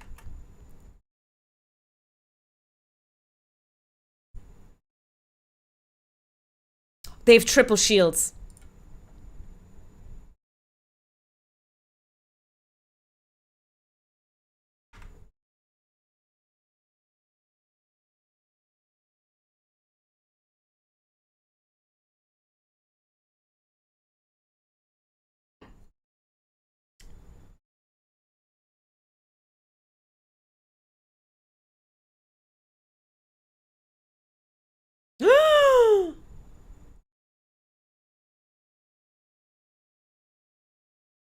Damn.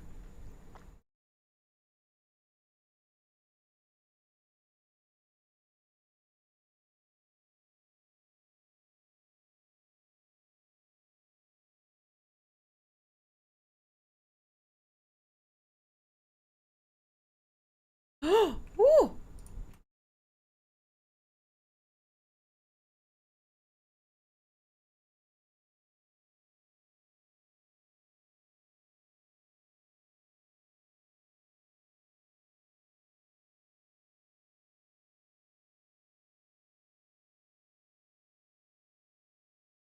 It hasn't been auto-firing. Oh my god.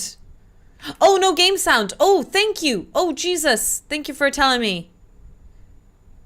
My bad, my bad, my bad. Sorry, sorry, sorry. It's less dramatic with no music. My bad, my bad.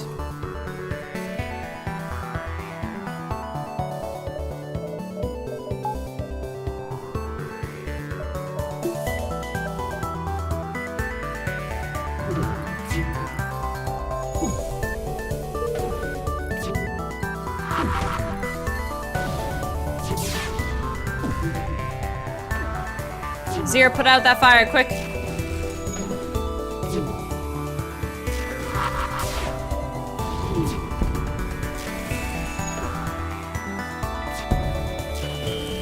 Nice. Oh my god, yes. Go drones, go. Destroy them. Destroy them all. Phew. There was no bonk sound either. I heard it. I heard it at least. I was worried there, me too. With the pirate ship destroyed. Nice, nice, nice.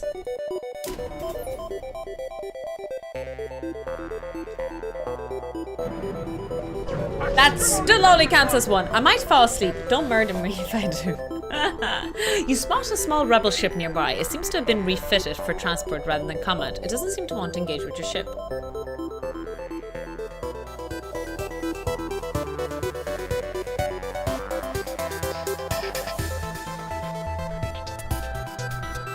Oh, it's a rebel fighter. They are rebels.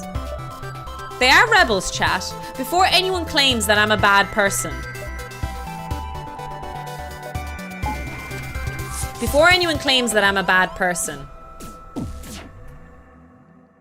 go ahead and claim that I'm a bad person, chat. You've every right to do so.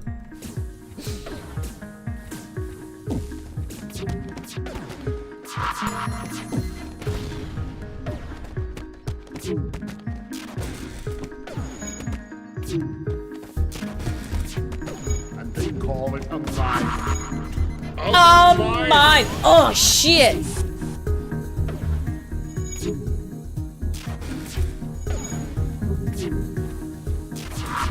Hi, Bog.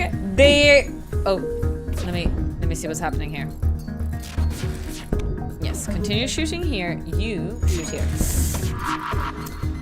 Hi, Doc. Strike down the rebels. They are but vermin and scum, and we must rid the galaxy of them. Yes. Yes. Oh shit. Oh no, I've been talking too much shit. Bog, thank you so much for the tier 3 resub and support on this channel. Really, really appreciate it. Thank you so. Thank you so much. Jesus. I almost killed Zir. Chat, I almost killed Zir.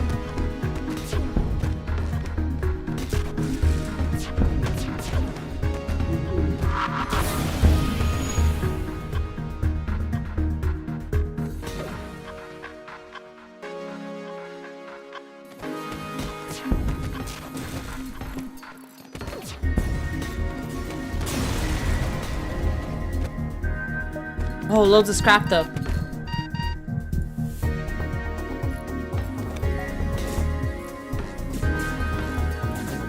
Oh, Jesus Christ almighty up in heaven, Frank.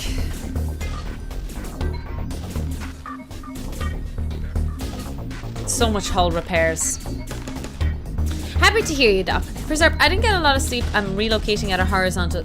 Take all the sleep you can get. Absolutely. I see we're loving FTL, which is ironic because nothing in the universe can go faster than the speed of light. It's really good, Bog. It's extremely good. Where's Star's sister, actually? She's really low. Put her in here. Can I only have... Okay. Oh well. Passive heal. I know, yeah, our hull is taking a lot of damage.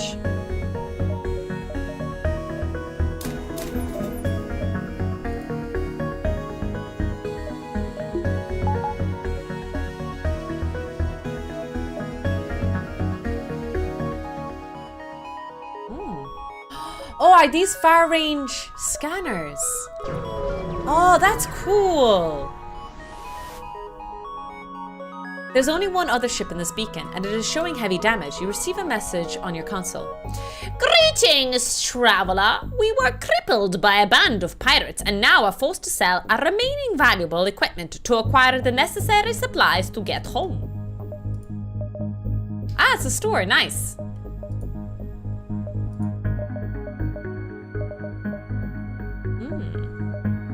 Scramble enemies' FTL computers, doubling the time. FTL recharge booster. Repair. Repairs your hull every time you collect scrap. Reduce the scrap. I think that might be worth. Oh my god, I don't have money. I'm broke.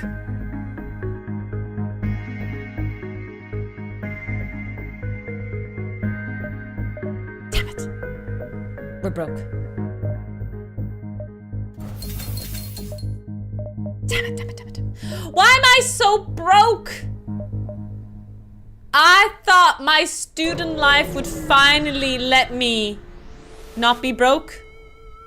You detect 2 ships, one chasing the other. Scanner showed the Peruser is a pirate. The Peruser. She's right here! It's yeah, exactly. We had 1 HP in our hull, so you know what? I'm taking what we can get from this, chat. You detect 2 ships, one chasing the other. Scanner show the pursuer aid the civilian ship. You power up your weapons. Oh, why did I do this? Oh, Tofu, you can't be a hero. We literally have nothing. We've got nothing left.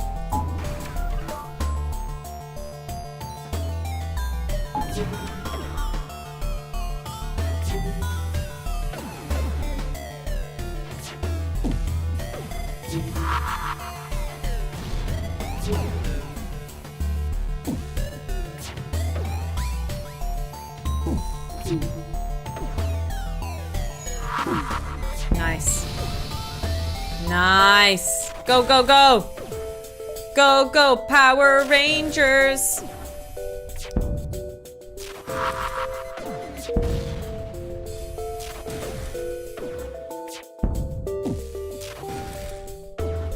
I shouldn't be using the bomb.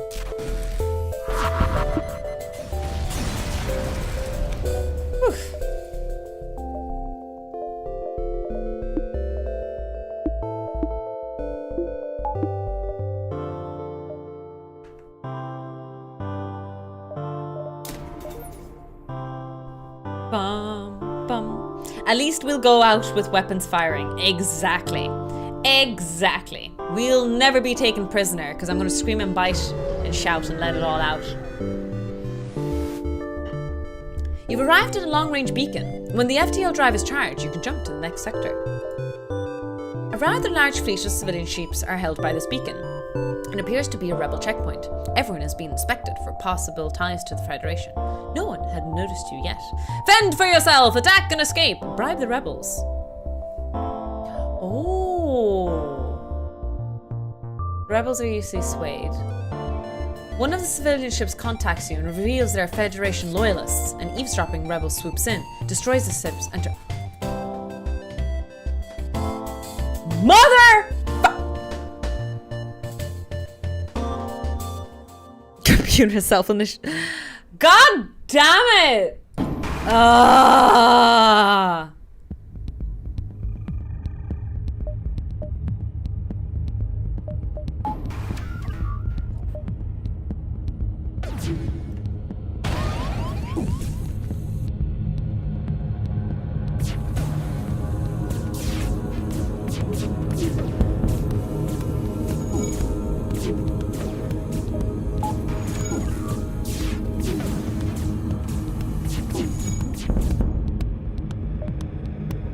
We will not surrender. I'm taking him out. Destroy him.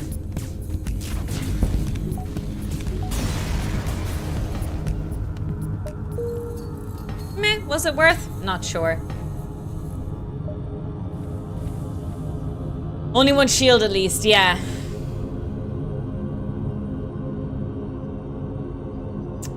Oxygen levels are almost back up. Oh my god! Rock controlled. Okay, let's go to the rock. Chat! We've never made it this far. This is new. New territory for us. The rock people are powerful and a proud race. I only have one path to go.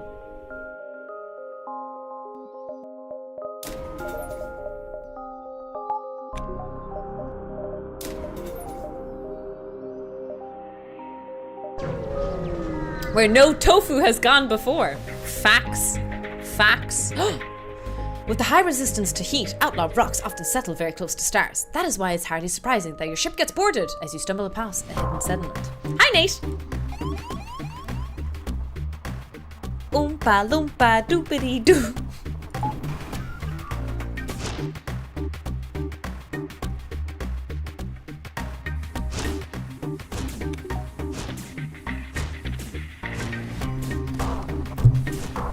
We're fighting in the med bay though. This is great.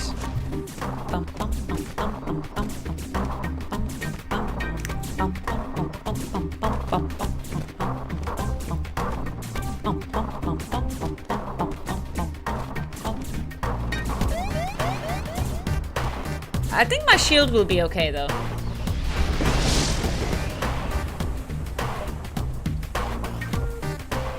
Or not. I lied. Best place to fight! Right by the sun. Get a tan while we're at it. You cross paths with a rock ship returning from a rare diplomatic mission. We can't fix all our hull.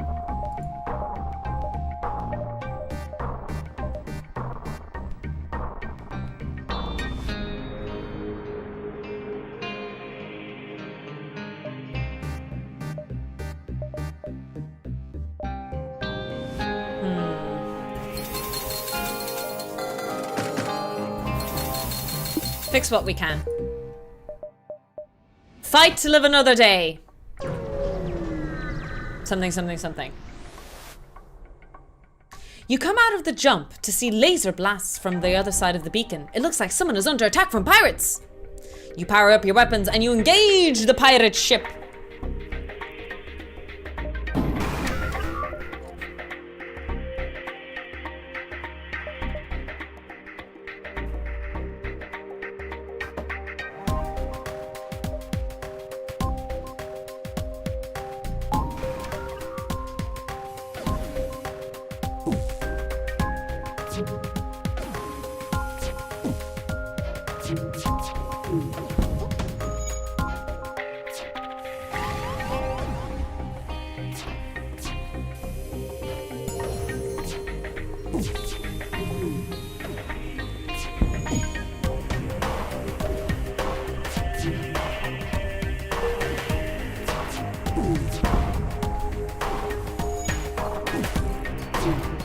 Nice.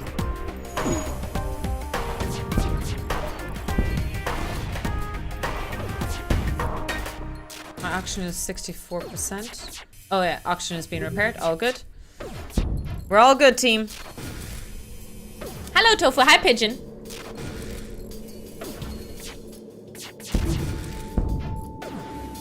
I think our hull is good.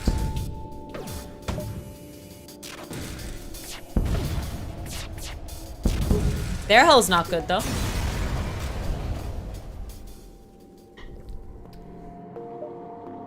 Ah, we got so much stuff. You're welcome, guys. Oh! Jesus. What the heck was that, Tofu?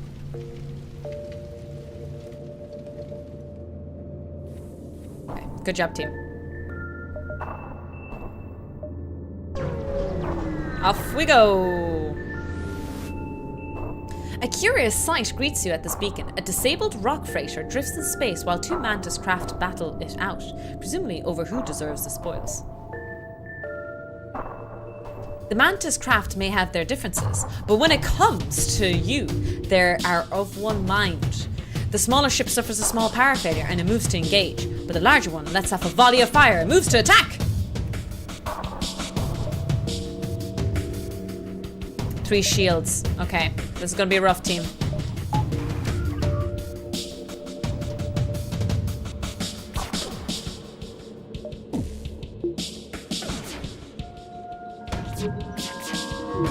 Wait, he's still active. So, I'm not using up,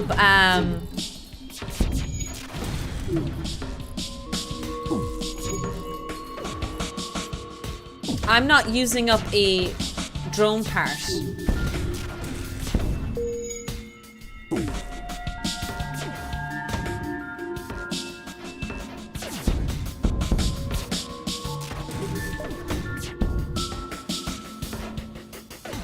God, this is really sore. Nice. Whew, it's getting rough, lads. Damn. When you activate a new drone, it uses a drone parts. But this drone is still the old one. Am I right in thinking that, Star Sister? This is still the old drone, so I haven't used any new drone parts.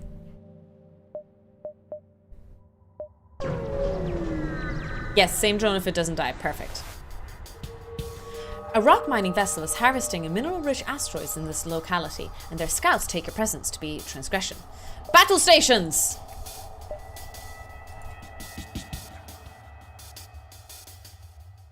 Destroy their shields, or deactivate their shields. Lasers.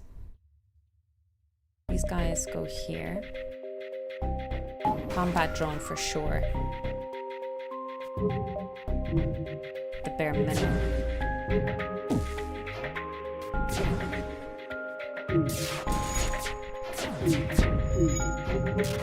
Oof. Okay, my shields are holding.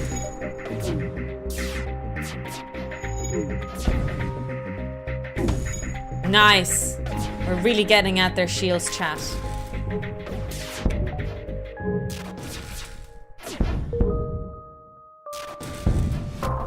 Nice. Okay, good job. I don't think we took any hull damage there even. You're gonna jinx it now, Tofu.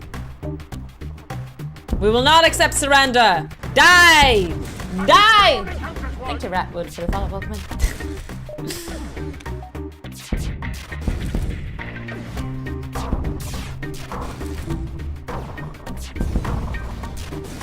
Good job.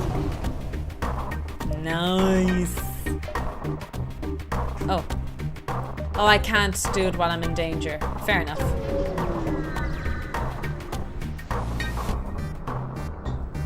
The burnt-out hull of a rock mine layer drifts by. Behind the wreck drifts a live mine, an automated drone that drills the ship's holes. Oh. Use a drone to cut away the mine with a precision beam. Oh, nice! What I do want is I want an weapons upgrade here. I'm gonna upgrade some dodging and then power.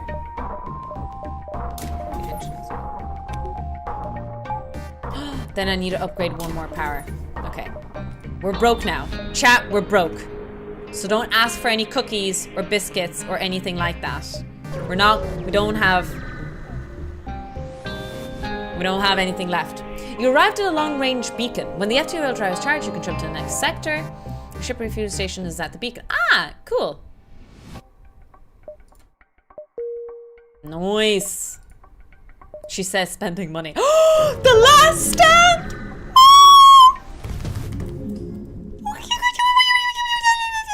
I know, the hull is getting spicy. No red shirts here. Get to sector 8 without losing anyone.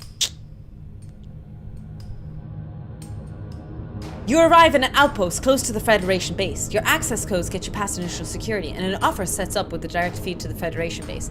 Admiral Tully speaks first, saying, "What is the meaning of this? Who are you?" I feel we're underprepared for this. Oh. Am I? Your explanation is met with murmurs of cynicism and disbelief among the officers. General Terzel of the Engi Brigade speaks up. Intel suggests potential counter to the rebel technology. Risk all, or save nothing. Or save none. It's settled. The rebels will be here in a matter of moments. We will do what we can to hold off their warships, but you must succeed in destroying this flagship.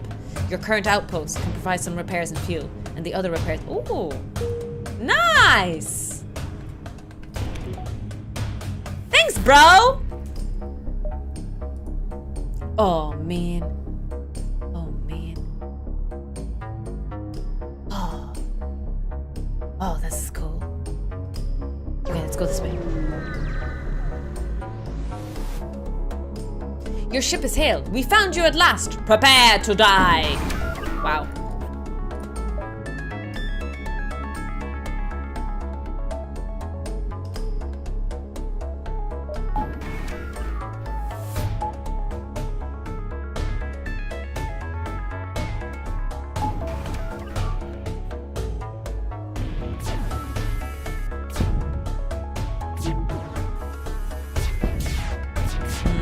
Shouldn't have used the beam for a while.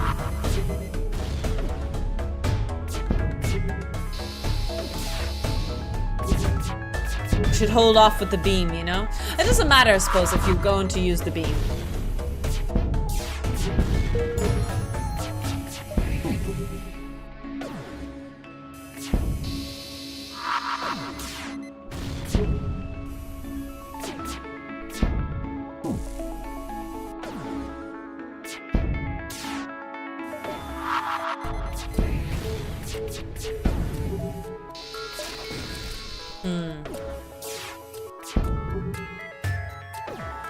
Damn it!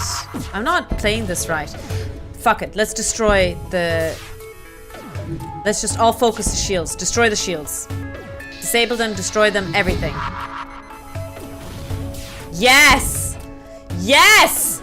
Destroy the shields! Oh, for fuck's sakes, how are the shields up again?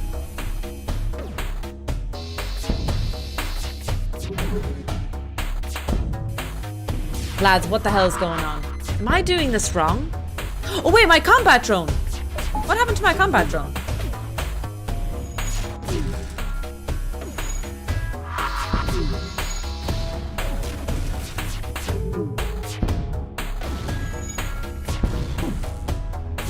At least my shields are holding. I am losing torpedoes here, though. Load all torpedo bays.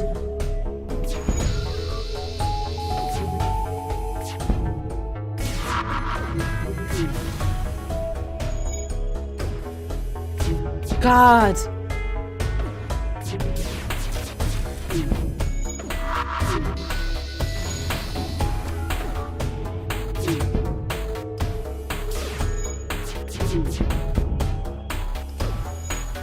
Time your weapons to occur at the same time so the defense drone doesn't take out every shot.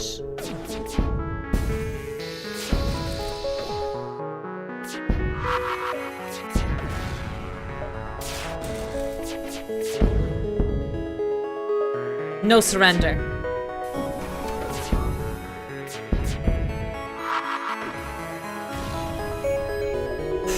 Good job, team. Good job. Meat's back on the menu, boys. Gentlemen, it's been a privilege playing with you tonight. Hi, Chaz. Hexana, thank you so much for the 100 biddies. Really appreciate it.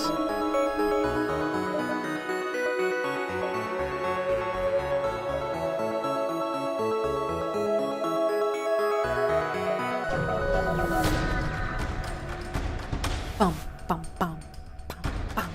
A rebel ship approaches you cautiously. Personally, says the captain, I have stuck with the Federation, but I'm a soldier, sir, and I'm no use without a war to fight. Raise your shields! Oh, for fuck's sakes.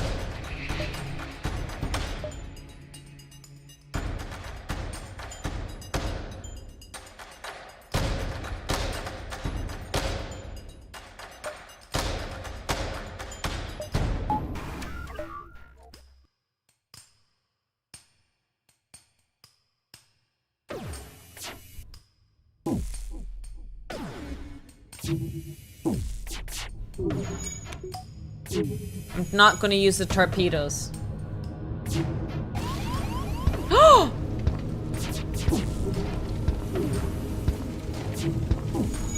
How did he penetrate my hull? Oh no. Oh no.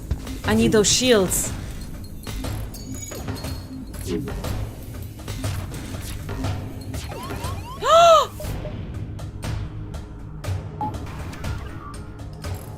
Chat!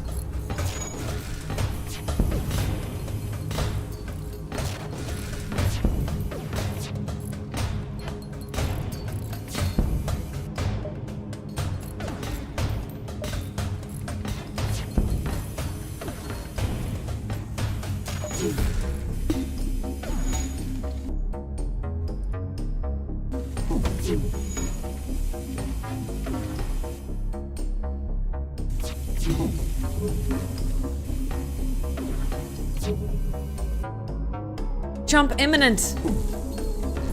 No, but I'm disabling your stuff. You can't do this to me. I've disabled your stuff. Oh. Okay. I'll take it. Ooh. I didn't need to take it. We were going to be fine.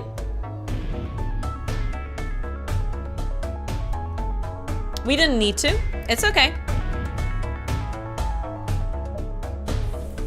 Whew.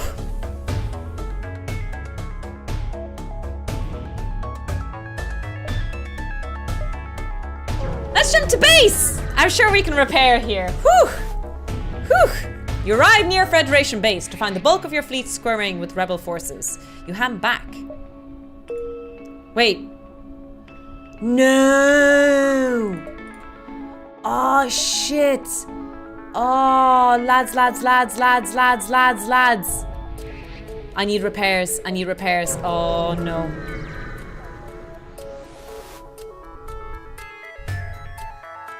You move in to attack.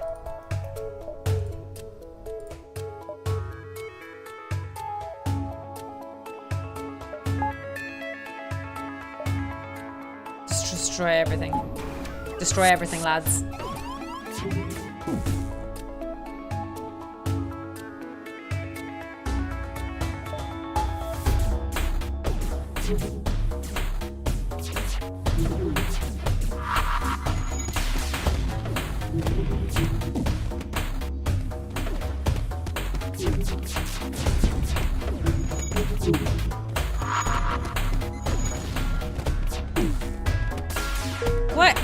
Come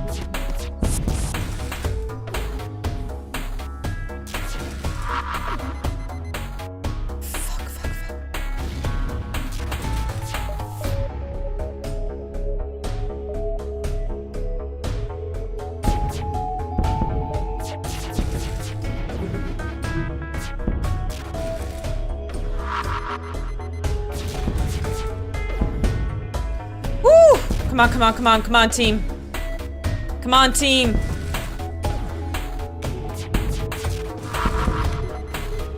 Let's go! Woo!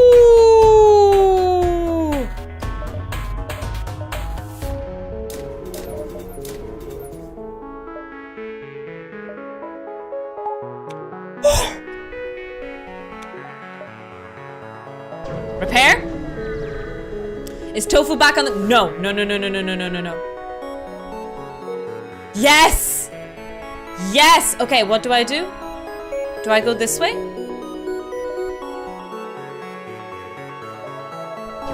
We jump this way?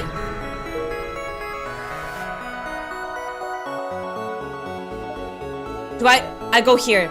The rebel life. This is it. This is it. This is it, chat. This is the moment.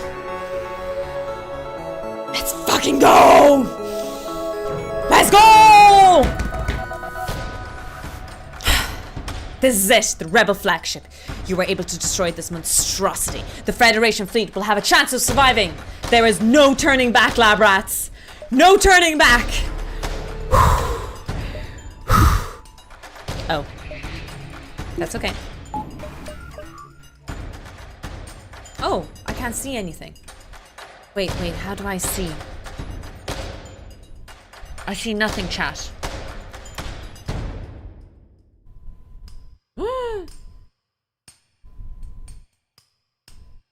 Chat, they are cloaked. You have to wait. Do I have to wait until they attack me?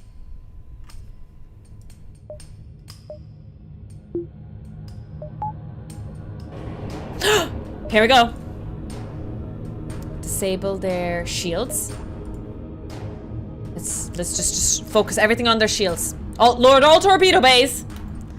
Load all torpedo bays. Engage. Pew, pew, pew, pew, pew, pew, pew, pew.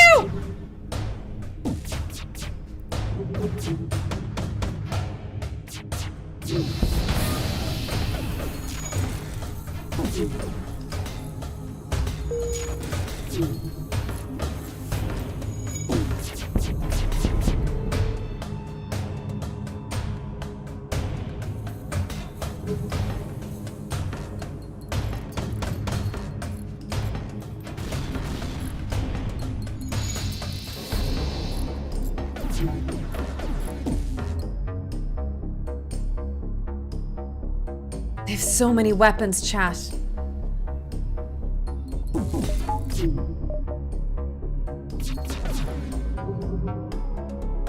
Eject the warp core!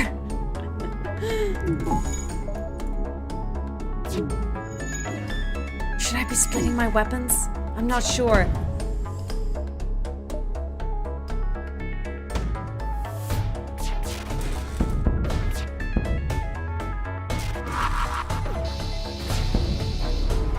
Damn it!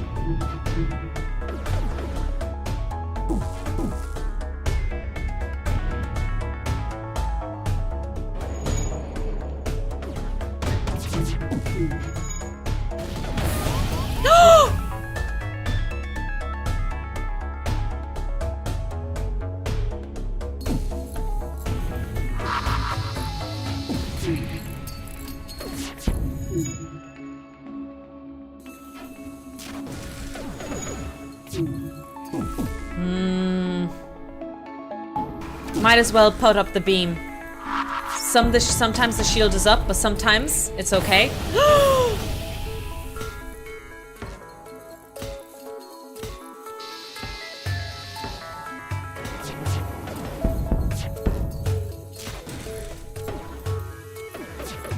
Yes! Destroy them all! Go, go, go! Yes! Take that, rebel flagship! Let's go! Da-da-da-da-da-da-da-da-da.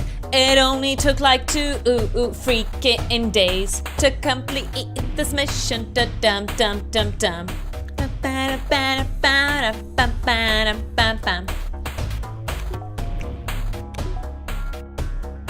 Where do we jump? Where do we go? Wait.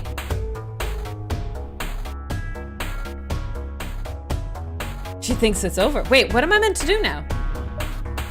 Where do we go? So, do I jump here? Or here? You can follow it. Okay. So I follow it. We chase it.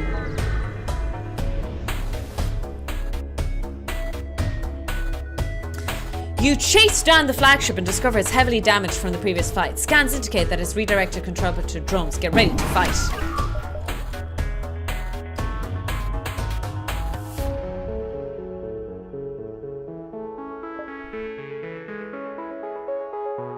Is that the shields? I just want the shields, and then I'm gonna bomb the drones.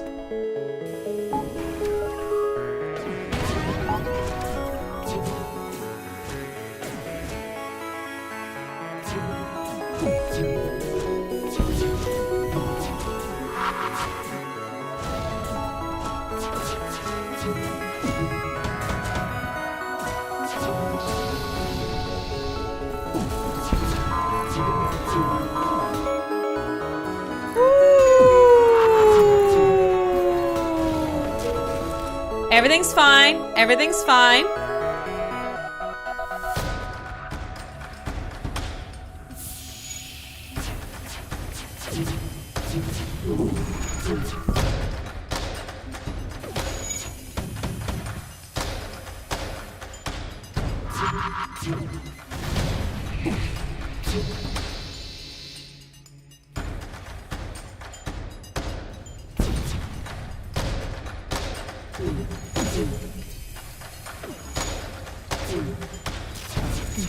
Battle music though. We're still bombing the drones. Okay.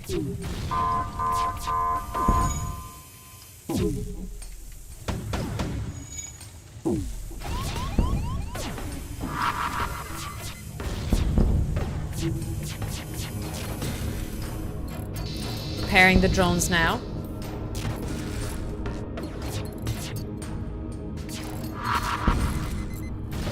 We still have our combat drones active. Another shield up.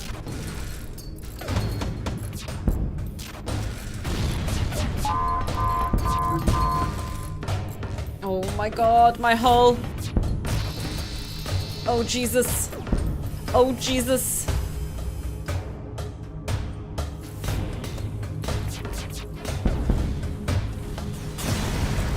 Yes! Oh damn, phase 3. Just as you finally get the upper hand. Okay. We need to do repairs. Oh, lads. Oh, lab rats. Oh, this is going to get tough. Last chance. Last chance, team. Let's all heal up. Can I have a spacesuit? No! There's no ghosts in space for Zerp. Here we go, team. Here we go. We got this.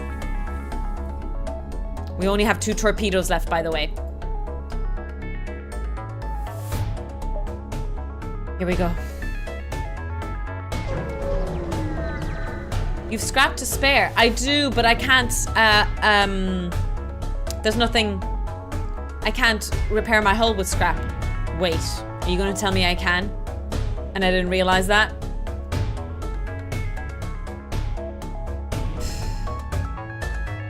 Be prepared.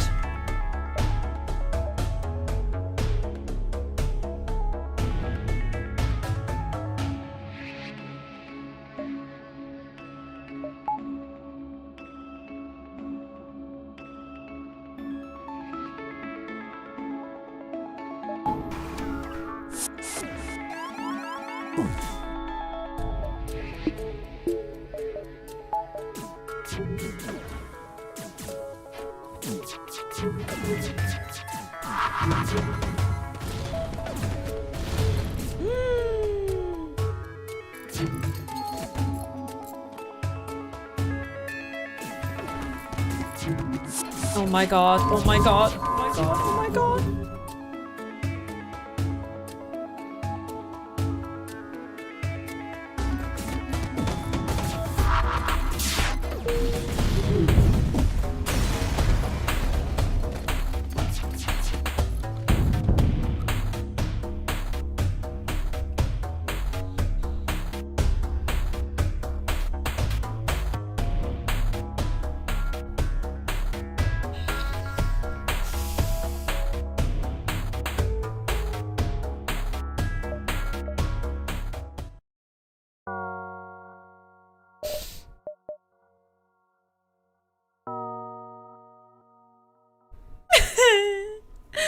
Right at the end as well.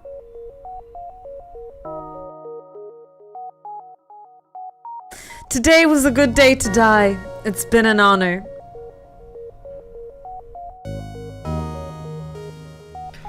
Oh, chat. Oh, no. Good news, everyone! There are now ghosts in space. But I didn't achieve anything. You know, with roguelike games, you need to unlock things. But I haven't achieved anything.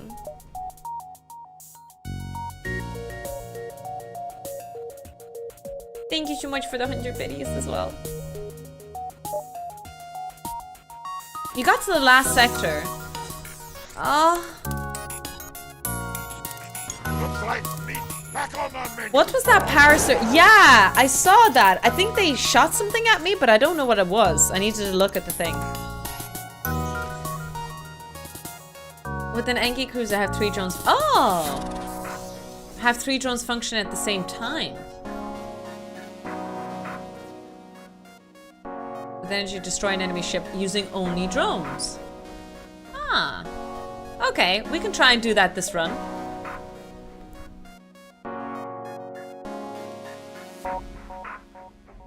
Damn it. Alright. I'm gonna start a CC Anomaly team. We have Lana, Cora, Ophelia, and then when we get a new member, we'll make it Fizzy. We'll see what happens. The name... the Bambi 3. Bambis have been doing well. All the Bambis have done the best, by the way. Hi, Spoodle. The first thing to take out is those damn missiles. But I can't hit them because of the shield. Ah! Sorry, that was a bit aggressive at you. But you know what I mean? Like, it's so annoying. God fucking damn it.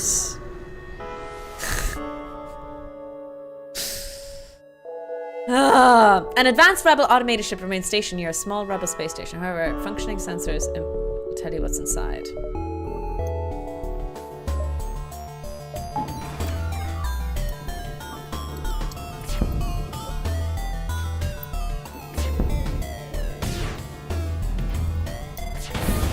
Oh, for fuck's sakes.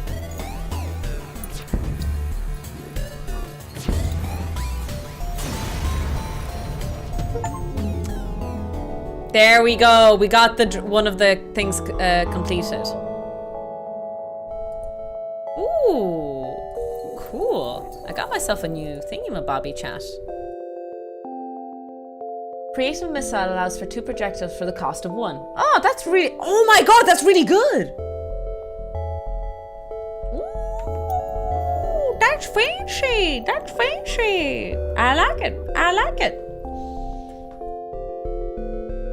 I assume that backseat... Generally not Spoodle, but also... Like, no spoiler backseating. Does that make sense? But I've been known to do some stupid shit. And it's not a bad idea to point it out. You arrive at the distress beacon near a small asteroid belt and find a ship with a pirate marking partially crushed between 2 large rocks. Must have been illegally mining the belt. Here's the thing, right? With backseat. Generally speaking, not welcome. But if you do want to, here's some advice. If you say something like tofu, ooh woo, this isn't backseat gaming, but just a little suggestion, just because, ooh woo, I think this will be a really good idea, possibly, but don't take my advice too personal, ooh woo. Maybe my suggestion perhaps is to do A, B, and C, and D. Ooh woo. Then I will take your backseat and gaming suggestion into consideration. Nice! We helped them! Got some loot. Guess we'll go like along this path like this.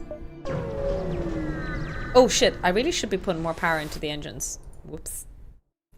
You're immediately hailed by a mobile docking platform upon arrival. Welcome to Uncle Joe's Fix-It Shop. Need a tune-up? They offer to upgrade your piloting system. Nice! Thanks, man. Appreciate it. Appreciate it, dudes. Oh my god, 2 distress signals. Just beat the flagship, Tofu Uwu. Tofu Uwu, try to kill them before your ship dies. Thanks, chat. Thanks. It appears your distress beacon is coming from the surface of a nearby moon. Your sensors are picking up a single life form. You find a man living alone in a cave. This is a Star Trek episode, chat. From the appearance of his wrecked ship, it seems he's been there for many years. But his mental state is questionable. Sounds like a tofu.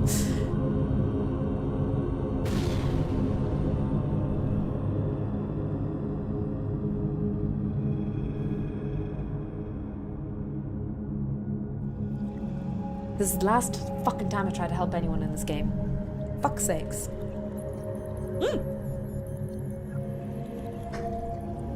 Ugh.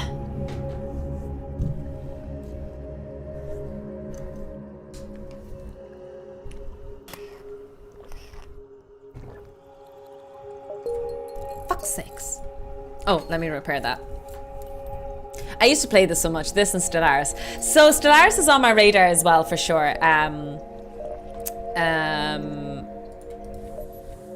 Tarek has suggested me play it. So I am looking forward to trying that out at some point. Oh, what's please in Irish? Not Gov Maleshgail. It's Mushte de Hulle.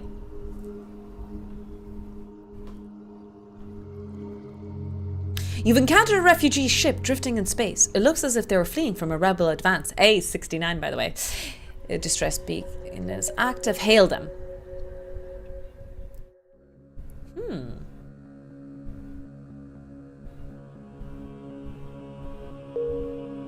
That's not a bad trade. That's actually like really not a bad trade at all. I'm taking it.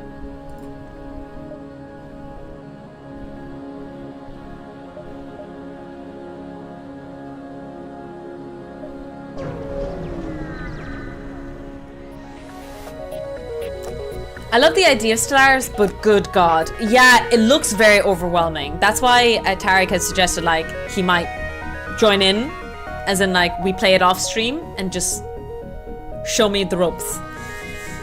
A pirate ship was lying in wait inside this asteroid field and immediately moves in to attack.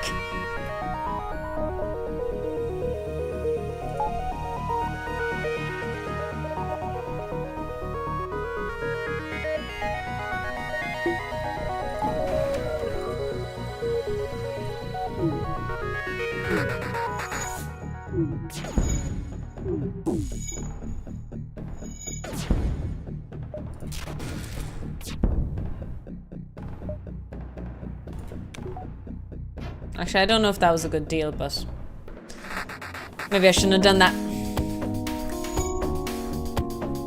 They've updated the base game a few times too. I haven't played the latest version. There's that and another game which I watch a lot of. I watch a lot of streamers play RimWorld, but goddamn. And I've played a little bit of it too, you know, I've tried. I find RimWorld quite difficult. You follow a distress beacon into a tiny asteroid belt. You find a small strip struggling to maneuver. Okay, we'll adjust our frequency modulator to match their shields. Mother!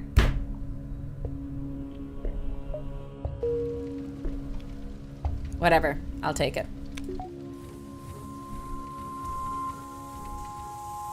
We'll take it, chat. I have banned myself from Factoria. Factoria is on my radar, for sure. But people have pointed out that there's other Factorio-like games that I might enjoy first, before absolutely getting destroyed in... YouTube suddenly recommended this to me. Welcome in, Def. I hope you enjoy your stay here.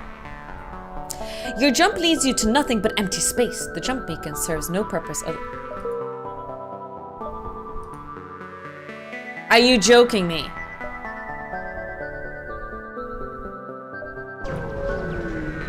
Oh. You detect a rebel scout and an attack approach to a small refueling outpost. Their weapons are charged, but they're not firing yet. Can you build more weapons? If I can, the game hasn't shown me that I can. But there is like useless rooms in the ship, so I'm guessing over time I can install it, but I'm going to take a wild guess and I have to complete the main mission at least once. Wild guess.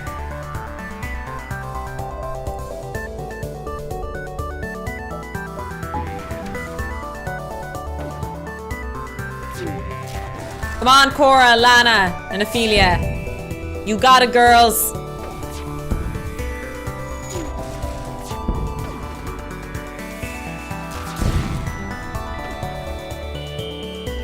Shit.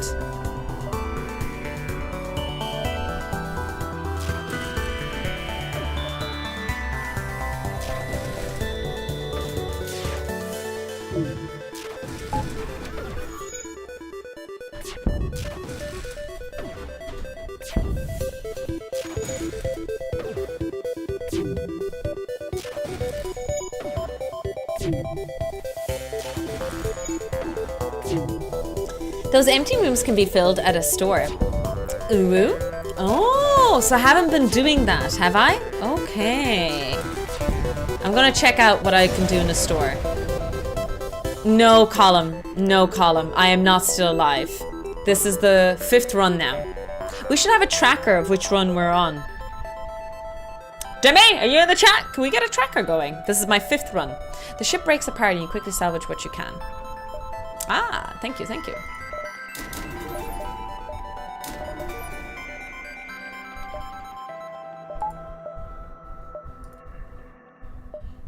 There's a store over here.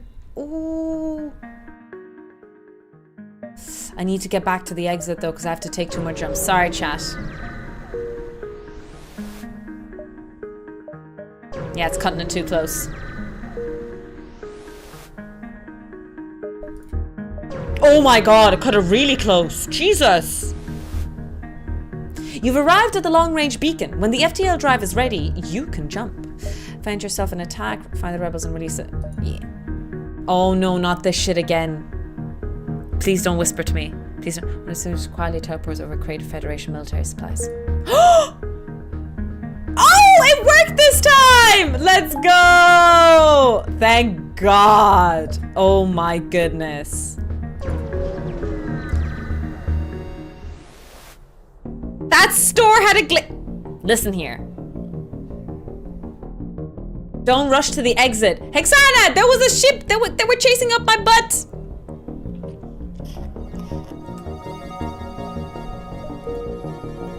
I explored a lot, I thought, no? So let's take like a ziggity path here.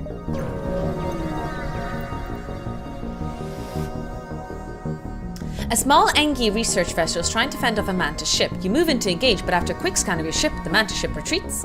Ooh, thanks. Awesome, man. I wasted 2 jumps by backtracking. Yes, I did, but there was no other way I could go back. When I saw that, there was this like little one area. Maybe I should be smart about how I should travel from here on in.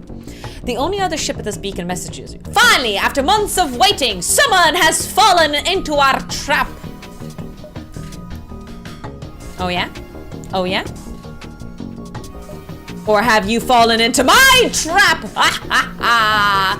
Ah ha ha!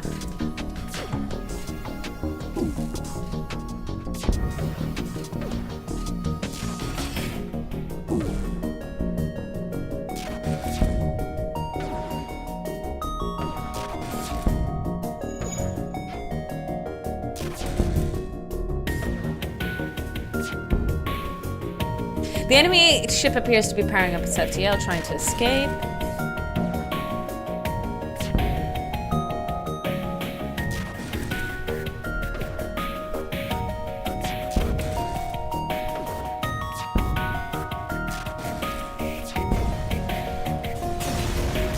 You have fallen into my trap. Heh heh heh heh. Heh heh heh.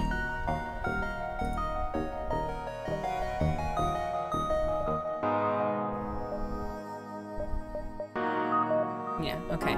Let's do that. Oh shit. Power surge. Have your pilot carefully explore the debris. Oh, who's our pilot? I think Lana's our pilot. Let's go, Lana!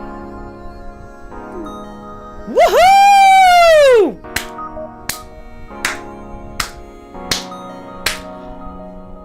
Lana! She got us a breach bomb. Mark II, chat. That's how good Lana is of a pilot. Isn't that amazing? Crew damage 55, systems damage. What? Ignore shields. Oh, that's so good. Girl. And I think I want to go this.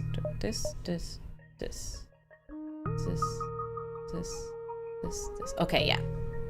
Okay, I know what I'm doing. I think. Lana the pilot? I think she's the pilot. Maybe I'm wrong. Let me double check. At first it appears you've arrived to an empty system, but a ship appears from behind a planet and hails you. Ha ha! I am the dread pirate Tuko. Prepare to die. Why do my villains always have Russian-esque accents? I was gonna say I do not know, but I absolutely do know why. It is the way it is, chat.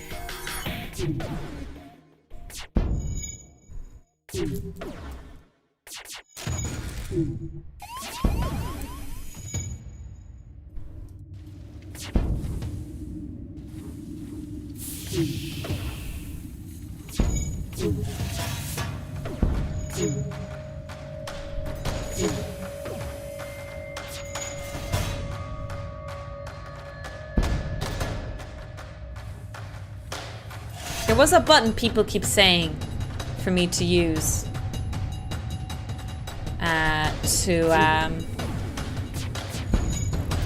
to close all doors.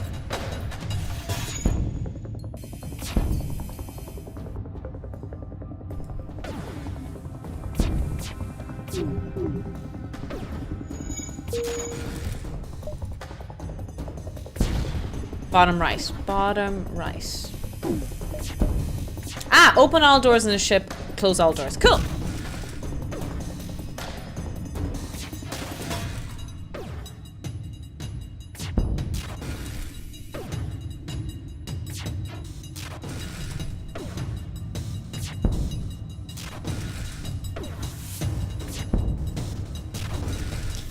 And the Pirates of Destiny.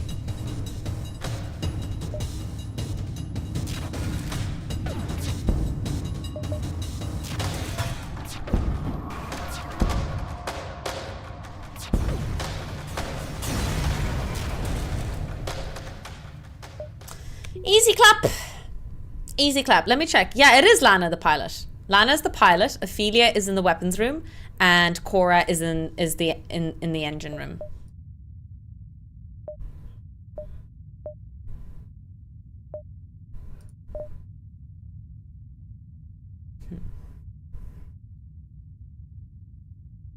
I'm not going to bother leveling up anything because I need double levels. I need a lot of scrap. And I just want to make sure I'm not in accidentally run into a store or something good, you know? Pirate ship was lying in wait.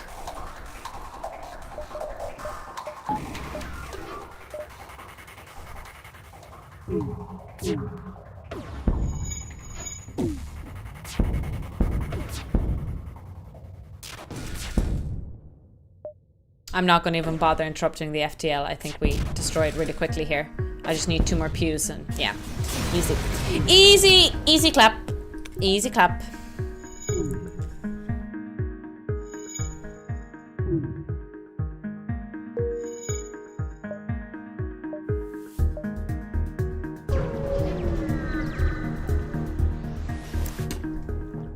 Scans reveal a large asteroid field nearby. Short-range scanners may discover useful materials. A pirate ship holding behind a large asteroid field attacks you!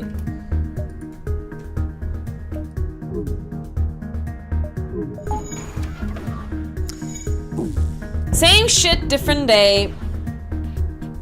Stretch to the right. Ooh, that's a lot, actually. Might accept their offer here. Actually, I should only accept it if we get drone parts, because I'm running out of drones.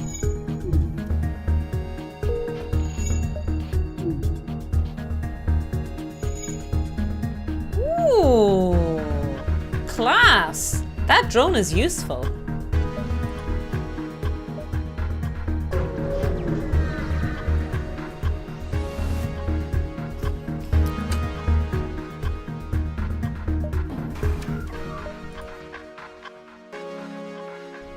Shield again. Pilot knows best, absolutely. We're a leaf in the wind. Oh, I should stop saying that. That's really rude. Hashtag too soon and all that.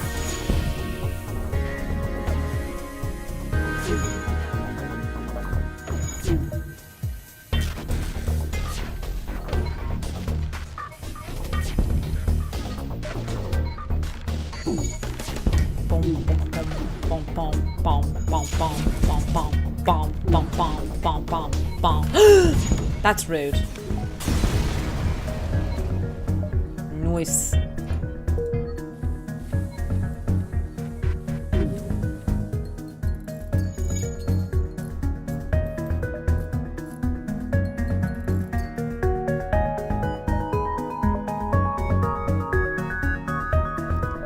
Like this. Okay. See that route I'm taking? I'm going. A pirate ship was lying in wait. Damn it! I kind of wanted to do stuff, you know.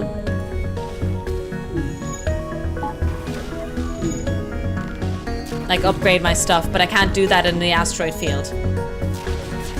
What's wrong with saying leaf in the wind? You will not get a lot of love in the chat for that statement.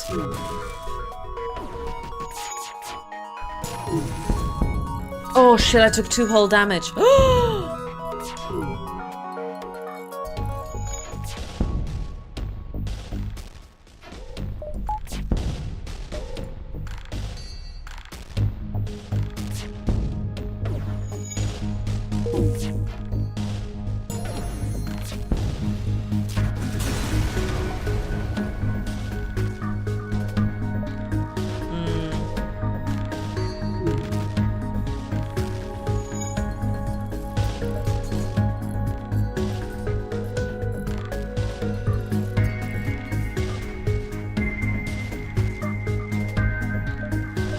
Oh my god, look at that! Oh, yes. Okay, so we go okay?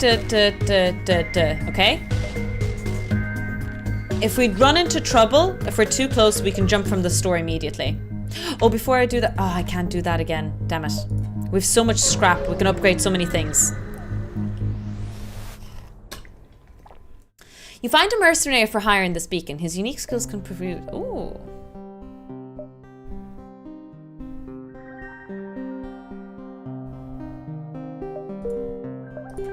Nah. Nah. Oh shit, I forgot to level things up. A ship without life forms within a nearby dense asteroid field is giving off a distress call. Should we investigate? Ah, cool! A pirate ship damaged and abandoned. Let's go. Good job, team. Oh my god, Tofu, upgrade your ship.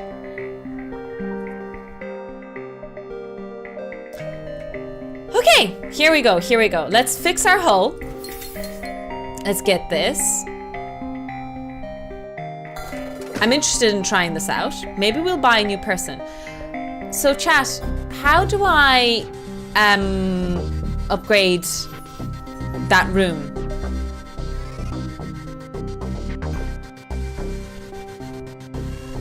Buy a bug. Do you think a bug is good? Inflict damage in combat. Ooh, nice. How do I upgrade one of my rooms, Science Bish?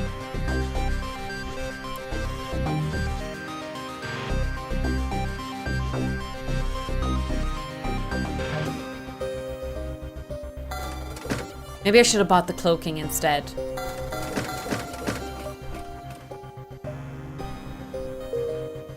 I have all of CC Anomaly now! Woohoo!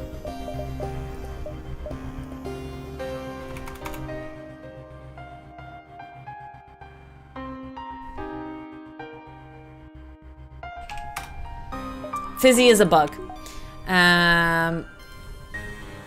Ah, there it is. It's in this room now. I see. Okay. Now it works. Okay, cool.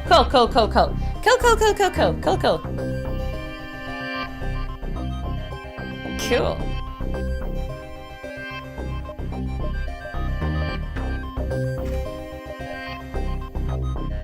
Bugs are fighters. Fight the bugs.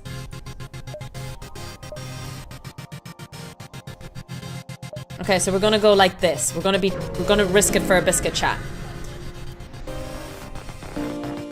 A pirate ship was lying in wait. Not enough power.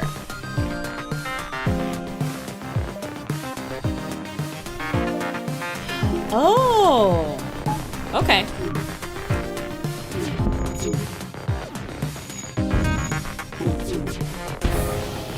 Oh shit, stop dancing, Tofu. Oh, Ophelia isn't at weapons! Oh no!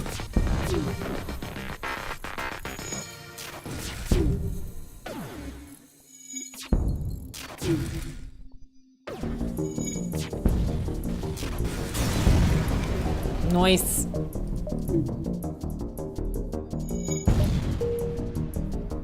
That's a lot of biscuits. Okay, we're making it out, team. We're making it out alive.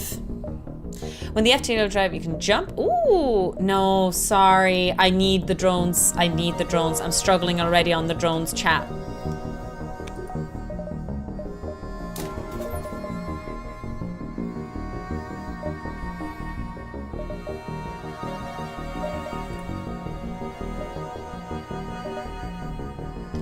Rock or an Uncharted Nebula. Just add a bunch of ooh green in your commentary and you can come up with a suggestion. All right, I think this is a good moment to go pee. I hardly looked at with this anti-cruiser destroying enemy ships on it. I want to see this. Current ship achievements. I'm gonna go pee really quick. We'll be back in a couple of minutes with a cup of tea maybe? Might have a cheeky cup of tea. I'm gonna start laundry. Okay, Science Bish starts laundry. I'm gonna make a cup of tea. Chat, do some jumping jacks. Meet back in 5. Woo! Break! I would teach electricity. So I'm gonna go on a little bit of a lecture here for like 5 minutes. So bear with me, chat. I'm trying not to get distracted by you guys because all of you are just so fucking good looking. So don't distract me with your good looking usernames. Okay, so perk up your ears, chat. Get your notebooks and pens ready, and here we go. The way I would look at Ohm's law is by looking at it from the perspective of an electron. We're going to look at an electron specifically, like one individual electron. So let's check out this buddy, okay? So we have an electron here. He's all chilling. He's not having a good time, okay? And what is an electron? It's a particle that has a bit of mass, tiny bit of mass, and it has a negative charge, right? It is negatively charged. So what current fundamentally is we're analyzing the movement of electrons. We're analyzing the movement of electrons over time. So how many electrons pass per second? That's basically what you do. Do you know those races when there's horse races and there's a person with a gun, like a measuring gun kind of thing, and they're watching when the horse passes by? That's basically what current is. It's a guy with a gun and he's measuring how many electrons pass and how quickly. That's exactly what current is. Now, an electron is negatively charged, right? How do you move a negatively charged particle? Do you remember from relationships, toxic relationships advice? They say opposites attract. So you set a positive charge and it makes the electron run really quickly. It's basically the way you want to see voltage as, so we're going to look at voltage now, is that you set something to a positive charge at one side, and the electron is going to go running to that positive side because it's like, oh, absolutely delicious potential difference there. That's a positively charged thing. I'm negatively charged. We're perfect together. Marry me. Okay? So what happens if I start increasing the voltage? More electrons will want to come there, and fast. Well, that's a off topic of debate. That's a little bit distracted. But a lot more electrons will want to go, and so the current increases. So generally, if you increase the voltage potential, you also increase the current. That's exactly it. So if you plot V over I, you get a straight line through the graph like that. But what is the slope of this line? That is the la résistance. Okay, so again, let's look at it from the perspective of this lonesome electron. Okay, and we're going to look at it from the perspective of a copper wire. We have loads of electrons in here, right? And this is the positive side of the voltage, and they're all zooming this way. Okay, they're all running over this way to get attracted to that positive side potential. The wire itself has a lot of imperfections and a lot of things that are getting in the way of the electrons. So the electrons aren't moving as smoothly as they should. Things are stopping them. What's stopping them? Little dudes. Not really, but just bear with me. Basically, little French dudes are stopping and blocking the electrons from getting as fast as possible. And so they are slowed down and not as many electrons are getting to that positive side. That is vive la résistance. That is the little dudes stopping the electrons from getting there. That is a story of this graph, V, voltage against current, and the slope being the resistance. This is how this whole equation works from the perspective of one electron. Alright, chat, we're back. Ain't nothing but a tofu away. My loneliness ain't killing me no more. I'm stronger. Hi, Blackshard. The French resistance. 20 followers to I know, it's amazing. Honestly, this channel has been so amazing. I can't believe it, like, I put in a lot of work on Twitch and social media and everything like that for the past 2 and a bit months. But yeah, upgrade medbay and oxygen so crew doesn't die easy. Look, there's so many upgrades. I need so many upgrades, Green. I know that I should invest in it. Absolutely. But I don't think oxygen has ever been a problem, nor healing. Everything else has been a problem instead. It's Britney, bitch. Where was I? Yes. Oh, look at this nebula. So we'll go... How do I get here? Every time I've gone to that little corner where it's really difficult to get into, it hasn't been worth. Now, I could be wrong about that, but that's the way I feel about it. I'm gonna go swing around. Stronger. Ooh. Navigating the fog blind, you practically bump holes with the mantis shrimp. Pah! This transgression will be overlooked, Nebula. Very dangerous. Next time, humans all die. There won't be a next time. Next time. There will be no next time. I apologize, even though I know it's lies. I probably shouldn't be fighting. I'm tired of the games.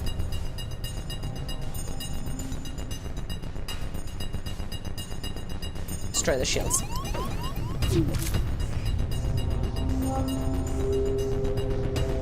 Okay, mantis shrimp, time to find those intruders.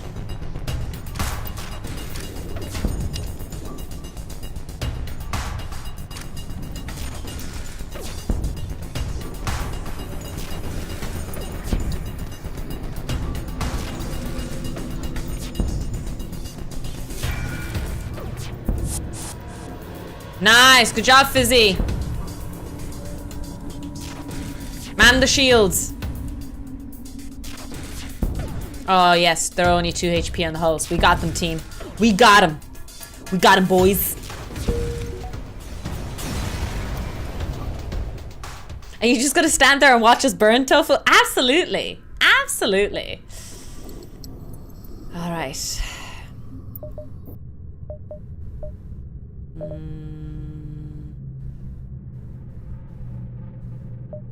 Like everything is worth leveling up.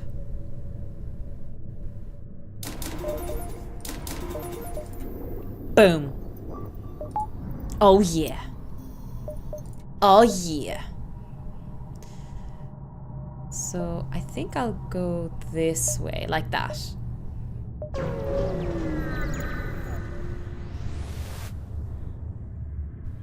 A heavily damaged Federation ship is hiding in the nebula at this beacon. Before you have time to make contact with them, they fade into the... Lock into their life signs with your teleporters. Oh, we got a new team member! Woo! All right. Who's joining the team? So Medjay, Nas, and Tarek died yesterday. So we're... How many mods? I have Jimmy. Jimmy, you're joining the mod as extensive CC anomaly member. We'll put you. What will we man you?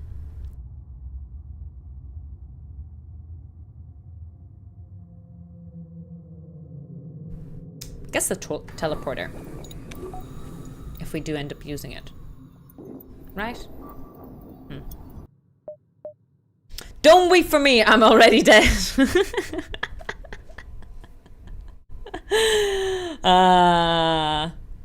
Jump.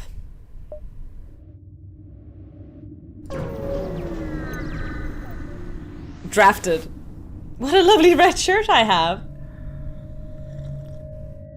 You seem as a smuggler trying to get away from the beacons. Attack the pirate. You power up your weapons and move in to engage. Engage thrusters. Warp back to 8.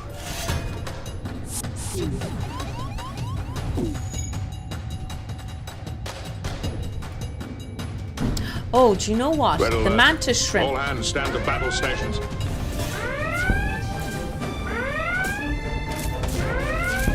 Lay in and intercept course of the Romulan ship. Shields up, load all torpedo bays. Stand by phasers. Warp back to 8. Engage. Engage.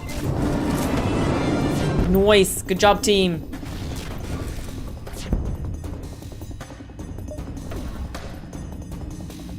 Their FTL is delayed anyway. Not worried.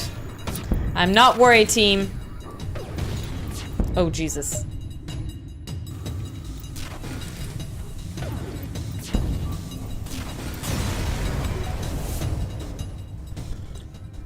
Lots of scrap. Good job, team. Good job. I'll change it to Nigel. Alright, let's jump. We're doing a loop around just to get loads of jumps in, like chat has suggested. You can't see anything. Oh, I should have waited for the repairs. Because that jump cost us a bit there, lads. That was poor. That was poor.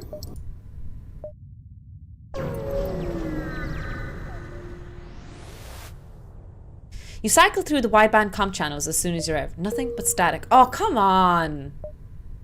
Bruh. Bruh. As you wait for the... What?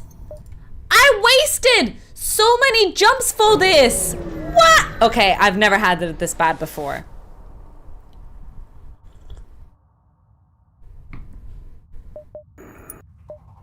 Attack the ship!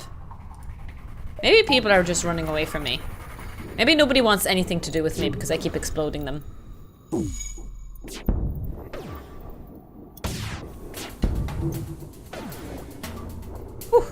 Good miss.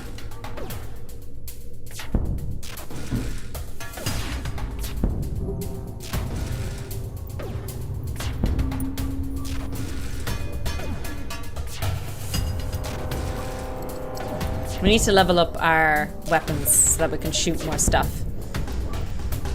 Shots per charge, normal damage, possible breach proof. Like, that's really good as well. I don't know. We will not... Oh, no. I think I should have done that, actually. I forgot. It's actually worthwhile to do that. Because, like, if we're not struggling for scraps, you know?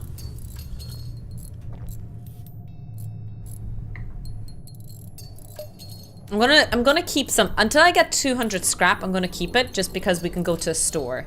We want 200 in excess when we can. Does that make sense, chat? Does my logic make sense? I take that back, of course, but you know. Ooh, jump here, jump here, jump here. Yes, let's do that.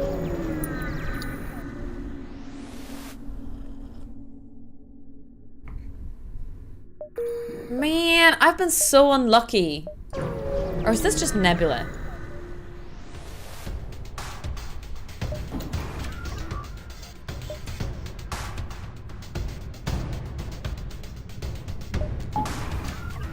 As Sun Tzu says, the greatest victory is one that requires no battle. Does he actually say that one? That sounds, that's a good one. I like it when people quote Sun Tzu just for life. I think it's business. Business is the one that always amuses me. It's used in business quotes. I disagree. Kill them all!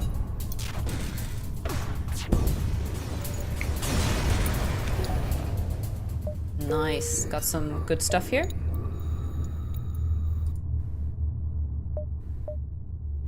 Let's make an extra jump. One more extra jump.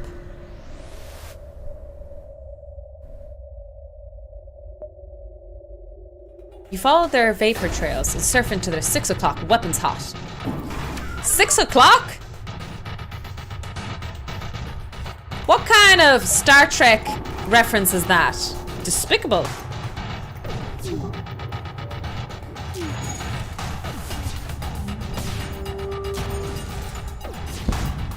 Oh shit.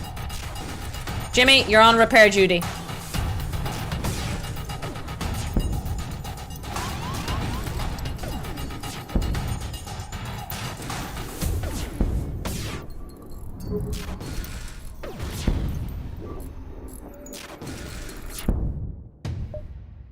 We're actually going to accept this offer just because they're quite strong.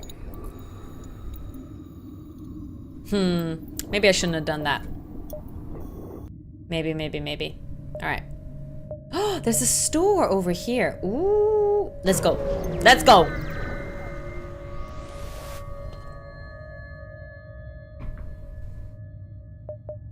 Shopping. Woo.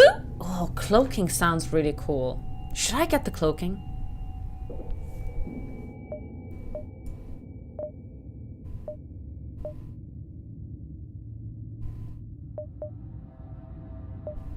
Fuck it.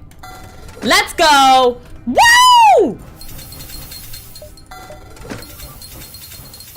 We did it, team! Woo! We're broke! Long-range scanners are helpful. Nah. Sorry, I can't do that, bro.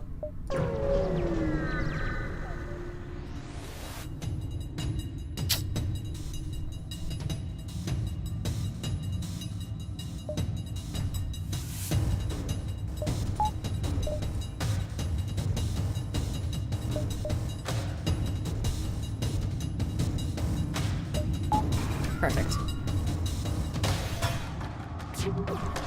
Jimmy, I think you need to man the cloaking.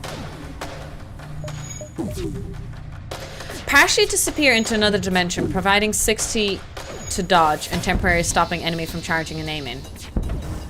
Wait, how do I activate it? Do I need to press it? I don't see it. Oh. Ah.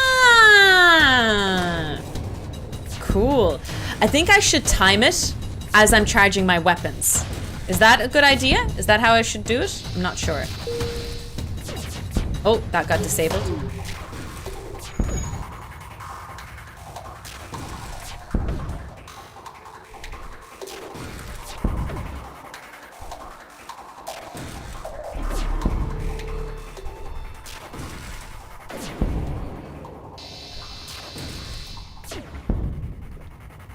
That's cool, actually.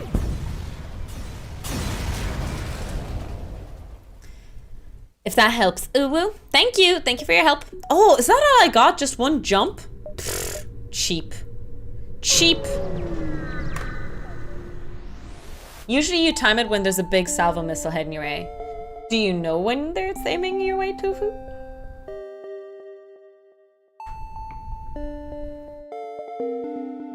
Is that where the scanners are actually useful?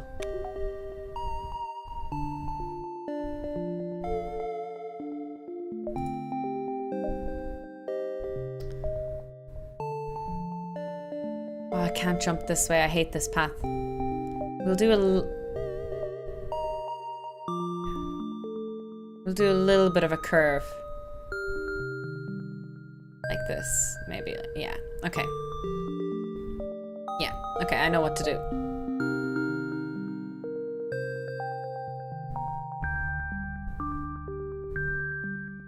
Or we just go like this. Yeah, we do this instead. Okay, I know what I'm doing.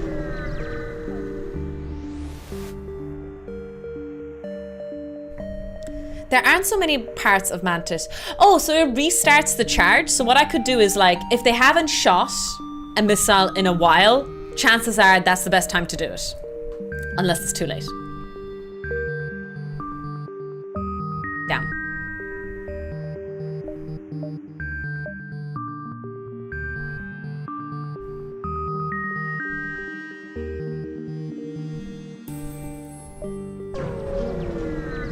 Oh, it pauses the charge. I thought it resets it.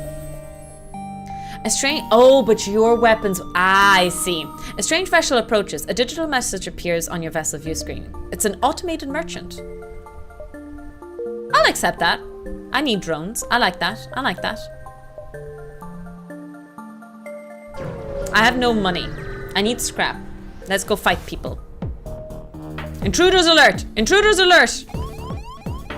Jimmy, go fight them!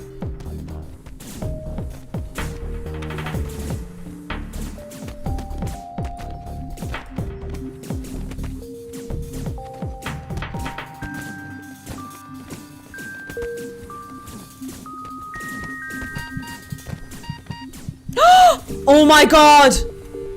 Jesus! Holy shit, Cora barely got out there. Holy smokes, that was so close, chat.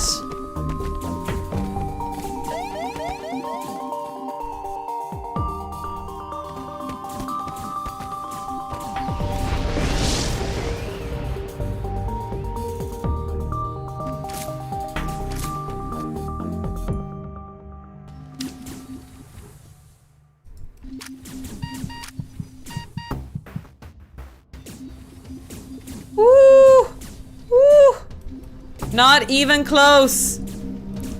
Oh my days, that was so close. Is so close? Whew. Hi, Urgy! Thank you so much for the raid! Right now. Wait. We have a great raid message, especially while we're playing this game. We have to abuse the raid message during this game. Red alert. All hands stand to battle stations.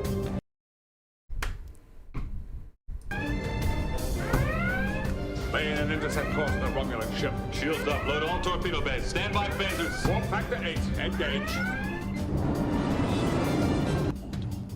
One does not simply walk into Mordor, indeed. Welcome in, Raiders. Hello, hello. I hope you guys are keeping well. My name is Tiny Toxic Tofu. I stream science and... Oh, shit. I stream science and technology education. And today we did a lot of logic gates and things like that. We plan to continue it during the week. But today we're also playing FTL as part of our gaming. And can't tell you enough how much fun this has been. Has been. How's your stream, Urger? I know you're playing Baldur's Gate 3.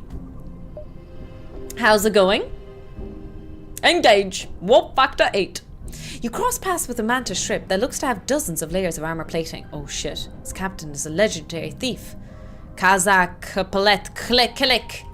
Your crew look frightened. Your Mantis crew member steps forward. He and Kazak Palet Kilik perform a weird kind of alien haka. You, meanwhile, charge the battle systems. again. I love it. Oh my god, it's so good, Sean. It is so good. Steam was fantastic. Started to play through with my partner. Oh, that's awesome. That is awesome. Upgrade doors and slow down board. Bruh!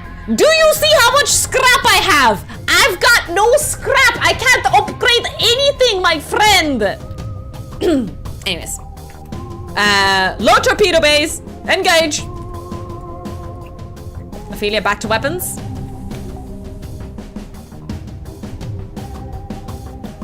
Tofu, aggressive. Aggressive towards viewers. Never happens. Oh. Jimmy's on repair duty.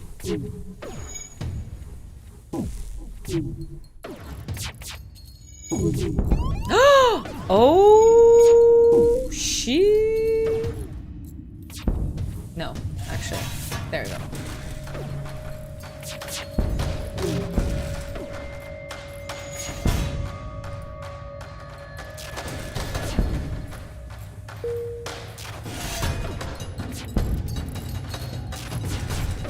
Oh goodness. Oh, please live. Oh, chat. I hope we survive. We're gonna make it through. Just keep it tight. I will get over you. Not sure why we're singing this in the moment. Nice.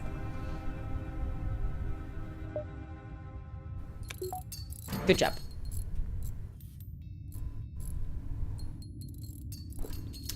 For missile on their weapons first, then finishing with drone iron. Well, the iron blast, all it does, let me make sure I understand this. The iron blast just drains and locks systems. And so what I'm doing is I'm disabling their shield so that my pew pew thing can actually penetrate and do constant damage. At no point in your rambling, incoherent response were you even close to anything. Hi, Perishing Tar, welcome in. Considered a rational thought.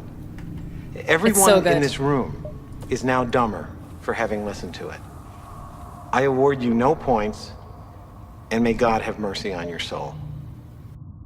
I think I want to go this way. Yeah, this is the path I wanted to take. Yeah, sometimes the synchronization can be tough. 5. The drill can repair between 3 and 5, I think.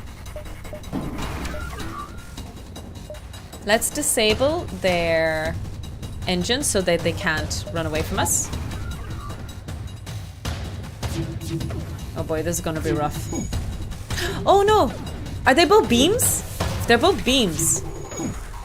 Mine up. Oh shit.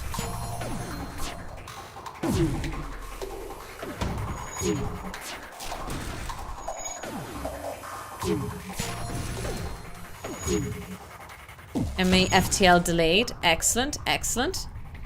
Why is that the only sound alert that worked? There was several sound alerts that worked, no? Oh, for God's sakes, I have cloaks. I forgot about that, you silly tofu. Also, Jimmy, you're doing nothing. Jimmy, come on. Cop on, Jimmy.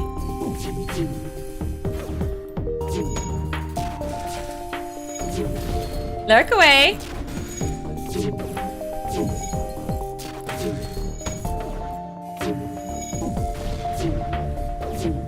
Oh, Jesus.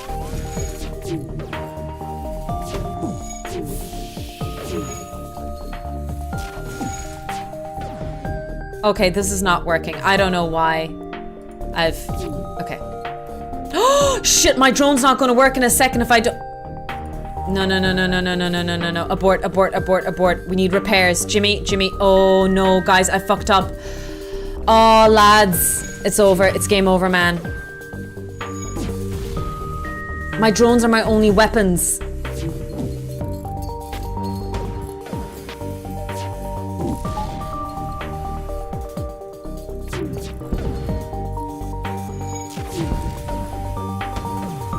It's over.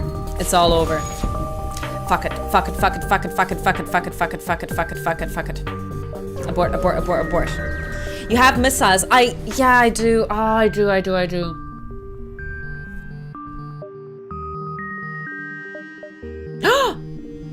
Nice. Okay. Whew. Okay, let's repair everything. I panicked.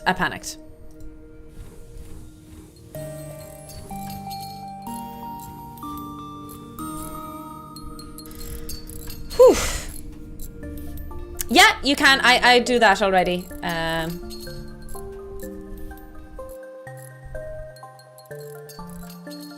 Was there a store? There was one south, but there was no path, like good path to travel. And there's no point. I had really little scrap poopy. I just got 40 scrap there or something. But before that, I didn't actually have any.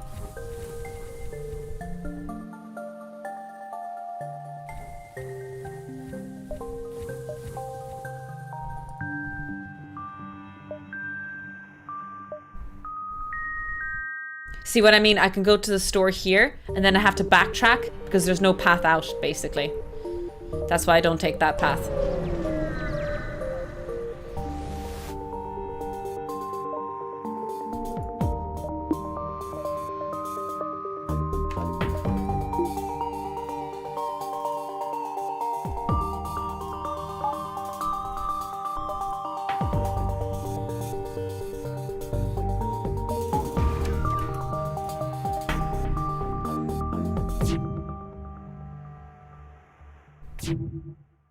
Oh, it takes forever to charge this. This is... Oh my goodness!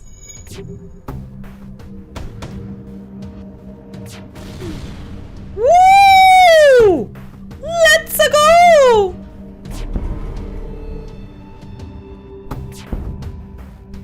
That's pretty cool.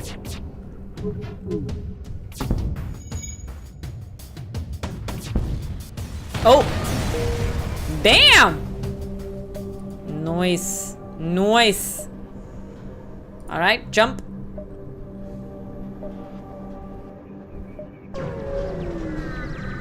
The soundtrack is so good, Zote. It's so freaking good. A nearby mantis mining operation is clearly using heavy Engi slave labor. You decide to lay low. Oh, wait. Why did we decide that? Did we want to try and save them? All right. Exit. You arrived at the long-range beacon. When the FTL drive is charged, you can jump to the next sector. You arrive near a damaged and depleted space station. You pull back to the ship, but it looks like your crew member is not making it. Oh! Your crew member insists you leave them behind, not wanting to endanger the rest of the crew. Knowing the truth of this, you hurry back to your ship. Oh, 7, Jimmy.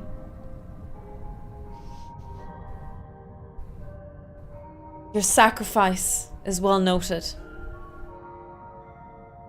Hot damn. The needs of the many outweigh the needs of the few. Or the one.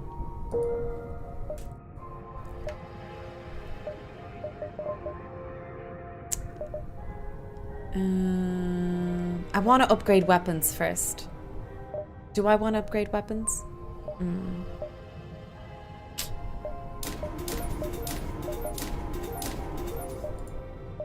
Okay. Slug home? Ah, I like the slugs. The soundtrack is great in the slugs.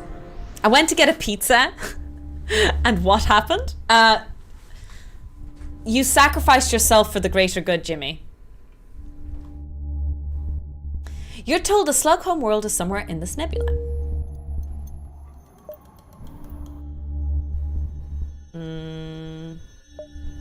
Oh, store. I'm broke! I'm broke! God fucking damn it, Tofu.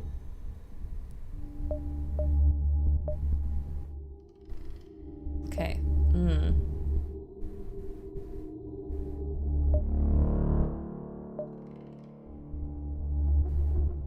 It does offer a really good path, though. Fuck it. Fuck it. We're going there just because the path is really good. We can fix one hull anyway. And we can look at the guns and make ourselves sad. Is there anything I can sell? I never use the hull repair. Should I sell it?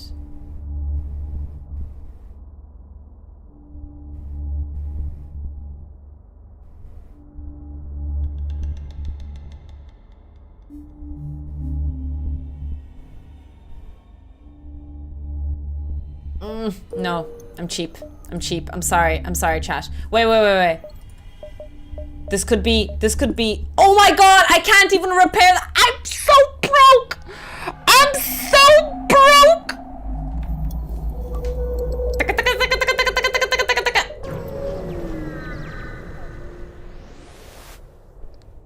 You arrive in an area clear of the nebula and quickly check to see if your sensors are working. Everything's fine, and no ships. Oh, for feck's sakes, are you joking me? I need loot! You can use the repair drone. I do. I can. Holy crap! A weapon is just floating in space!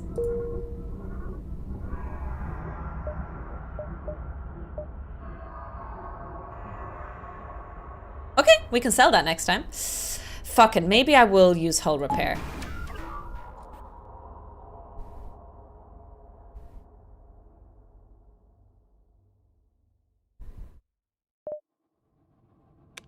Okay, we got some. Not bad.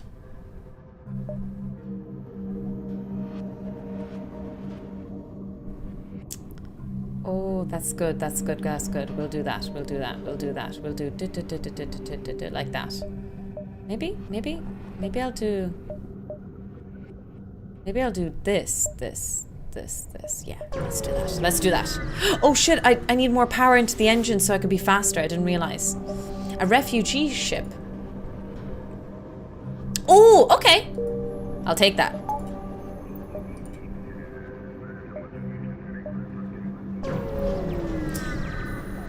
Wi-Fi hull repair. It did look like that, didn't it? You detect multiple ships running at maximum power nearby.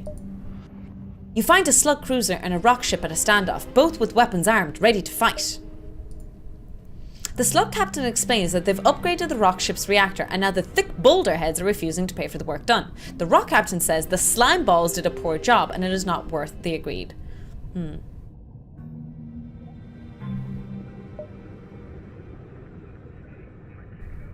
With much grumbling, the rock captain agrees to pay the price. The slug captain offers a free reactor upgrade for you. Hey!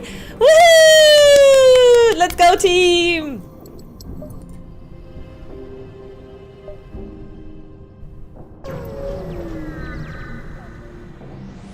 Tofu should have paid me better.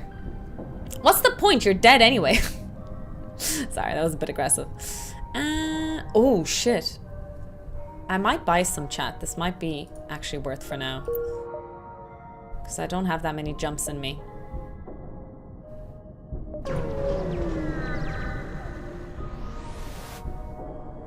Your sensors have picked up a refugee ship drifting through the system. No doubt one of many fleeing the rebel advance. It doesn't appear to have detected you. Or else it is trying to avoid to notice. Sorry, I'm kind of... Ugh. Sack a patat, chat. Sack a patat. Be right back. Don't die. Okay, Hexan, I'll try. Ooh! The slugs are using a tactic you hope you'd never see. They use a remote hacking satellite to sabotage your oxygen production. Ah, cool. Thankfully, our improved subsystem is able to counter their hacking.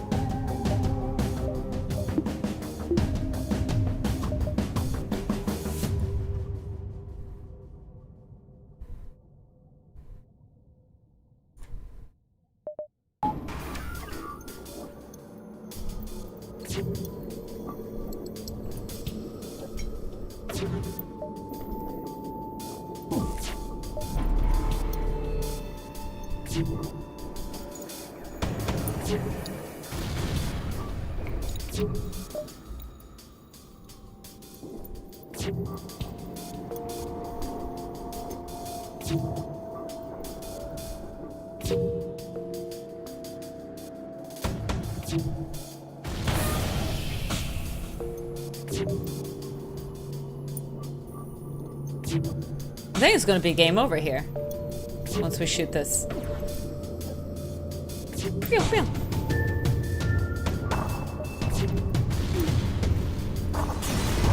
Game over, man. It's game over.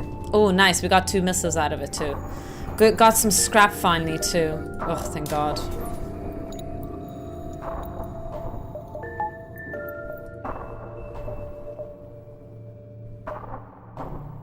Yeah, I think we'll go this way. Jamila was let out of the dungeon just to be left behind in space. Intruders on board! Improved. Try to squeeze some extra power. Okay, cool. Fearing the imminent battle, you desperately try to get the medbay working again. Lights flicker and turn your face to intruders. I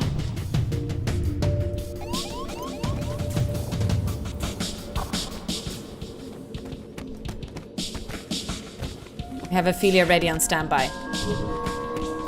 Oh, wait! They're still shooting at us. Oh, shoot.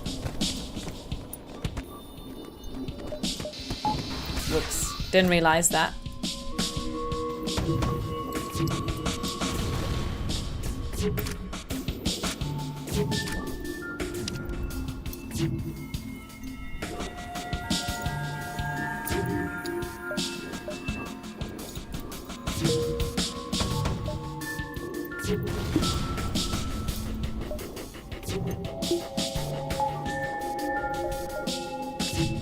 There we go.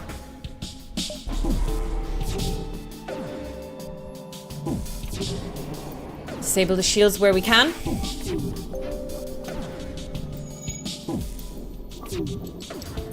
So that the guy's pew pew can hit.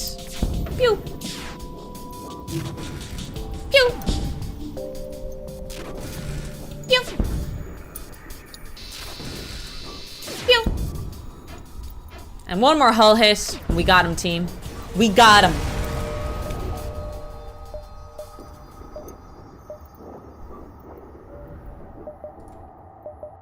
All right, let's jump here.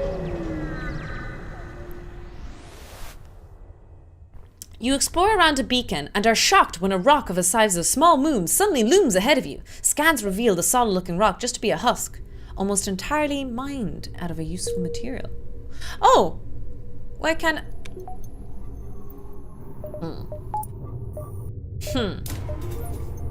And why can't I mine that useful material that you called? Oh, maybe we should zigzag like this. Let's risk it for a biscuit chat. Better be a good damn biscuit. A slug captain hails and invites himself aboard your ship to present a flask of something slimy. Now, most gracious captain, you must join me, please, in a drink to our alliance. Okay, I'm gonna die. This is poison. Oh! You take a cautious gulp. It's foul, but doesn't do any lasting damage. It's 1,000 to 1 chance, but the slug actually seems to be trustworthy. He casually celebrates your newfound trust by repairing part of your ship. And a store! Chat! Chat, are we seeing this? Let's go. Alright, let's sell this anyway.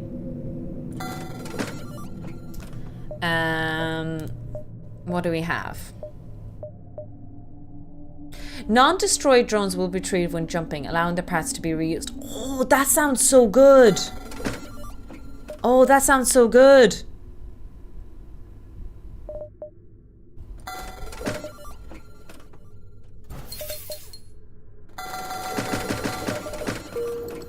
Excellent. Excellent, team. Good job. Good job, team. That feels like amazing RNG, but we will take it. The long-range beacon is almost hidden. Oh, okay. Cool. Mantis or Zoltan? Let's go to the Mantis. We love our Mantis shrimp. You've entered a poorly charted area space that is known to be home to the Mantis. I haven't boarded yet, by the way. I should try boarding sometime. You know what I mean?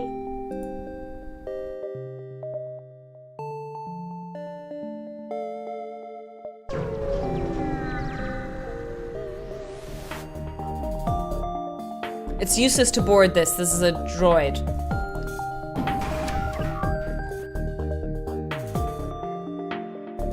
Let's disable its engine here. Or...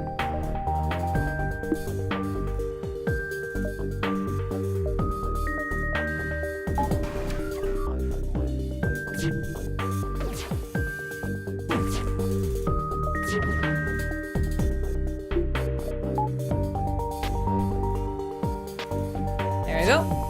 Hopefully we'll get it. We'll get it going in time. Come on, missiles. Come on, missiles. Destroy their engines. Please, please, please, please, please, please, please.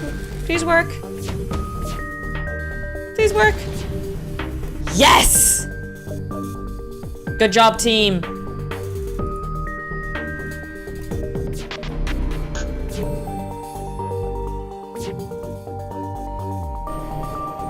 I hear boards are very useful building materials. Board the next ship. Yeah, I'll try to board the next ship.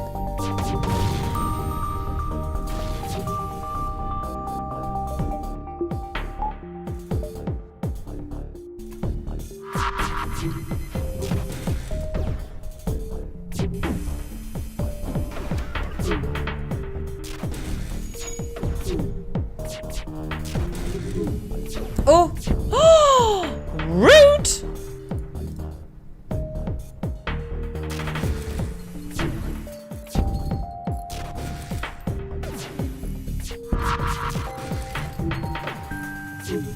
Okay, fuck it. Let's just destroy them once and for all, chat. It's taken forever. Oh, never mind. I wonder, does that actually use a turret? Because it never, because I was charging it. Okay, let me think about this.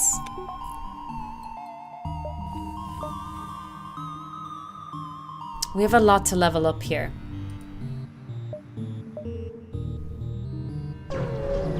I want to make a similar game to FTL called FML, and it's just juggling 1,000 tasks and so I was failing all of them. It's about ADHD.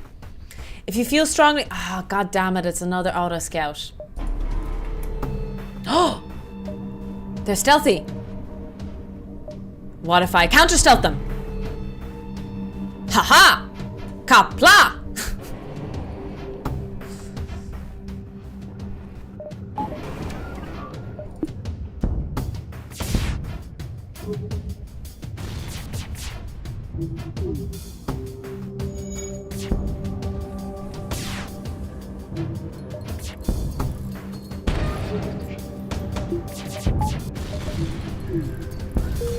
Oh, there we go. Done. I feel like I'm already playing that game.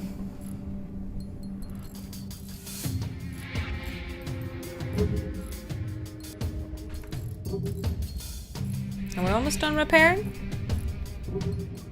Nice. Back to positions. We're ready to jump.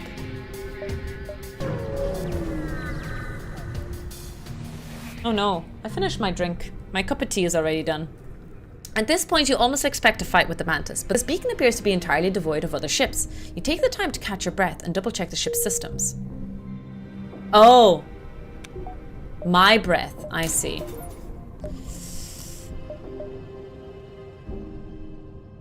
Basically, I want to upgrade weapons 3 times, and it's going to take a lot. Yeah.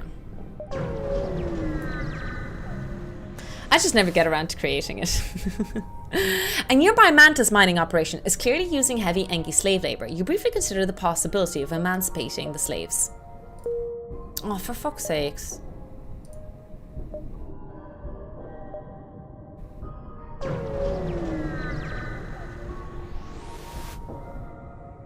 You find the source of the distress call, a small research station. It appears a small laboratory fire got out of control. Send your crew in a shuttle.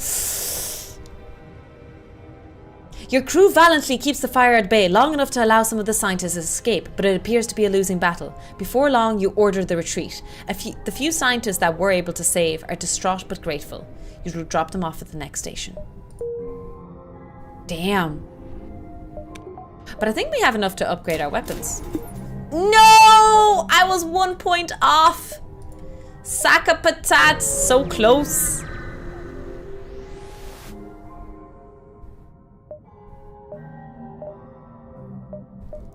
I think I need a new mod.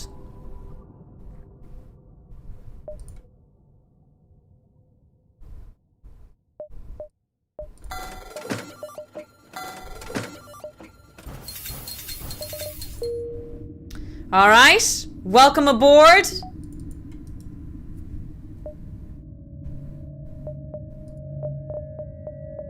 Bog. Now, Jimmy didn't last long in this all-girl team, so we'll see how long Bog will last.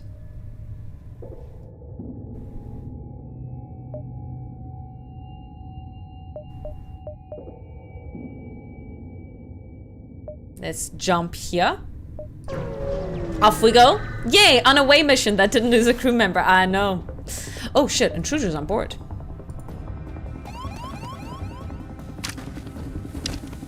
Goodness. Oh my god, we're getting massacred here.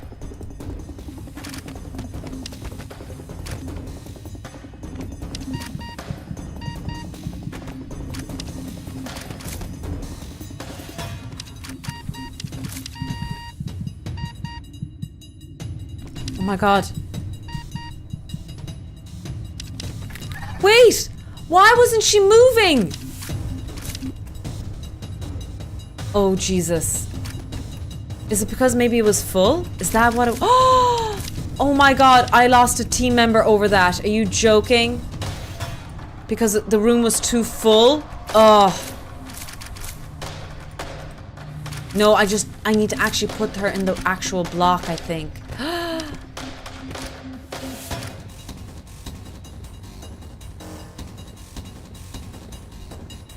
Oh, chat. Oh, chat.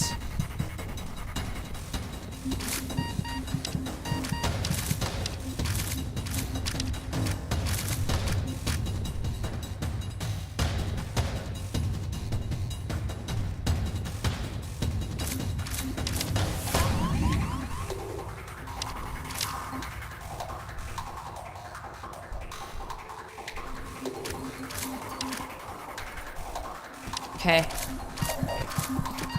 Ah! Fizzy, no, live! Fizzy, live! No, Fizzy!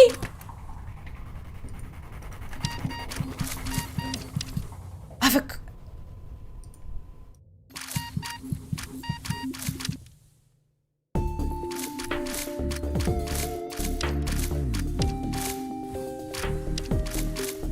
Oh my god. Oh my god. Oh my god. I can't believe I'm actually going to die over this. Oh shit! Ophelia, no! No, no, no, no, no, no, no, no! Ah!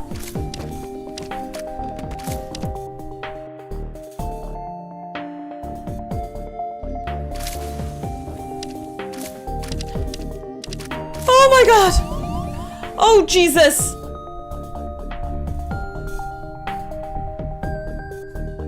Everything's fine. Chat, everything's fine. Okay, here we go. Here we go.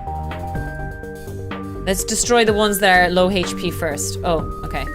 If I could just do that, actually, though, that would be great. Nice. One down. Okay, this is gonna be a huge difference now. Lana, leave.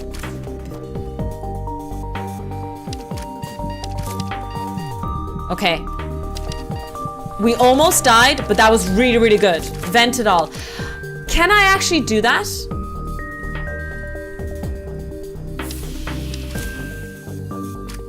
But I can't lock that door.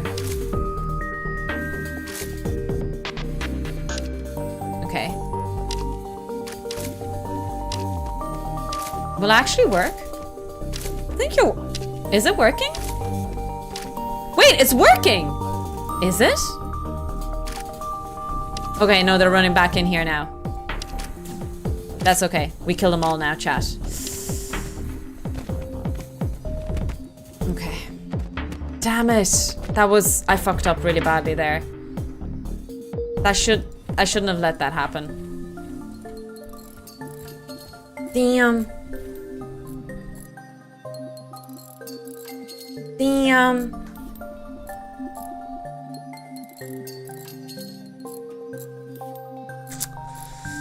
The vent did work. I've never tried venting enemies before. That was my first time trying. I was gonna say we live when we learn, but actually we lost Bog and we lost Fizzy. Damn it, chat.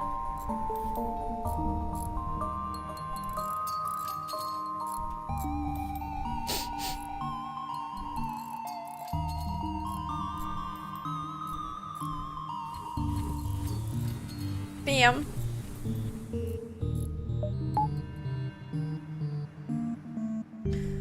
Alright. Fizzy and Bog had such short lives.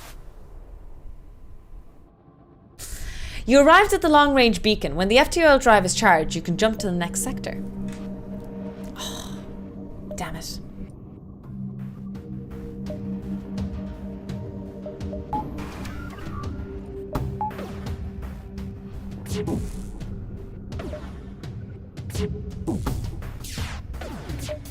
Breach. Ignore shields. Teleporting bomb. Crew damage 45, system damage 3. Oh goodness.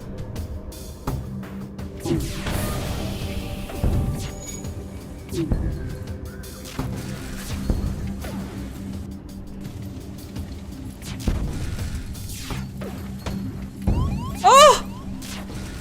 Oh Jesus! Oh! Wait, why can't I open those doors? Oh, cause my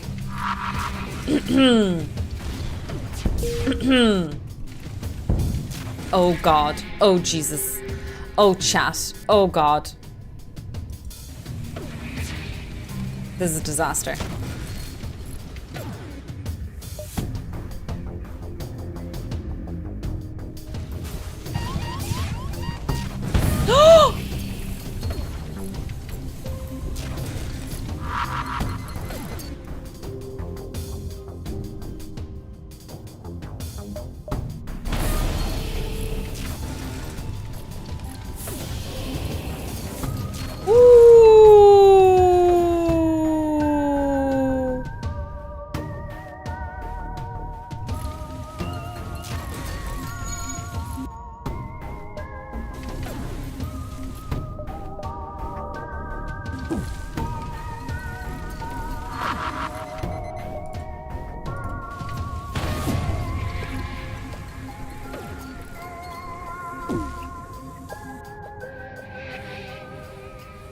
I keep forgetting about my freaking cloak, by the way.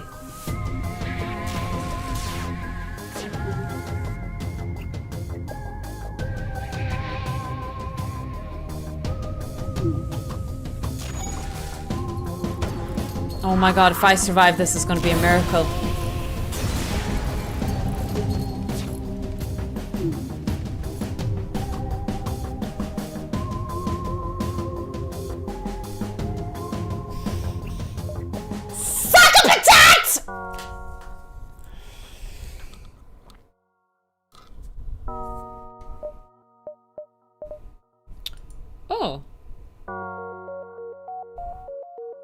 Oh, I have to complete all of these. Have 4 enemy systems or subsystems ironed at the same time while using the engine. How do I do that?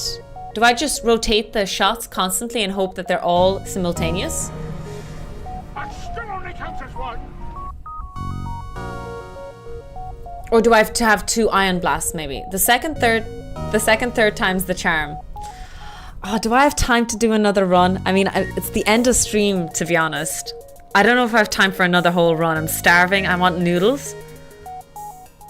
I want to eat some dinner.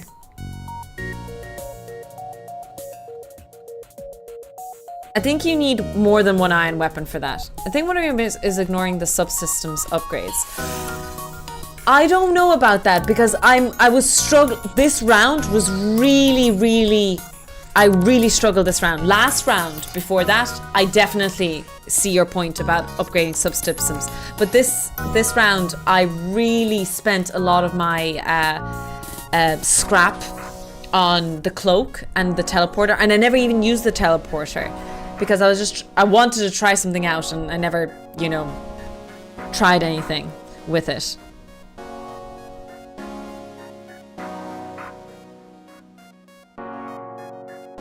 In this round, I truly just fucked up, I think, with a lot of the purchase. To be honest, it wasn't a puck up. I wanted to see what these systems would be like. The teleporter is bad with it. Look, I never bought a teleporter before. It was something to try that I didn't actually try. It is what it is. It is what it is. Ideally, I'd go for dinner for like 20 minutes and then come back for another round.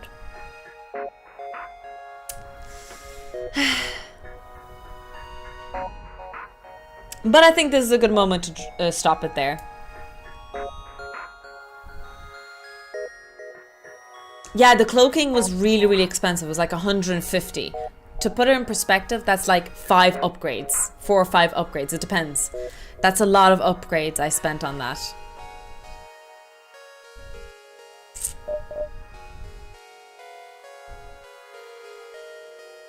We'll get there eventually, chat. We'll get there eventually. But we are streaming again tomorrow. Tomorrow we're doing a sound experiment. And what am I doing with the sound experiment? I will be...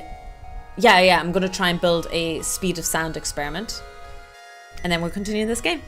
I am going to defeat the flagship if it's the last thing I do. We have to defeat the flagship.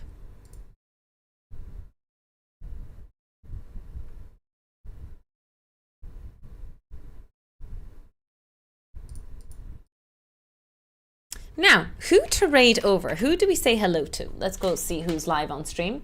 Bee's 24-hour stream is over, so we can't raid her. I did get to phase 3 of the flagship. I did. That is true.